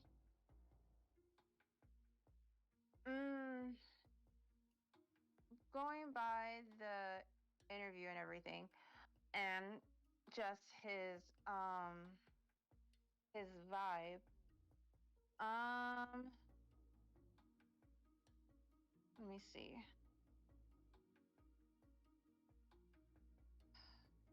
I do feel like, again, the motive is there. Mm-hmm.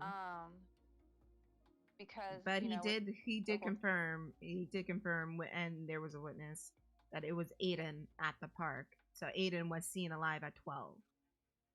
Right.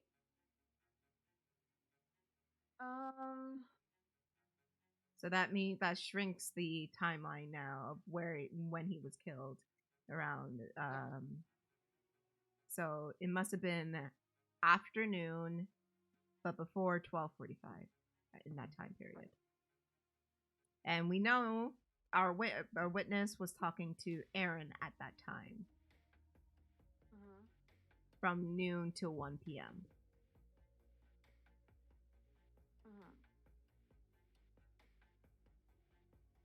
Which, again, it makes no sense to me how the brother could kill Aiden and then go across, or was with Aiden with the before. Oh no, it doesn't make, like, the time thing. It makes no sense. How does it make no sense? Because because the murder happened between 11:45 and 12:45. Yes. Yeah. And they were seen together at the park at 11:40. Wait, 11:40? Where do you see 11:40? Or not 11:40, excuse me. They were seen at the park around noon. That's what our witness said. Noon. Yes. So, let me pull up the witness statement again. But I believe it was around noon. Okay, let me see. Is it in the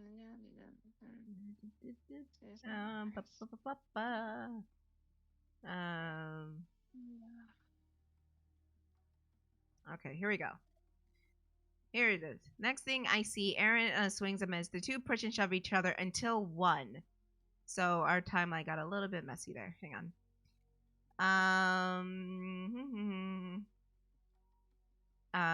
Okay. So they were fighting until 1. And someone got a phone call. And then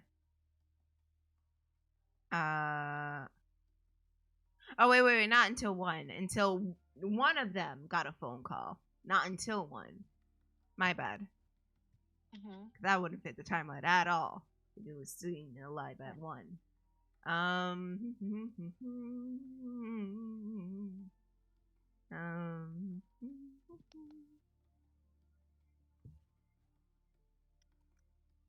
So, didn't know. I swear she said,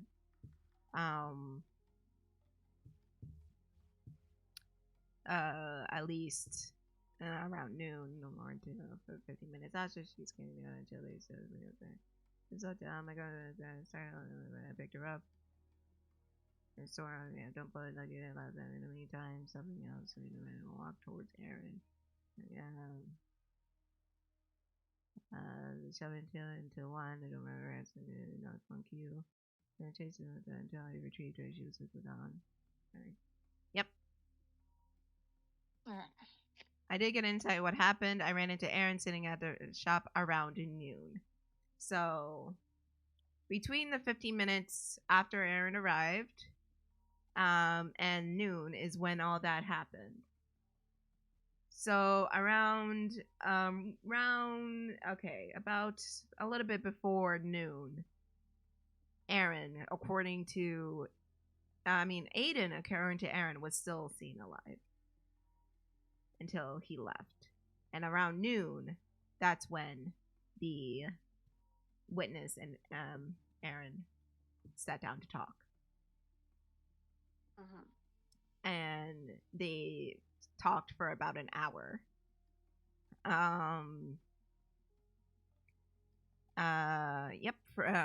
For about an hour. So around 1 o'clock, that's when Aaron left, and his brother was already dead at that point.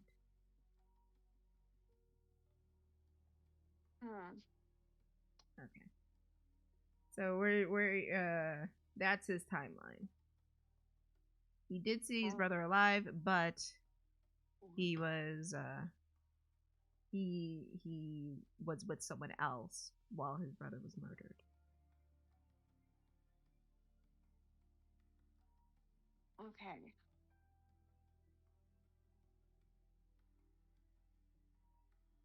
Okay.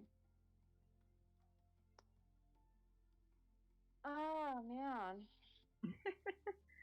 Stuffy, isn't it? it's tough.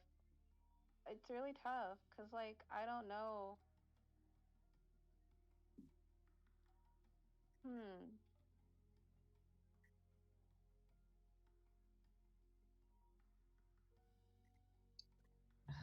This is Does really, anyone really have tough. any questions for Aaron, though? We still have him on the line.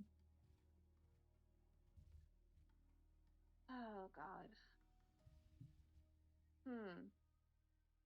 Oh, I have one. Okay. Everyone get your questions in for Aaron. Not Aaron. Not Aaron.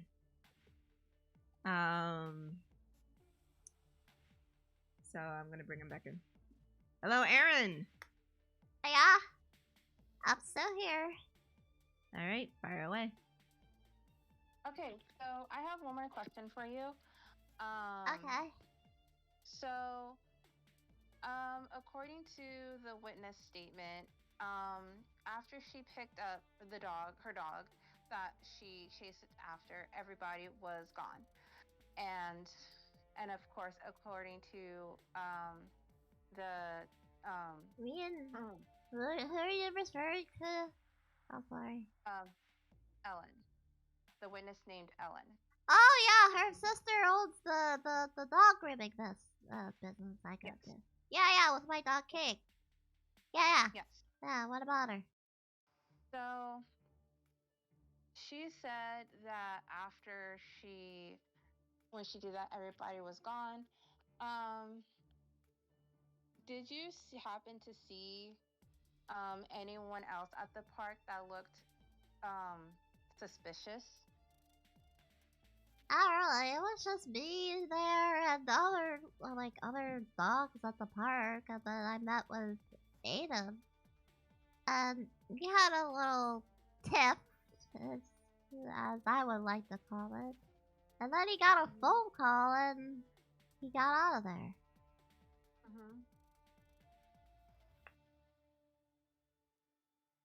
Okay.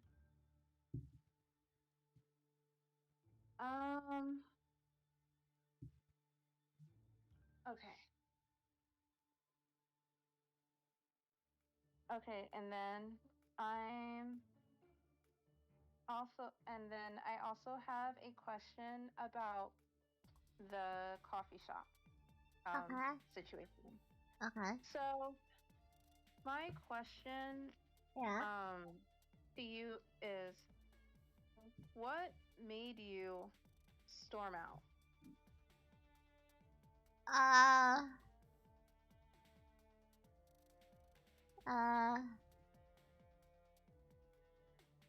was, this is embarrassing, but I saw Cake, try to poop on the cafe floor. Like on the front of the cafe, so I had to run out and get him. And then after that, I still have my job interview afterwards, so I had, yeah. Luckily, no one stepped in the poop, but I had to, like, run and clean that up.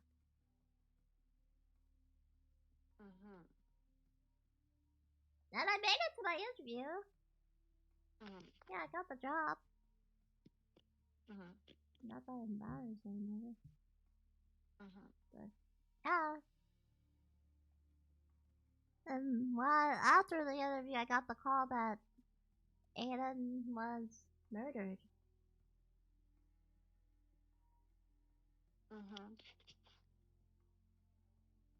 Yeah, that's pretty much it.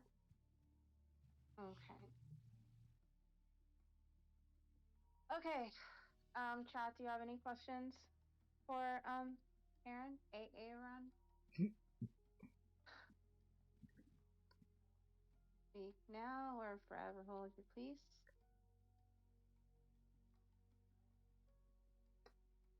I actually have to plan a funeral, so if we could just hurry this up.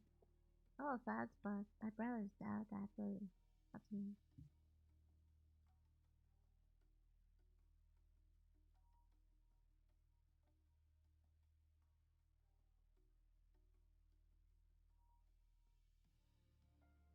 Something right?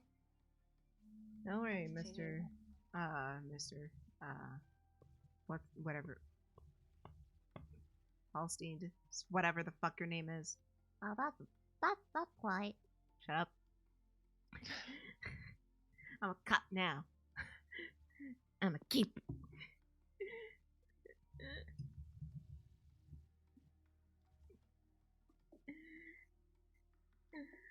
Okay. I think we're good with him, right? Yeah, right. I have no questions. No further questions. All right. Okay, thank you, Mr. Aaron. I'm sorry for your loss, and good luck with your funeral. Yeah, thanks. I guess. All right. Okay. Is there anyone you want to question again? We already questioned Aaron twice, so we can't ask her again. Okay. And we just questioned Aaron. So it'd be useless to question him again. So we got, and Trent refused to cooperate with the police. Right. So before we begin our final deliberations and reviewing everything we learned, what do you want to do? Do you want to interview the homeless person, Yvonne? Do you want? I don't think the lawyer will. All we have is Yvonne on call. If you want to ask her more questions and piss her off more, because I think the lawyer and the bookie are gone. Okay. Yeah, because I was gonna maybe we should question the bookie again, but there's no way his lawyer would be like, no, you're not gonna question my client again. Yeah.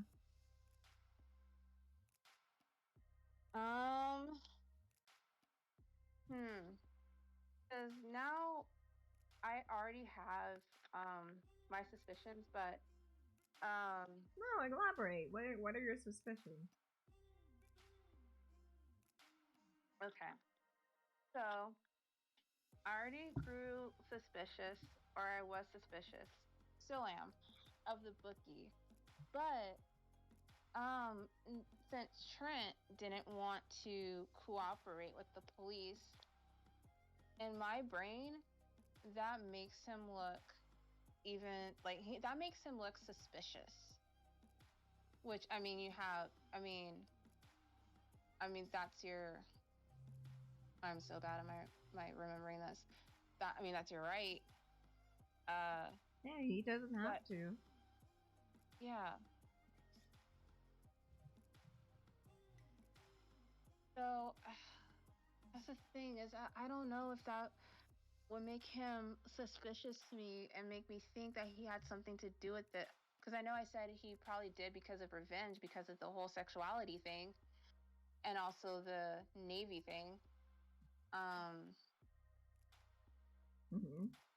But then again, they haven't spoken, That's true. in a while. That is true. So that could also rule him out. Okay, let's go by. How about So- we go suspect by suspect? I have my handy dandy list here.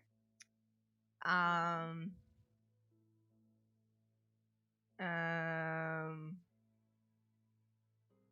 Oh wait. Hold on.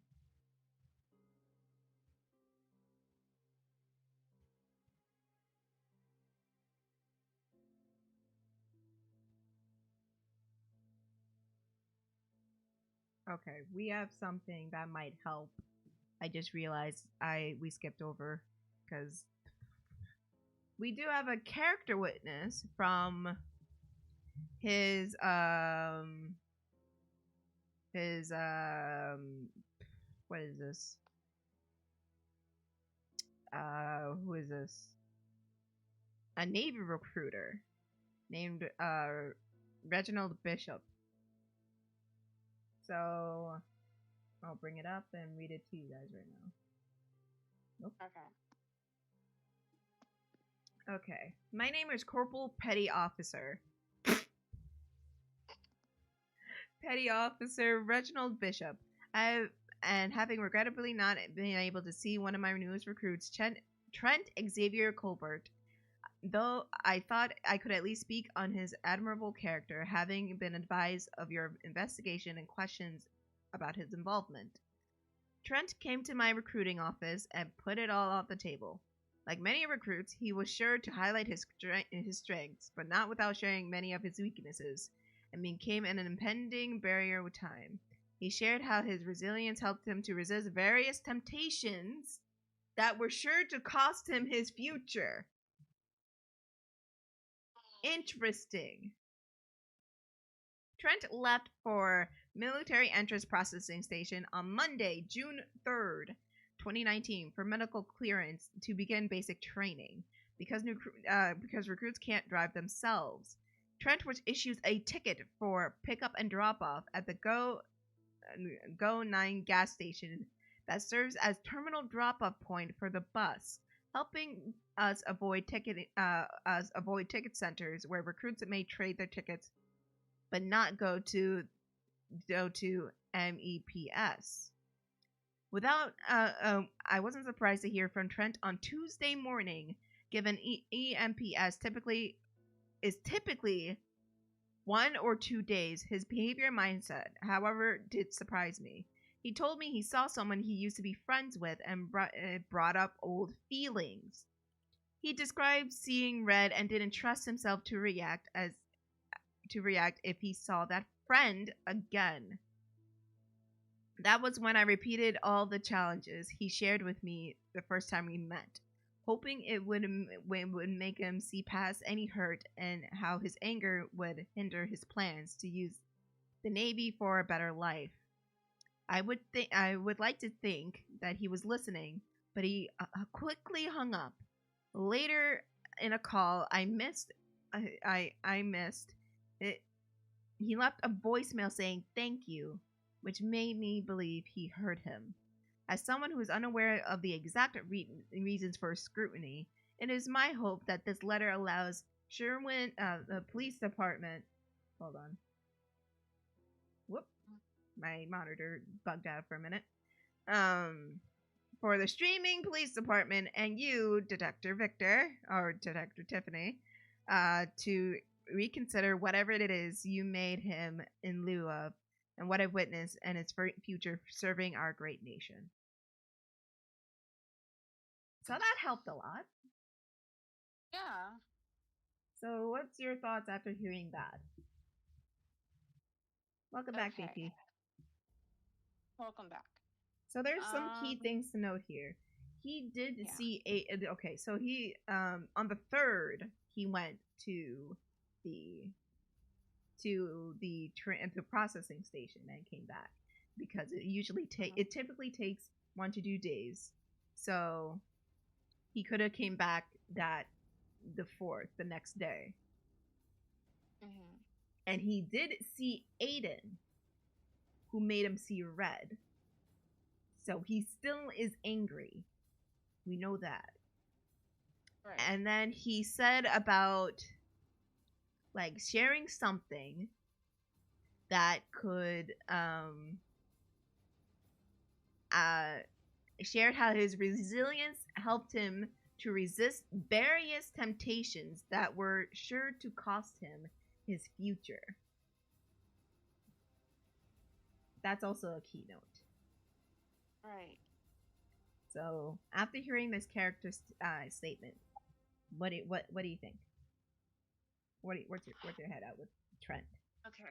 Might as well start with Trent. With your head, Yeah. where are you at with Trent? Now I'm sus because of the simple fact that he did see Aiden and he saw red. And because of all these old feelings just came out all of a sudden. So, and also the fact that he didn't trust himself to react if he saw Aiden again, which he did. So, that's where like it makes me think that he most likely did do it. But the other thing that makes me think otherwise is that he didn't want to, according to this character witness, he didn't want to do anything that would put his future on the line. So not only that, remember, he says various temptations. So, you know, like, when I hear that, I can see, of course, anger, but it might be also lust as well. That's true. And given that, according to, I believe, Aaron, he came out to Aiden, and Aiden clowned him about it. Okay.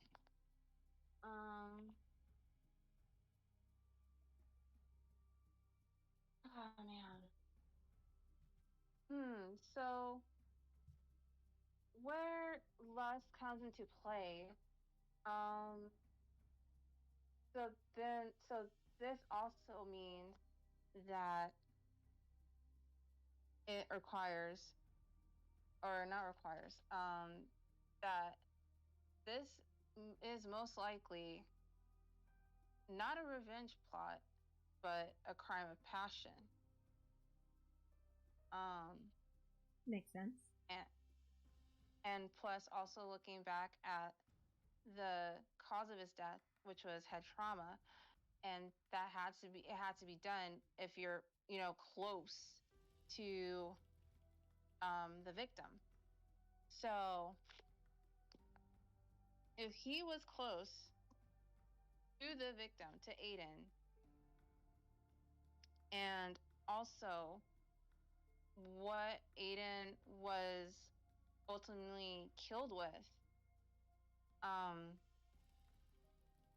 if Trent did this, since he was there for basic training, and he most likely, he might have had like a weapon on him during I don't know how basic training works, but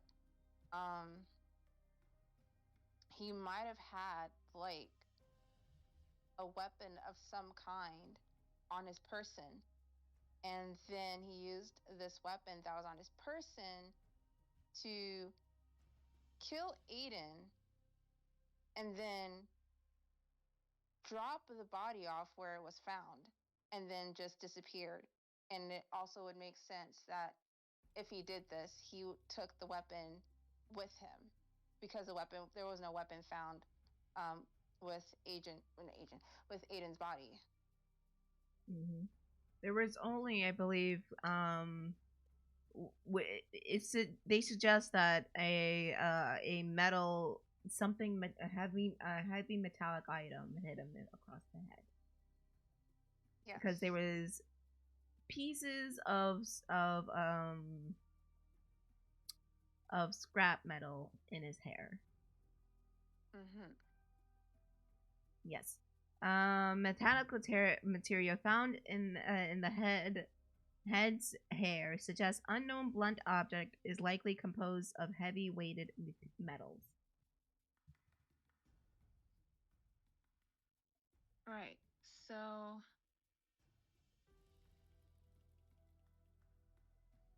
it has to be, if the weapon wasn't on his person, and considering the fact that this was heavy weighted material, most likely, he might have grabbed something like scrap metal nearby that was nearby and basically hit Aiden over the head, and then took the scrap metal with him and then ran off and then hit it. Um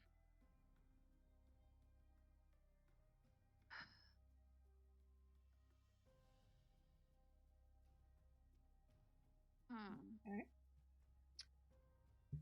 So that's hold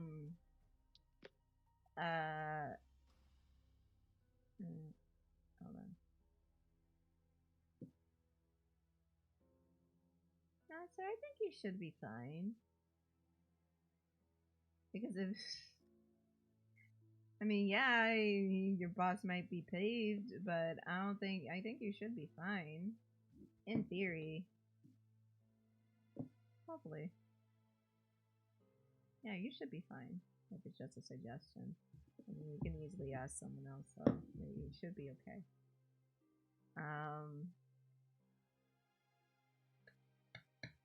So that's where you're at with Trent, right?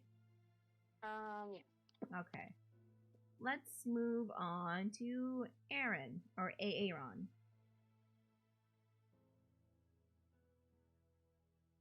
Okay. Right, what's your thought process with him? Okay. I mean, he pretty much does have a solid alibi. Yeah. He does have a solid alibi. So I feel like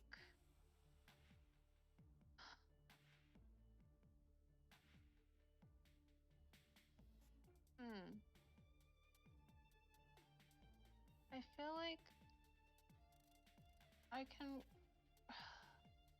because my first thought was like I thought he did it, but now that we got this statement and we got this alibi,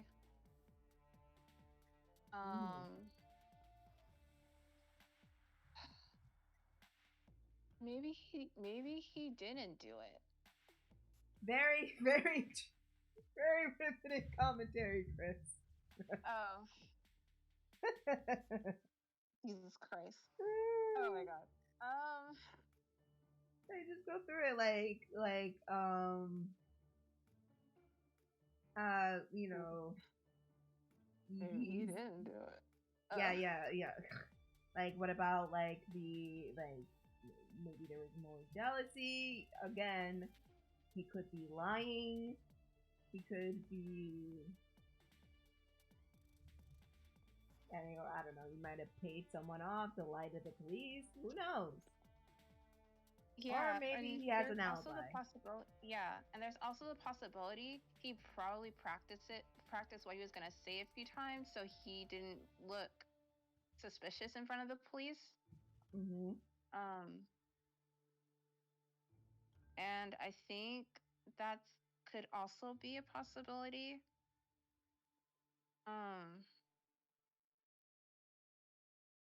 Okay. So,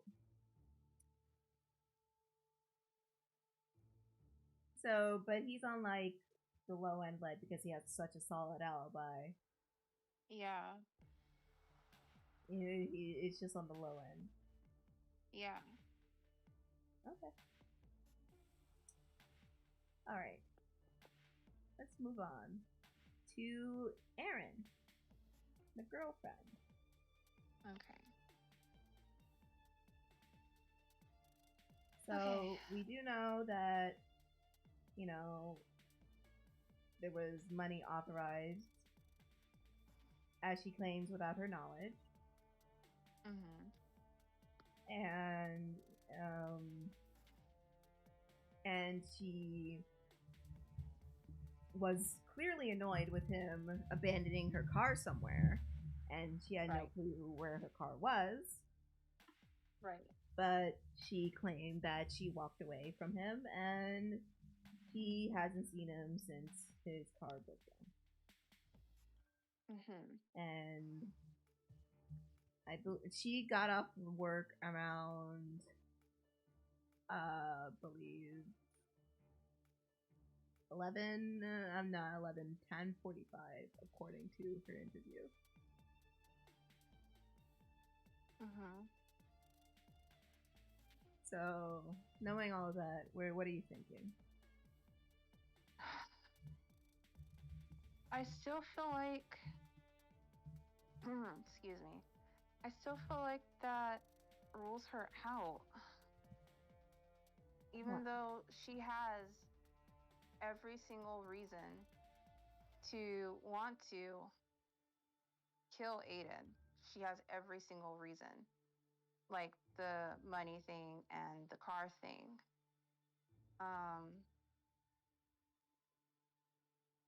So I still I think she didn't do it.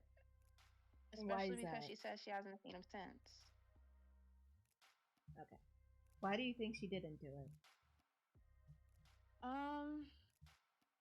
Let me okay, the reason why I feel like she didn't do it, and I'm reading her I'm rereading her interview right now, just to make sure I have everything correct. I feel like the reason why she didn't do it, even though again, money, car, betrayal, she had every reason to do that, do those things. So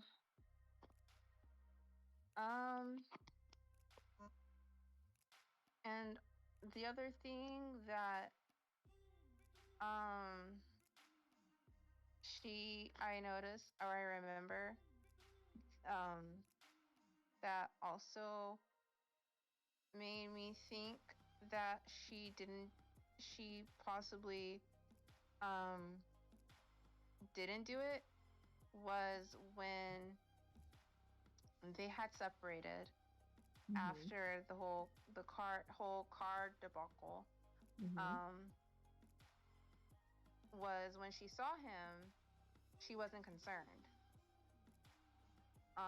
because she was still angry, which valid, and like I just can't shake like this car thing and the money thing. Like I just can't shake that off, because I feel like those are reasonable, those are really good reasons to want to kill someone.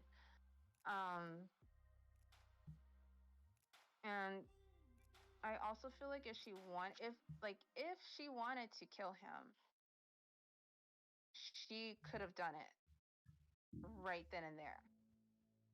Where? Like she could have done it, but she didn't. And so she claims. yes. And also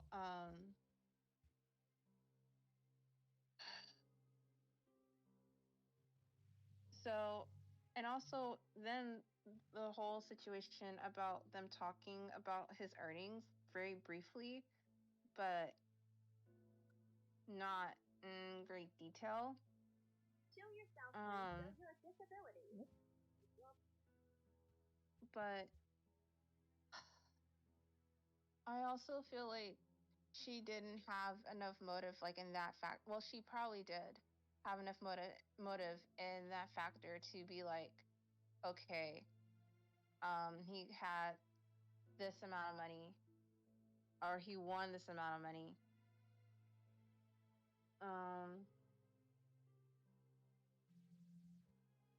And if I wanted to, I could kill him and take this money for myself. And she could use this money to pay off the money that she owed.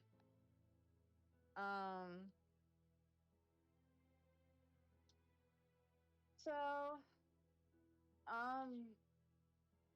okay.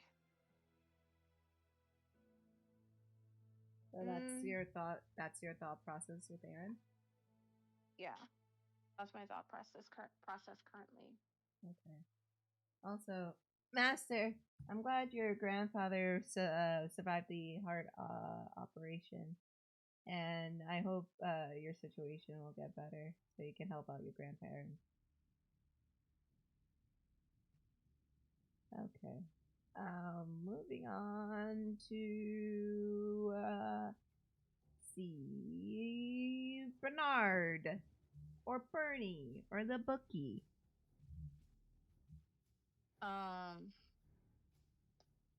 He's friggin' sus. Why do you think he's sus? Why do you think he's up there? He's hella sus because, first of all, this whole meeting with quote unquote meeting with a potential partner, and we don't know the name of this partner. We don't know the company that he works for, or even owns. Like, we don't know. And also the text message, and as well as his past being a boxer, and how Aiden was killed. It makes me think that he just might be the prime suspect. Okay. Like that just makes me think he's just sus, especially the text message with him saying, unless you want only 2 operational limbs, say meet me tonight. Like that's an immediate red flag for me, and it just makes me sus of him, and it makes me think that he possibly did it.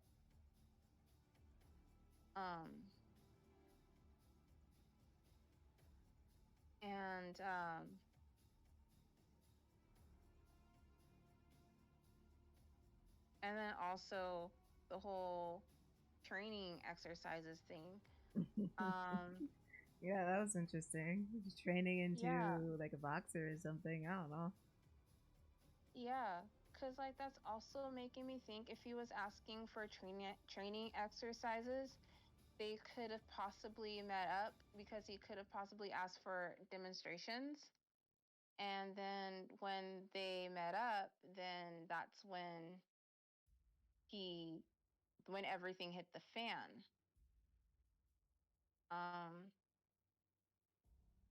That's also a possibility, I feel like. Because I like that was also really, really interesting. Because it was just random. And so But I'll keep going if you have to say more about Mr. Bernie. So I just I don't have a good feeling about this man. Okay. And what about our lovely woman who was seen at the crime with the body? Yvonne, Okay. Miss Yvonne. All right. Okay. Now, I get why she was hostile. I get it. Mm-hmm. I absolutely positively get it. But does it make her look good? The hostility? Not really.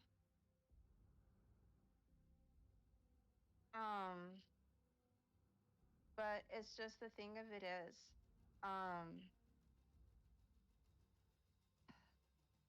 I think that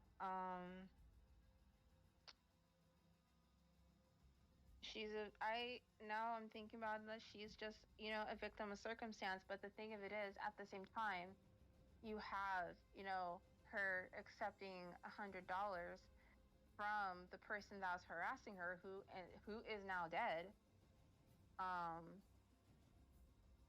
and was found where she was, quote unquote, waiting for a ride.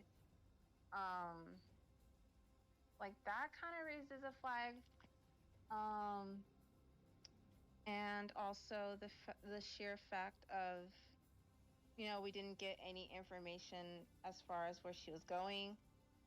We don't know the name of the trucker that she hitched a ride from, but that's also a possibility that she didn't ask for the name. So,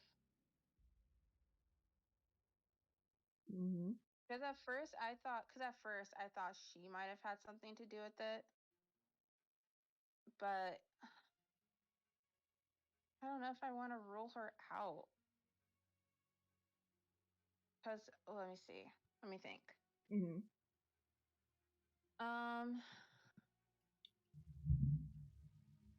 Let's see. Let me think.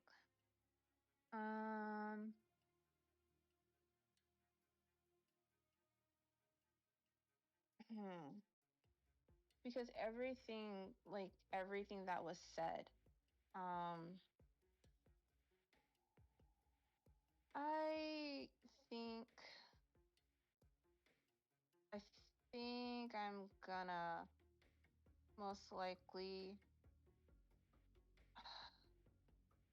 I might rule her out, because it's just the hostility thing. It's the hostility thing, and I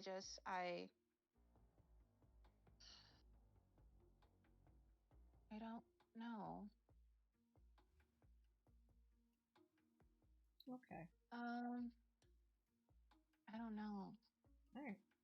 So on our ranking from how many suspects we have, 1 to 5, 1 being the most sus and 5 being the least sus.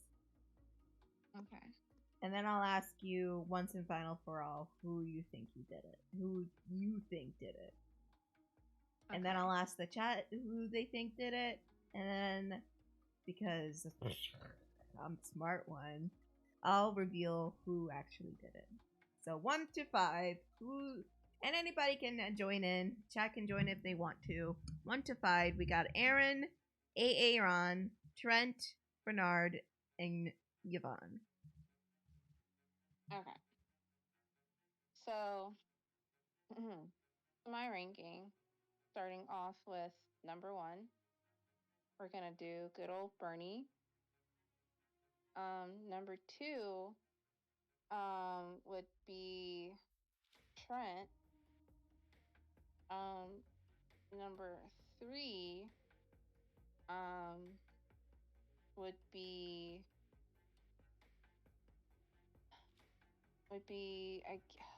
Yvonne. Actually, no, I'm gonna switch it.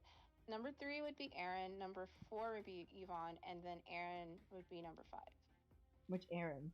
Aaron or The girlfriend. okay. But Aaron is number 3. Even though he still has an alibi. Oh wait, no. No. I had it right the first time.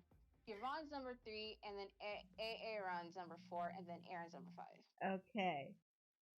All right, everybody. It's time to make our final deliberation. I mean, Kris gets the final say, but out of all of our suspects, we heard everything. We heard all the stories. We reviewed all of the evidence. We heard from all the witnesses, character witnesses, everything. All of them. Mm-hmm. Who do you think was responsible for the murder of Aiden L. Halstead? Okay. Let's see. Penguin says that she's not really sure. It's okay to take a guess. Nothing wrong with Yeah, that. you can guess. Yeah, like knowing what you know, even if you're not sure, just take a guess. Who do you feel like it is? Either way, Kris gets the final say of who we're gonna send to jail. Okay. Course Okay. is his instinct is telling him that it's Trent. Mm-hmm. Okay.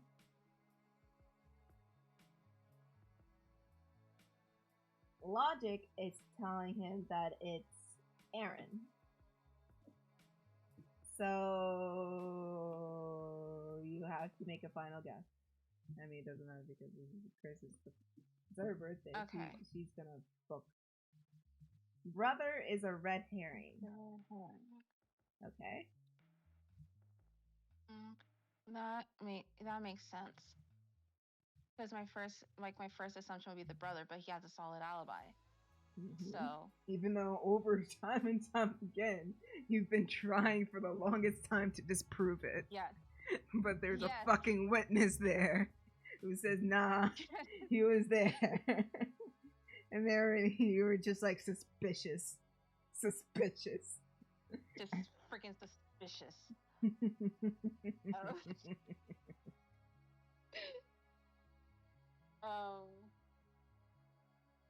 Okay. If I have to pick, I'm gonna pick, even though I said the bookie, I'm gonna have to go with Trent because of those old feelings. So,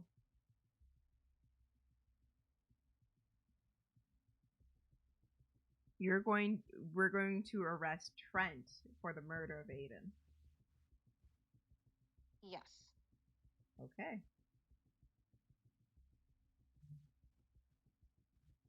Officer Hedgehog. Officer Hedgehog! Here for duty.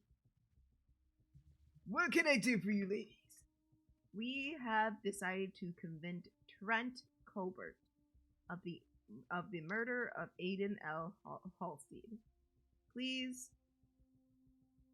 send them straight to serve a life sentence immediately. Aye, aye, Captain. And there he goes. Now, I know I have our robot in the background actually has the true answer, and I have the result. So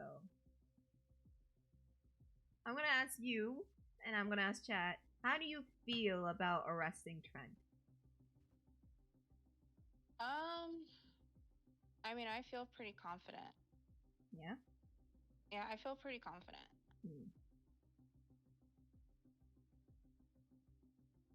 Like, I think we got the guy. You think we brought his murderer to justice? I believe so, yes.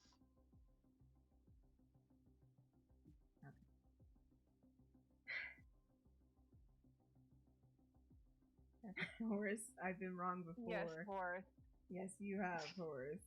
how does the chat feel about, I mean, with the whole anger, the whole coming out, the whole thing? It's a very strong motive. Very strong motive.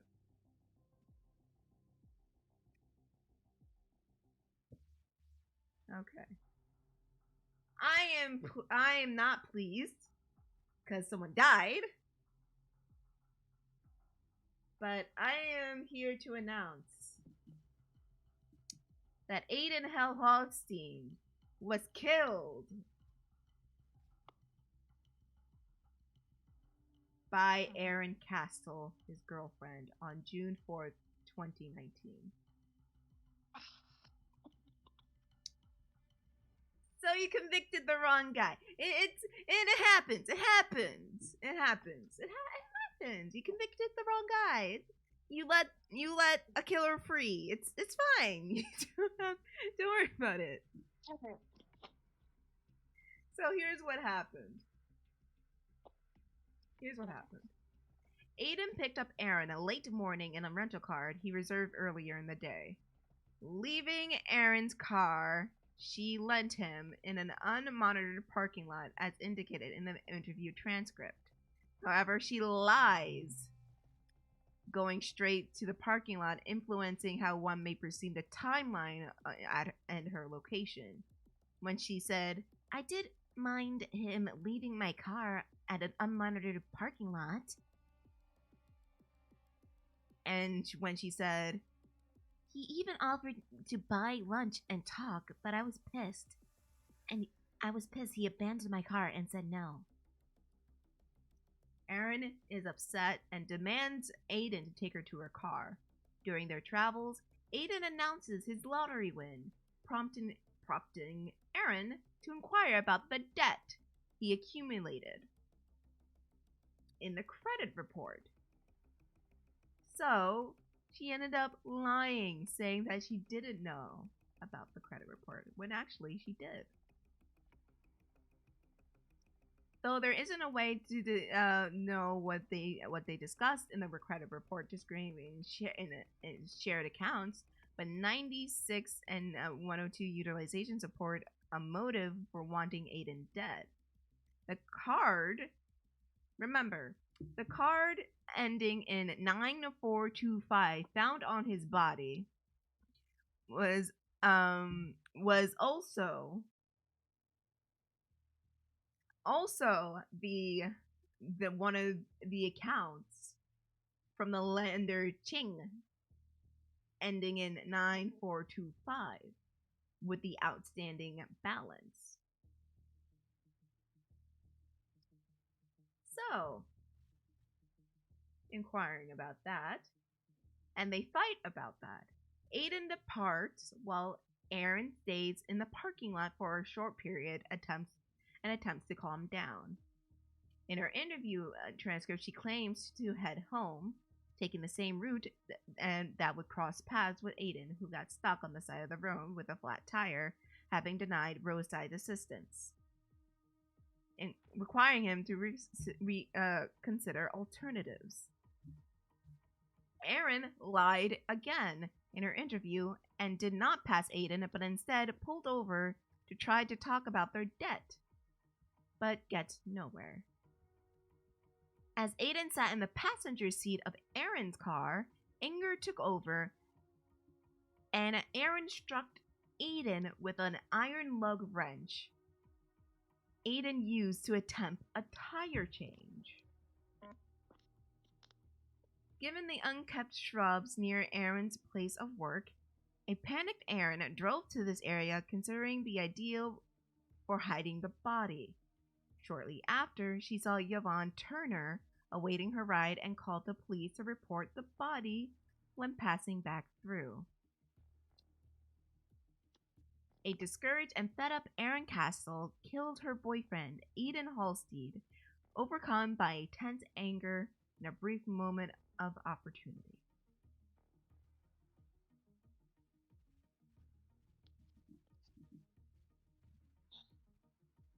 Kris? Yeah. You were quick to write Aaron off. even despite knowing about the credit stuff. Damn, I should have. Oh my god. No, go on.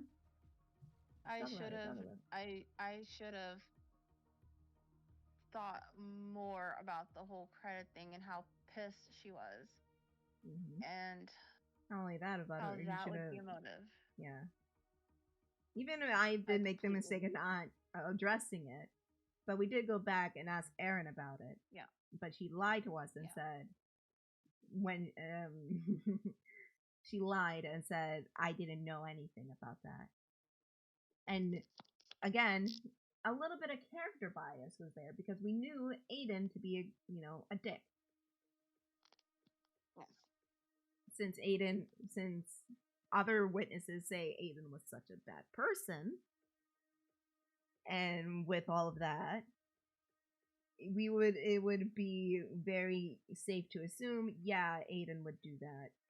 Aiden would do something without telling Erin when both their names are on the account, not just Erin's. Yeah. So, what else do you feel like you could have done differently? I would have asked more questions. About what? Asked way more questions, and also really truly think about the questions and how one can persuade someone to believe that they didn't do it when they actually did it. I think that's the biggest one. Yeah. And I should have looked deeper into the credit report. Because all she said was, "Oh, I didn't know." Yeah. Which, now that we know that she did it, it leads me to believe that she did know about it.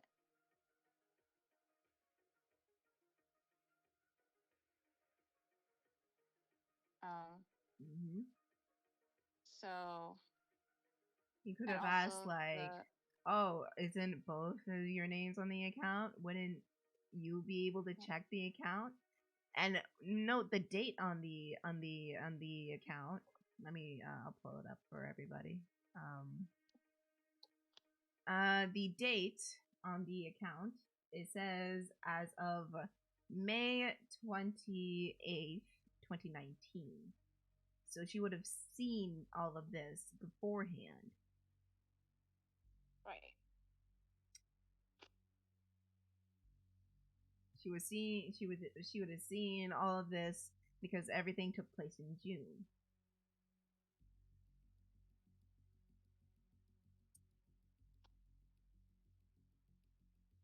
I mean, we all got a little hung up about the anger issues and like,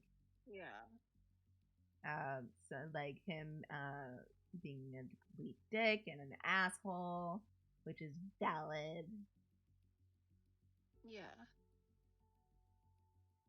And whatnot. So yeah.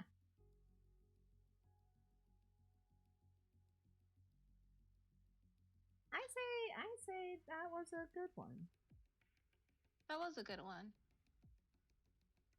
How did you like it, Kris? How did you like this mystery game? It was fun. Yeah? Honestly, it was super fun. Like, I've never really done that stuff before. So, I've never done played murder. Well, I've played Clue, but nothing like this. And I've never done murder mystery parties or anything like that. Even though I've always wanted to. But this was fun. I had a ball. I'm glad you did. How about Chad? How did you guys like this? Playing along at home. Even though some of you got lost because you guys came a little late, which I do apologize. And if you guys want, we can do just like a regular thing. Cause this I just bought this off of Etsy.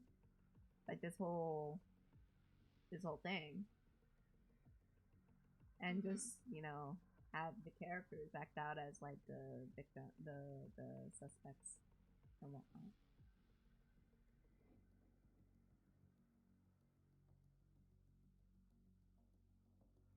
This was a good side thing. Yeah. I feel like it's like one of those things where, you know, if I don't know what to do, or something, I feel like we could do this again. Not like all the time, but sometimes. Yeah. I just wanted to do something special for Kris's birthday, because you know. And it was fun. Yeah. And we proved that Kris is not the detective type. I just run a fucking podcast. Yeah. Maybe she'll get better. Maybe. Maybe. It's possible. Not improbable. Yeah. I think it was a good one. You did good, Kris. Even though you sent a guy to a life sentence who potentially you sent a gay man to a life sentence to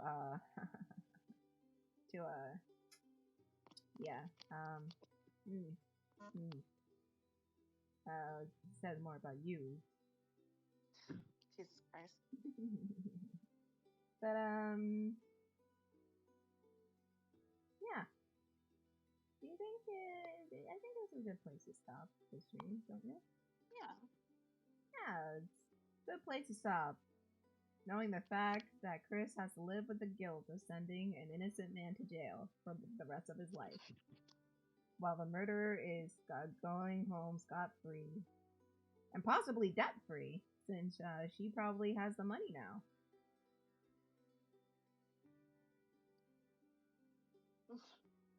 So, yeah.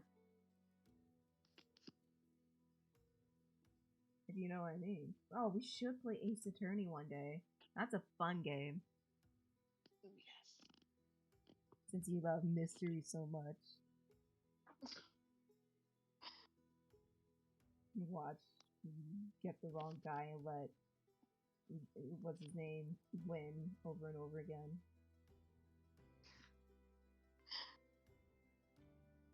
Oh my god. Was it Edward? The dude who's just a complete asshole. Anyways.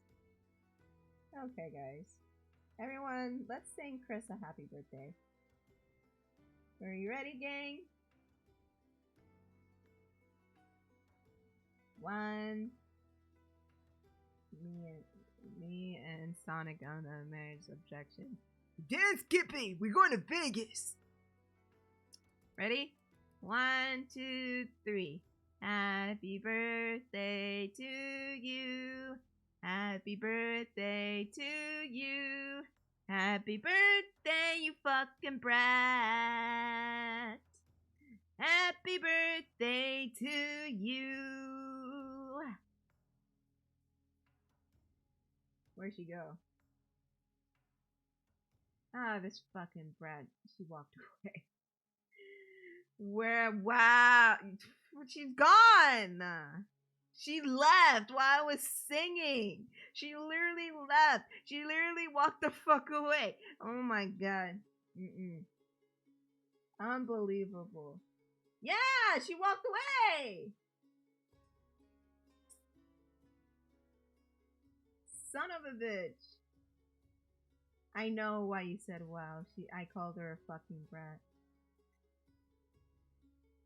But she walked away when I was singing, so yeah, my stance is valid.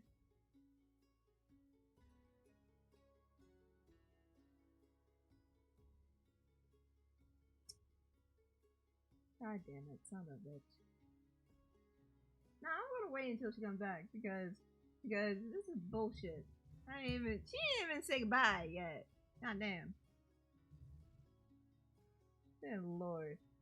Unless she like decides to like just leave. Kris? Yeah. Why the fuck did you walk away while we were singing happy birthday? I'm sorry, my dad was calling me. Do it again, Jesus Christ. You made Pangu cry. I'm sorry. Okay. Let's try it again, everybody.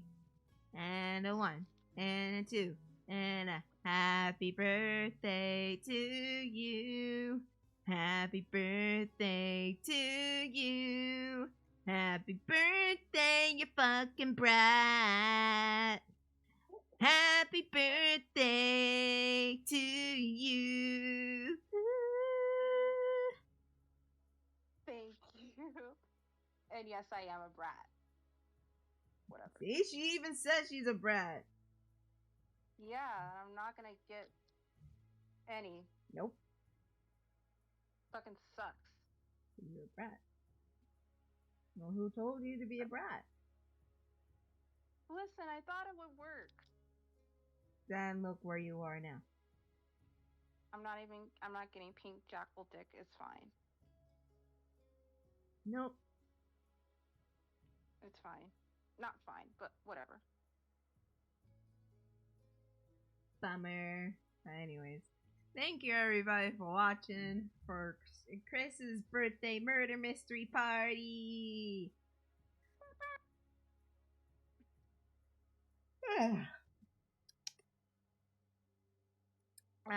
If you want to follow us on social media, it is linked down in the description below. Of course, he's about to fucking say something.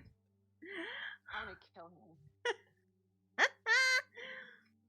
Or on the About page over on Twitch. She don't want Sonic. No, I don't want him. I want the jackal. Sonic is useless to her. I'm all yours, my boy. Nice try. That's cute. That's cute. He tried it. That's cute. That's cat. You tried it. That's cat. That's cat. That's cat. If you like what we do and you want to see more, consider becoming a patron today. There you get exclusive content and early access to whatever I'm doing. Boys, joke's on you. I didn't want Kris in the first place. I only want you, boy.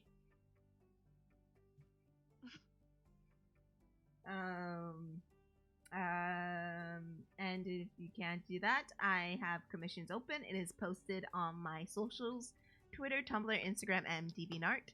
And if you can't do that, then spread the word around that we're live. Subscribe to the YouTube channel. And don't forget to follow and subscribe on Twitch. Yes, Queen. And Kris, happy birthday once again to you.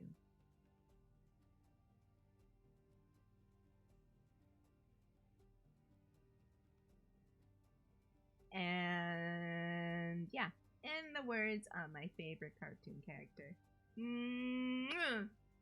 Good night, everybody, and have a pleasant weekend. She did leave again, son of a bitch. Or she blipped out again. Good night!